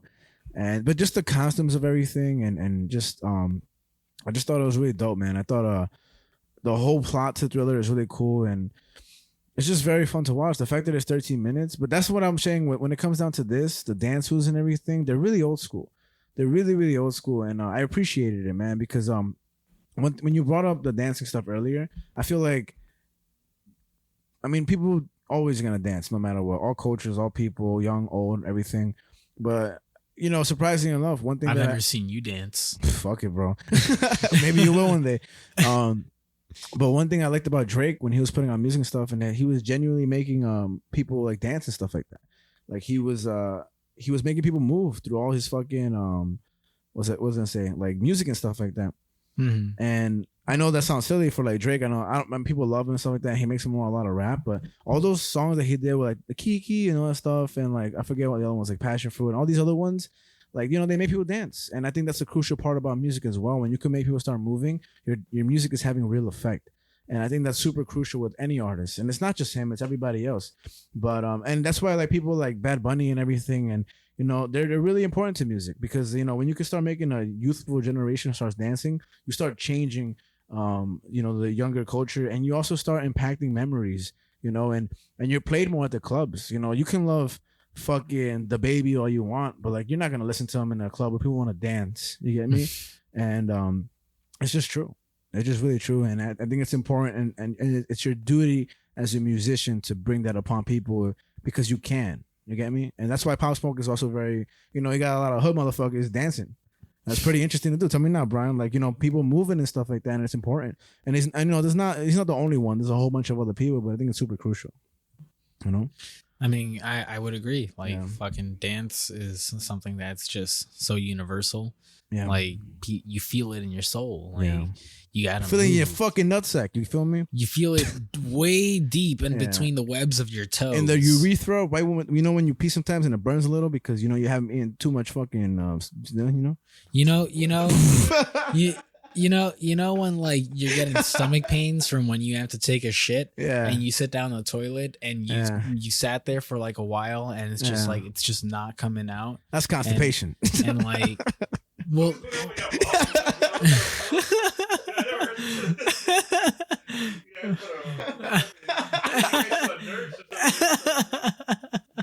Brian's like, you ever heard of a doctor? Hold on.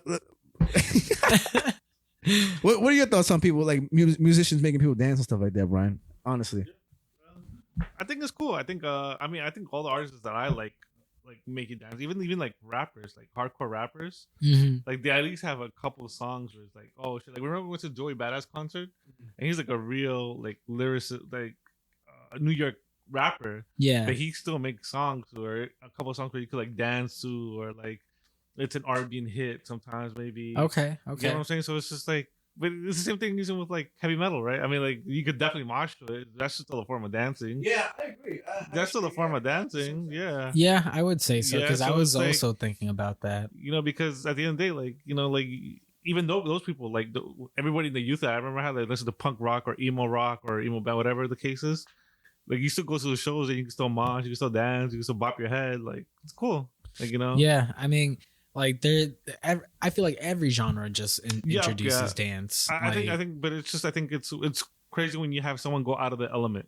Mhm. Yeah, you know, especially like I said for Dre Badass, who, it's crazy lyricist, but like he'll have a couple songs where it's like, oh shit, like I didn't expect. You know, yeah, it's like the diversity that an artist yeah. brings to their repertoire. Where Like it's what like, was it when Drake released this new album, and it was just like Drake put out like just a bunch of I haven't heard it, but it was like electronic music or like club music. But The Weeknd does the same thing. yeah.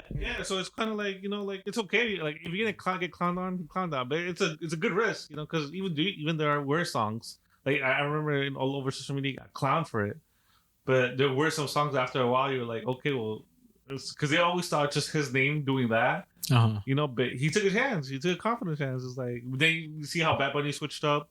Like in 2006, he became like this. It was a Spanish rapper. Now look at him, you know. Yeah. And then same thing with The Weeknd. The Weeknd started off, you know, like his music like went wild. Same thing with Tyler the Creator too.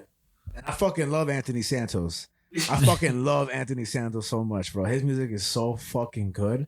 Holy shit. Yeah.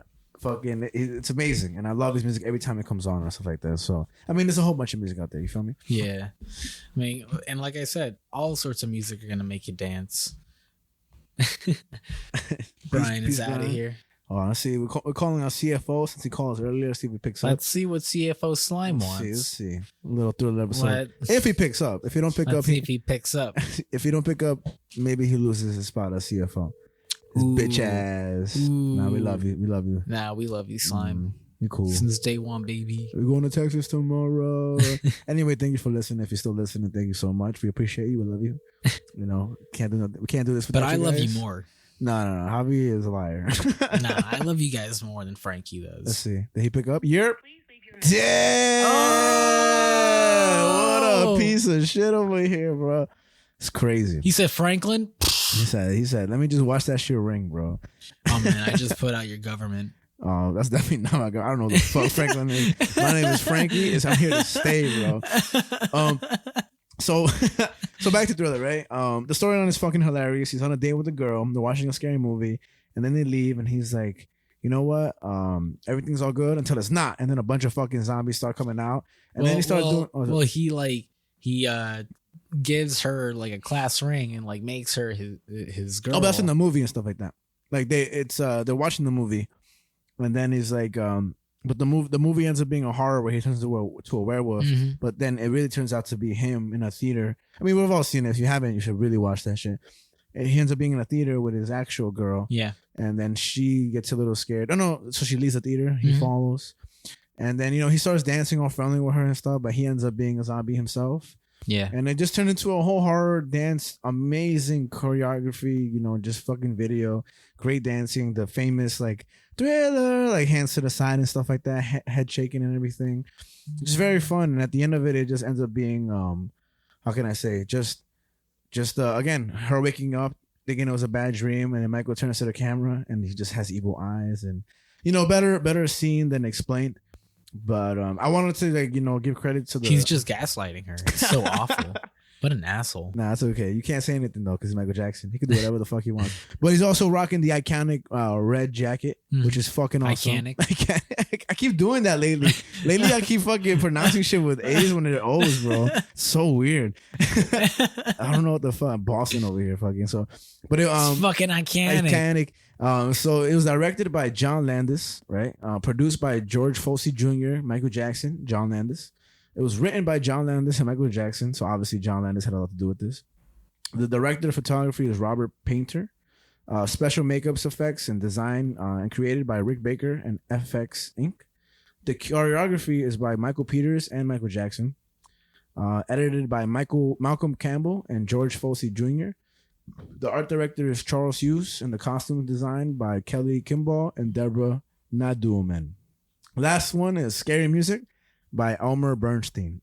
I like him. Yeah, I like that they put scary music, and it's pretty interesting. I have a couple other facts actually. So Thriller started off as Starlight.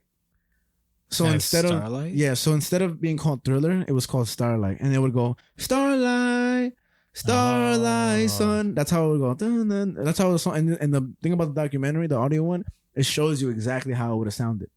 So imagine that. Imagine everything would have changed. Just Starlight. Oh man. Imagine.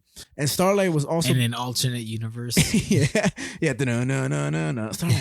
Starlight was also a potential title for the album. Huh. Can you imagine that? It then got changed to Midnight by Rob Temperton. Now, Rob Temperton is super crucial to everything because he would come up with so many fucking titles for everything. He's the one that would come up with like 200 titles for each song, And he was very crucial to everything. So he came up with a bunch of names, and he eventually had a dream of it being called Thriller. It was so crucial to him that he envisioned that, it being called Thriller would top the billboards. And he was right.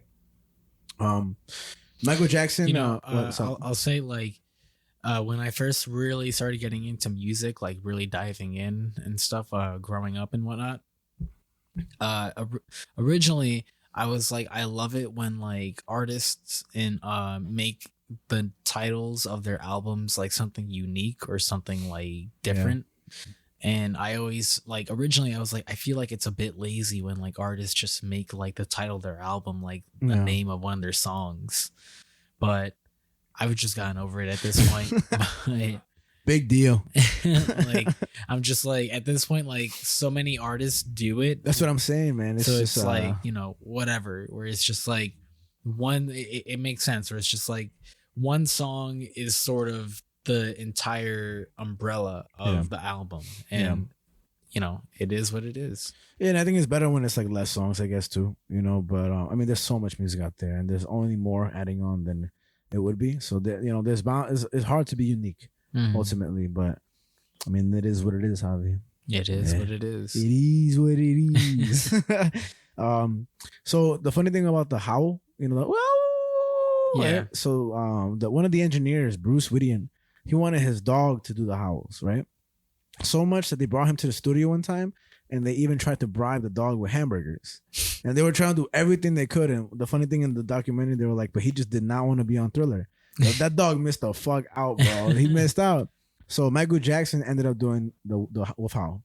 Nice. So he's the wolf howl in the thing. And the guy who does the stuff at the end and the laugh, the ha ha ha ha ha ha, so a lot of the writing at the end was written by Rob Temperton. He actually, if I'm not mistaken, it was him. But he was supposed to write it and he forgot. So when he was called up by Quincy Jones, he was like, hey, you have it written down? He was like, yeah, I'm almost done. Oh, no. But he ended up coming up with it. But the guy who actually voiced it was Vincent Price. And he was in a lot of American horror films. So he also did the intro for Alice Cooper's 1975 song, The Black Widow. That's pretty cool. I didn't look up the songs Vincent Price was in. I figured I'd do it now. But that's pretty cool because when you hear him talk, I mean, he just has a spooky voice. And yeah. Like, I mean, this song is definitely like the spookiest song on the album. Yeah. And it's the reason why we're doing the fucking episode. Yeah. Because it's fucking spoopy. It's fucking terrifying, but it's also like, very nice. When I hear that, yeah, man. I'm like, oh my God. I get under my blanket. I'm like, oh sweet baby Jesus. He did movies. I mean, they're really old school. Hate the movies. Like the first movie he did was in 1948, The Three Musketeers. Damn, he did Three Musketeers. Wow. You know, he moves over and his name after a candy bar. He did The Monster Club in 1981, Madhouse in 1974, Diary of a Madman 1963. Is that the prequel to Diary of a Wimpy Kid? Maybe, but that one was even scarier because he ended up killing his mother. Oh my god! So it is a prequel to Diary of a Wimpy Kid. Probably to the Ryan Random story. Facts, bro. Fuck it. But yeah, I mean, it's pretty cool. They got a real horror motherfucker to do the voice and everything, right? Pretty creative. Ooh. And yeah, Beat It. Not Beat It. Thriller. I mean, it's iconic. It's iconic as fuck, and just it's awesome, bro. That's my facts for that song and everything. I'm gonna just play it real quick. All right, go ahead, bro. We'll pass it though. We should do the next song. You think so? Yeah, this is the next song. I was waiting for you to like finish the facts because I thought we were gonna talk about the lyrics or something. Oh, we could if you want to. I mean, for me, the lyrics weren't the biggest concern in this album. I mean, we could definitely do it, but it's to me, it's I like you feel the cold hand and wonder if you'll ever see the sun. You close your eyes and hope that it was just imagination. Like, I'm curious if they had like this music video in mind when they wrote the song. Yeah, definitely. When with the bridge, when they write night creatures call and the dead start to walk in their masquerade, there's no escaping the jaws of the alien this time. Mm-hmm. They're open wide. This is the end of your life. Yeah. Like, what? I don't know. What were like? Did they want to make this music video when they wrote this? Because it's just the music video is just so perfect for this song. It's all perfect in its entirety, and I think one of the biggest points of this whole album being created was to pinpoint a lot of Michael Jackson's low points and darker themes, and that was a really crucial aspects to the album in general. Like Billie Jean, Billie Jean, for example, has a lot of crazy backstory. And I think that's one of the biggest things. It would have just been crazy if it was called Starlight, Starlight, son. That's just so weird. Yeah, but that could have happened. Like when I said the thing like in an alternate universe, it made me. The reason why I said that is because it made me think of Multiverse of Madness. Yeah, where they had the fucking pizza balls in that one universe.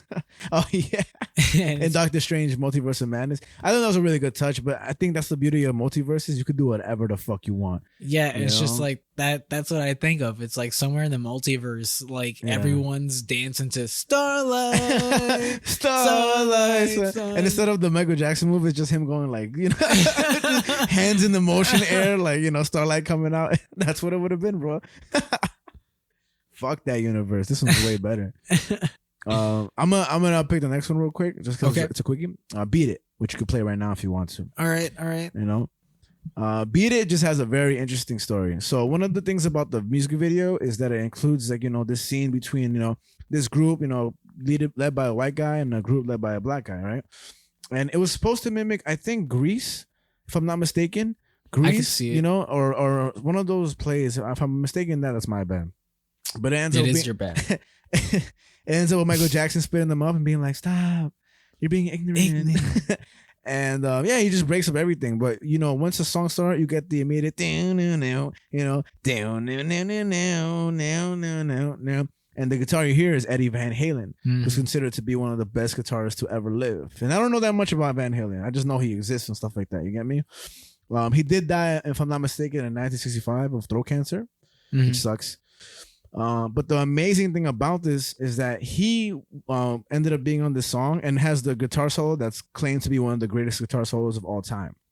I didn't know that, but it's definitely a great guitar solo, right? And Michael Jackson, can't just beat it.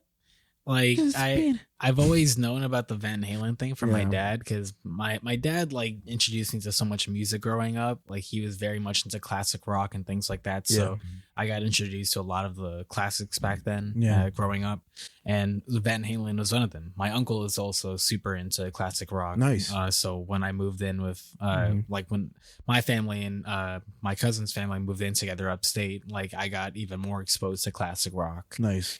And something that I learned is that one of Van Halen's most known songs, the one where it opens up with like a guitar solo. I forget the name of the song. I'll maybe try and find if it's supplementary or something. Well, explain it to the song. It's just like the song opens up with a solo. Like it's just like the and it's just a crazy solo. I can't wait till we cover Wayne's World. Oh, that's a good fucking movie. All right. But like it opens up with some crazy solo and then it just the song starts. And apparently like that intro was Eddie Van Halen just warming up. Wow. Like that's incredible. It wasn't even supposed to be in the song. That was just him warming up, and they were already recording, and they caught it, and they were like, "This is fucking epic." That's so cool, man. And so Eddie Van Halen is like easily one of the best guitarists that ever walked the planet. I know Stevie Ray Austin. I forget. I might be fucking the name. He died in a helicopter crash. He's also a huge famous guitarist. I just don't know much about him. Stephen Von Ray, I might be fucking it up. Sorry to all the true guitar lovers out there, like rock and everything. And I'm not gonna lie, like for me, classic rock is some of my favorite rock. I really admire it, and it's not, there's a lot of old stuff, but to me, I just like the sound of it and the classicness of it, But right now we're up to the guitar solo. Let me tell you. So we're listening to the song right now, and the guitar solo is up. When Van Halen played this in the studio, the speaker set on fire. Isn't that crazy? The speaker actually set on fire and burst into flames. It's pretty dope. When it was hitting its peak, which is fucking crazy, right? That's awesome. Crazy. And I'm getting chills saying that shit because that's awesome, bro. And if it's not real, fuck you, it is. But I know it is. I'm reading on the article. Right? And the cool thing is that when he was asked, oh shit. Damn, wait. He's like, Van Halen, yeah. When Van Halen was called to do this song in 1982 in the summer, right? He was in LA and the phone rang. Oh, man. It's all good, man. It's all good. Bark away, bro. We're only doing a fucking podcast now, style. Hey, bud. It's only Eddie Van Halen. Don't worry. We give Link much love around the house and he can bark whenever he wants. This is his house, by the way. Oh, yeah. You know what I'm saying? He pays the rent. He pays the rent. But when they called him in 1982 in the summer, he was at home in LA and the phone rang and how can I say Eddie Van Halen picked up. He was like, who is it? The guy on the other end of the phone said it's Quincy. Eddie asked Quincy who? And the guy says Quincy Jones. And Eddie Van Halen says instantly, he screams, fuck off, and hangs up the phone. This happened 4 times before he realized it wasn't a prank call. He thought Quincy Jones was prank calling him. Isn't that crazy? That's crazy.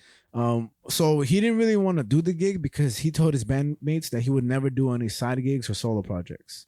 That's fair. Yeah. And eventually he ended up doing this for free. With no credit to him at all. Because, he was just helping out Michael Jackson and stuff like that. And it's pretty crazy. I have the whole story right here. And I think it's an incredibly interesting read. So not only will we put it in the supplementary, I'll even send it to you to read on your own. Because it's really fucking interesting. And I don't want to just read it out loud and stuff like that right here. But those are basically the gist of everything. For basically, how can I say? Yeah, the craziest thing about it is that when the monitor speaker exploded in flames when he was reaching the peak of his guitar That's solo. awesome. Yeah, man. If you want to read the article, go to feelguide.com, FEELGUIDE.com, and just look up that website and look up the incredible story behind Ed Van Halen's guitar solo on Michael Jackson's Beat It. That's a long thing to look up, but it'll come up. And it's pretty dope, man. It's pretty interesting facts like that are just incredible. And yeah, it's music, man. You couldn't write that. No, he wrote it. True. 2 people wrote it, actually. Yeah, man. Nah, I mean, Beat It is such a good song. Yeah. I remember listening to this song, like, growing up in, like, my daycares and stuff. And, like, nice. Fucking me and all the other kids would be dancing to Beat It and whatever. And, like... And Michael Jackson's overseeing everything, like, yeah. Perfect. Yeah. Dance. You're not being ignorant. Just how I like it. You're unaware. Nah, rest in peace, Michael Jackson.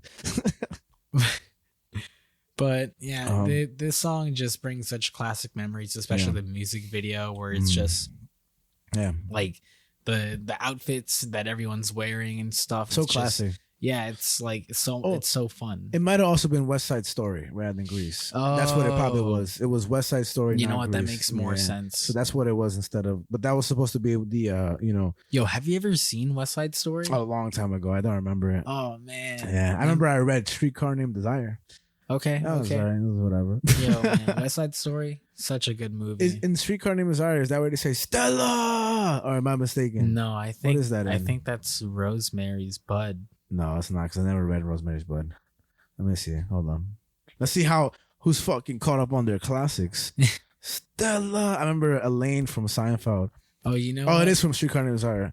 Fuck you, Javi. You know what I was thinking of? Nah, because I thought of it. What I'm thinking from Rosemary's Bud is just when he says like they make fun of it in Family Guy, but he's like Rosemary, and he just like drops like the globe or the snow globe. Yeah, and it just shatters close up and everything. Yeah. I do remember this.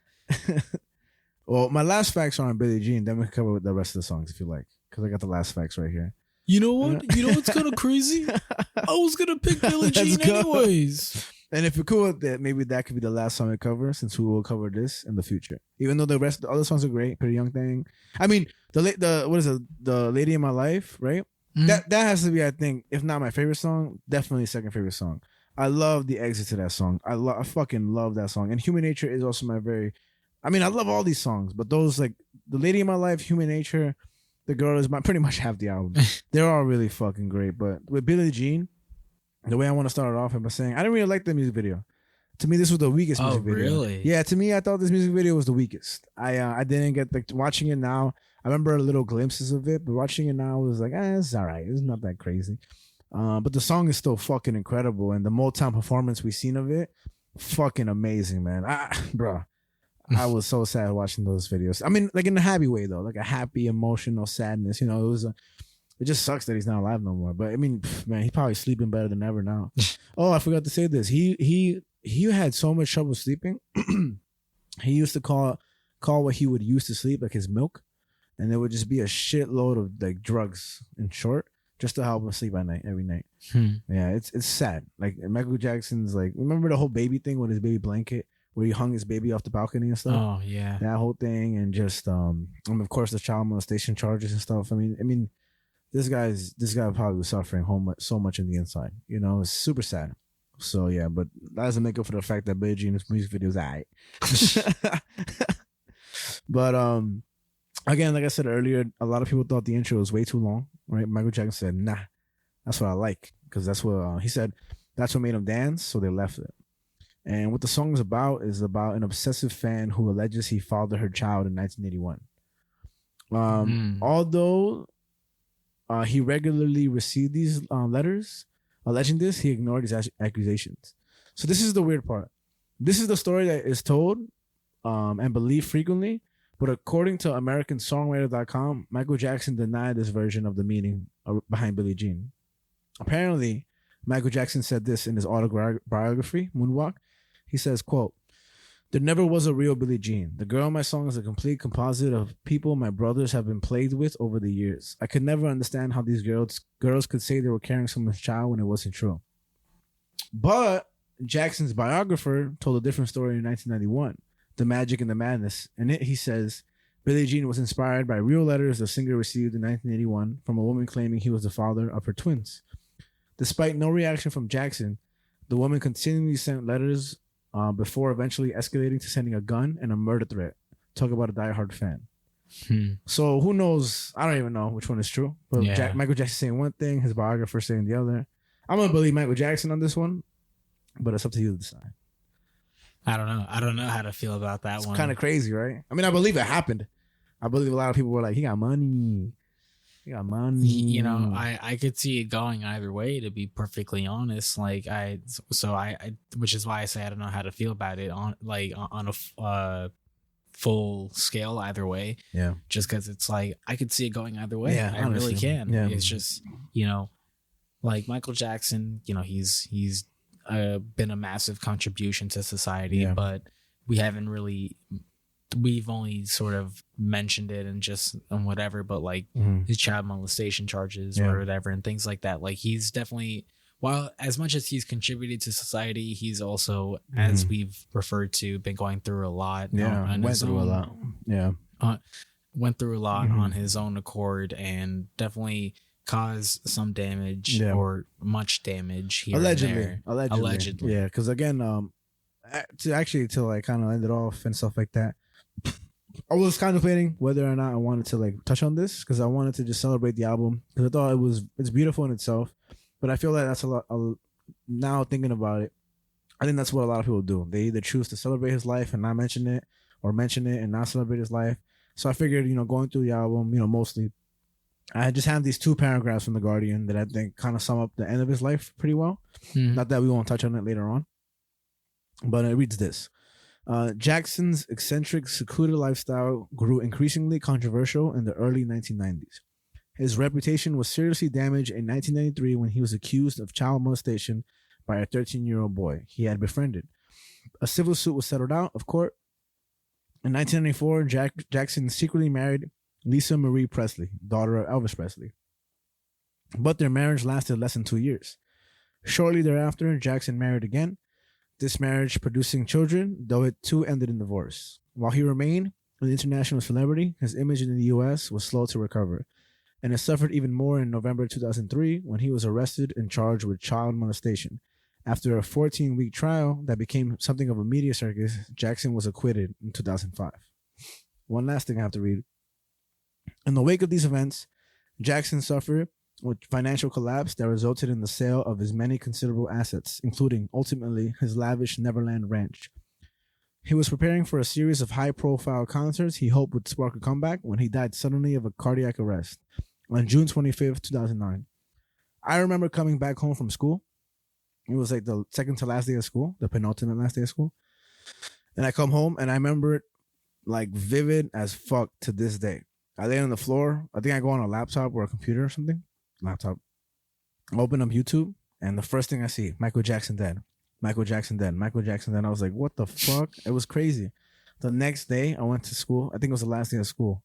And my teacher just played Michael Jackson the whole day, which was really cool. Like it was, and I was sad. I mean, that's the first time I kind of ever that and Eddie Guerrero. When Eddie Guerrero died, I cried my eyes out. But that was so interesting, and it impacted me. But I can only imagine how it impacted my teacher. I forget which teacher it was. I wish I could say, but props to her for playing just Michael Jackson the whole day. I remember it was just a radio in the classroom, just playing Michael Jackson to all of us. And like props to her or him, or they, just for doing that, because do you remember where you were when Michael Jackson died? And I don't, honestly. I really don't. Like really 13 years ago, man. I was gonna say that I haven't necessarily grieved many celebrity deaths. I feel like the only celebrity death that I really grieved over was Robin Williams. Oh yeah, he stole a lot of his comedy. I know you've told me about this, but I'm not shitting on him. I'm just saying. Yeah, like that was someone I actually cried over, like when I found out the news about that, because like I just really enjoyed his work, and it just a positive really presence. Yeah, so that was like the only like big sort of celebrity that I ever really cried to or ever really felt such a attachment to. Yeah. When they passed away. And he hung himself, right? Yeah. That's fucking sorry. That's just fucking. I mean, he would have thought that was funny. You know what I mean? Yeah, no, it's super fucking sad. And I mean, I don't know. Not that all suicide is terrible for sure. Let's put the suicide hotline this thing just because we'll mention it and it's very crucial.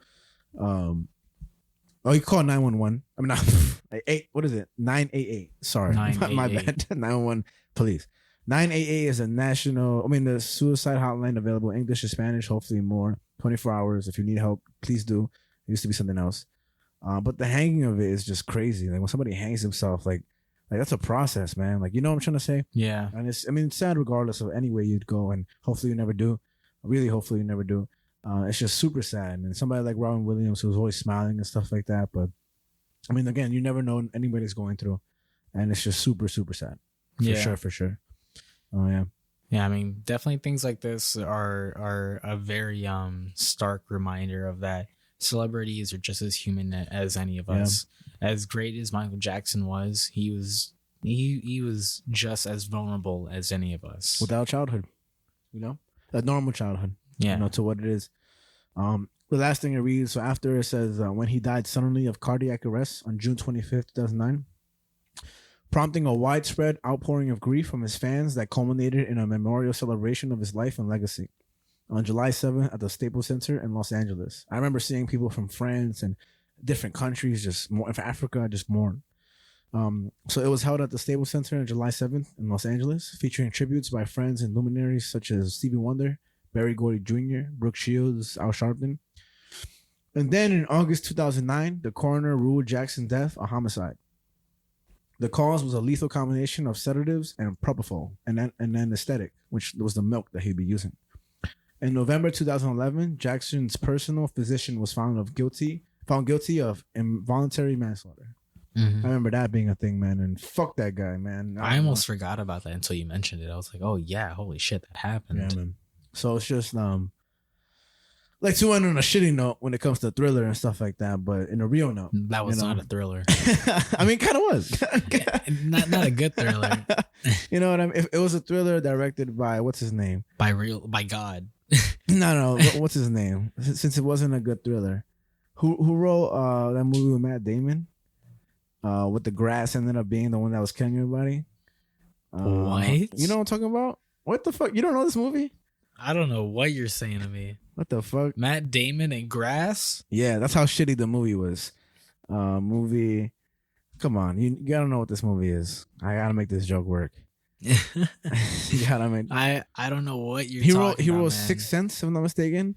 M. Night Shyamalan? Yeah, his bitch ass, his whack ass movie making abilities. He makes good movies, but he's ass. His new movie's ass. You don't remember that movie that he made with the grass ended up being the one that was killing everybody? I don't remember. Oh my god, fucking terrible, bro. It was so bad, bro.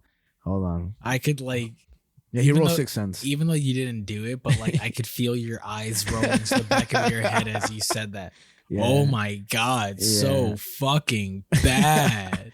I gotta find it. Maybe he didn't do that one. I can't find it or anything, but yeah, he fucking sucks now, bro. Shamalama ding dong. Yo, we gonna watch The Beach That Makes You Old? No, it's called Old. It's just called No. Old. That's the movie, right? That's mad funny. The Happening. There we go. The Happening. You remember that movie? No, Oh, I bro, we don't. gotta watch that fucking movie. It is fucking terrible, bro. I'm sorry I spoiled it. You know, I'm just telling you. It just a bunch of people end up killing themselves. Like the trailer was cool because some lady stuck her head in a tiger's mouth. Like it was a bunch of crazy shit. And at the end they were like, "It's the grass." And they're like, "What do you mean? The grass is letting off a chemical that makes you want to kill yourself." And everybody's like, "Whoa." That's the movie, bro. That's the fucking movie. How fucking shitty. Sixth Sense was good though. Yeah. See that people. Glass was pretty Bruce good Willis. too. Glass was pretty good. I never Remember that? saw Glass. Glass was all right. Not that bad. I think it has Samuel L. Jackson. Yeah, because I Yeah. saw Split, but I never Yeah. watched Unbreakable. Oh, he did Split. yeah, Oh, okay. Good. I guess that was good. because Glass is like the sequel to Split and Unbreakable. Oh, okay. But I like Glass. I don't know if I saw it in theaters or not, but I really enjoyed Samuel Jackson's. I think I enjoyed the movie. He did The Last Airbender. Goddamn garbage. Yeah. Yeah, that movie was A fucking shit. disappointment. He did Stuart Little. What the fuck? Did he? What the Did hell? he though? He also did She's All That. I don't know if you remember that movie. Did he do Stuart Little, or is he just credited in that? Nuts. Because I don't trust Google sometimes. So, sometimes they just like put the list up, and sometimes they didn't actually direct it or something. That's true. Let me check. Oh, you're right. Screenplay was M. Night Shyamalan. Director Okay. was Rob Minkoff. Give me some knuckles. Give Boom. me some knuckles. Fucking, we about to give M. Night piece of shit Dong Shyamalan some credit he don't deserve. But he definitely did fucking The Happening, which was goddamn garbage. Matt Damon was like, "Yeah, this is fucking great." That shit was ass. You know, it's a Matt Damon movie that people think is actually real. Hold on. Oh, the boxing one. Nah, Which one? The Martian. No fucking way. Frankie, Motherfucker. right now, type into your laptop, "is The Martian," and just type that. You'll see in the suggestion. Is The Martian a true story? There you go. Fucking idiots, bro. Idiots. Yeah, there's two. Is it a true story? Is The Martian a comedy? It's pretty funny. And then there's one based on a true story. That was an alright movie though. It wasn't that bad. It was a good movie. It was like fun, you know. It was a good movie. Mm. Yeah, but that was Thriller. That was Thriller. Thriller, Thriller night. Do-do-do-do-do-do. Do-do-do-do-do-do.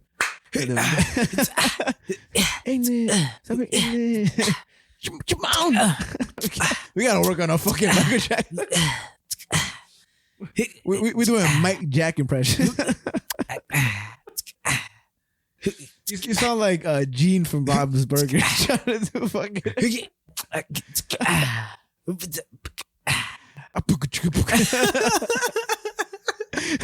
That's what I got, bro.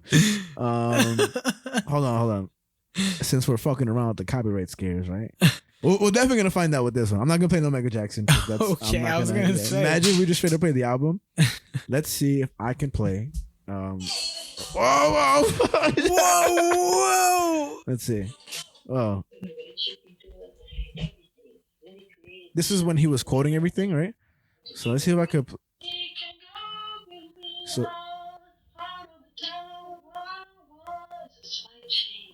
Hold on.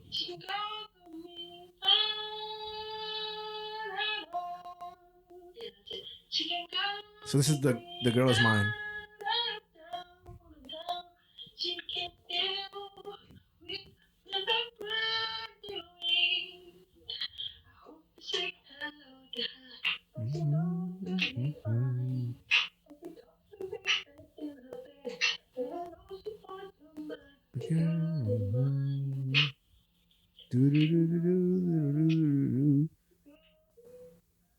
Isn't that amazing? Like him constructing the song to himself, it's showing you how, that is really beautiful. And I'm telling you, even outside this podcast, listen to this. I still haven't finished, but those little parts that he includes, fucking gold, man. Because like right there, you saw, and I'm happy I clicked on that point because it shows you. It also shows him making Beat It and Billie Jean, like with his mouth and everything, like, like really. But that's just beautiful, like him to really build it up.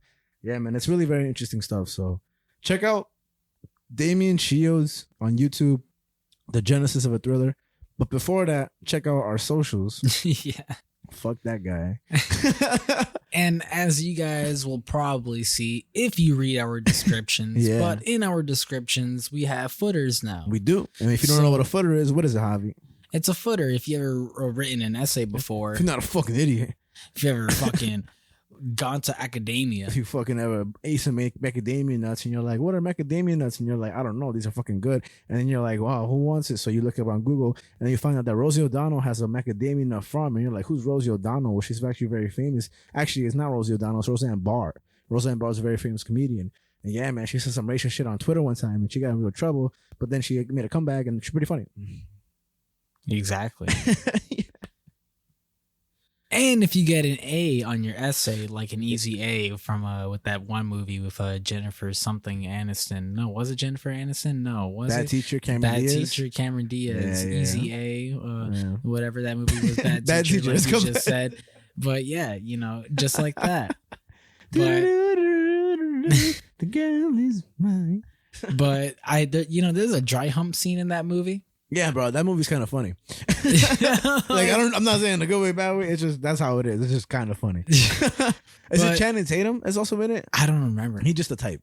He the type. I it wouldn't surprise me. But yeah, follow us on the socials, follow guys. us on the social. It's in the footers of our descriptions. We're not even gonna tell you. Just look at the footers of our episode. Yeah, just bitches. Unless you're not listening on Spotify. If you're not listening on Spotify, the Instagram is Earth Mind Matter Pod. TikTok, Earth Mind Matter Pod. YouTube, Earth Mind Matter. Our fucking Getter and Truth Social. He keeps saying it's coming, but it will come. It will come. You keep saying it. But you got to make the Getter. I'll make the Truth Social. It's going to happen. It's going to happen. Child Donald Trump. But what do we do today, Javier? My boy, we talked about what's going on in the earth. In our minds. And this is why it mattered. This is Michael Jackson's favorite uncles. And this is Earth, Mind, and Matter. Boom!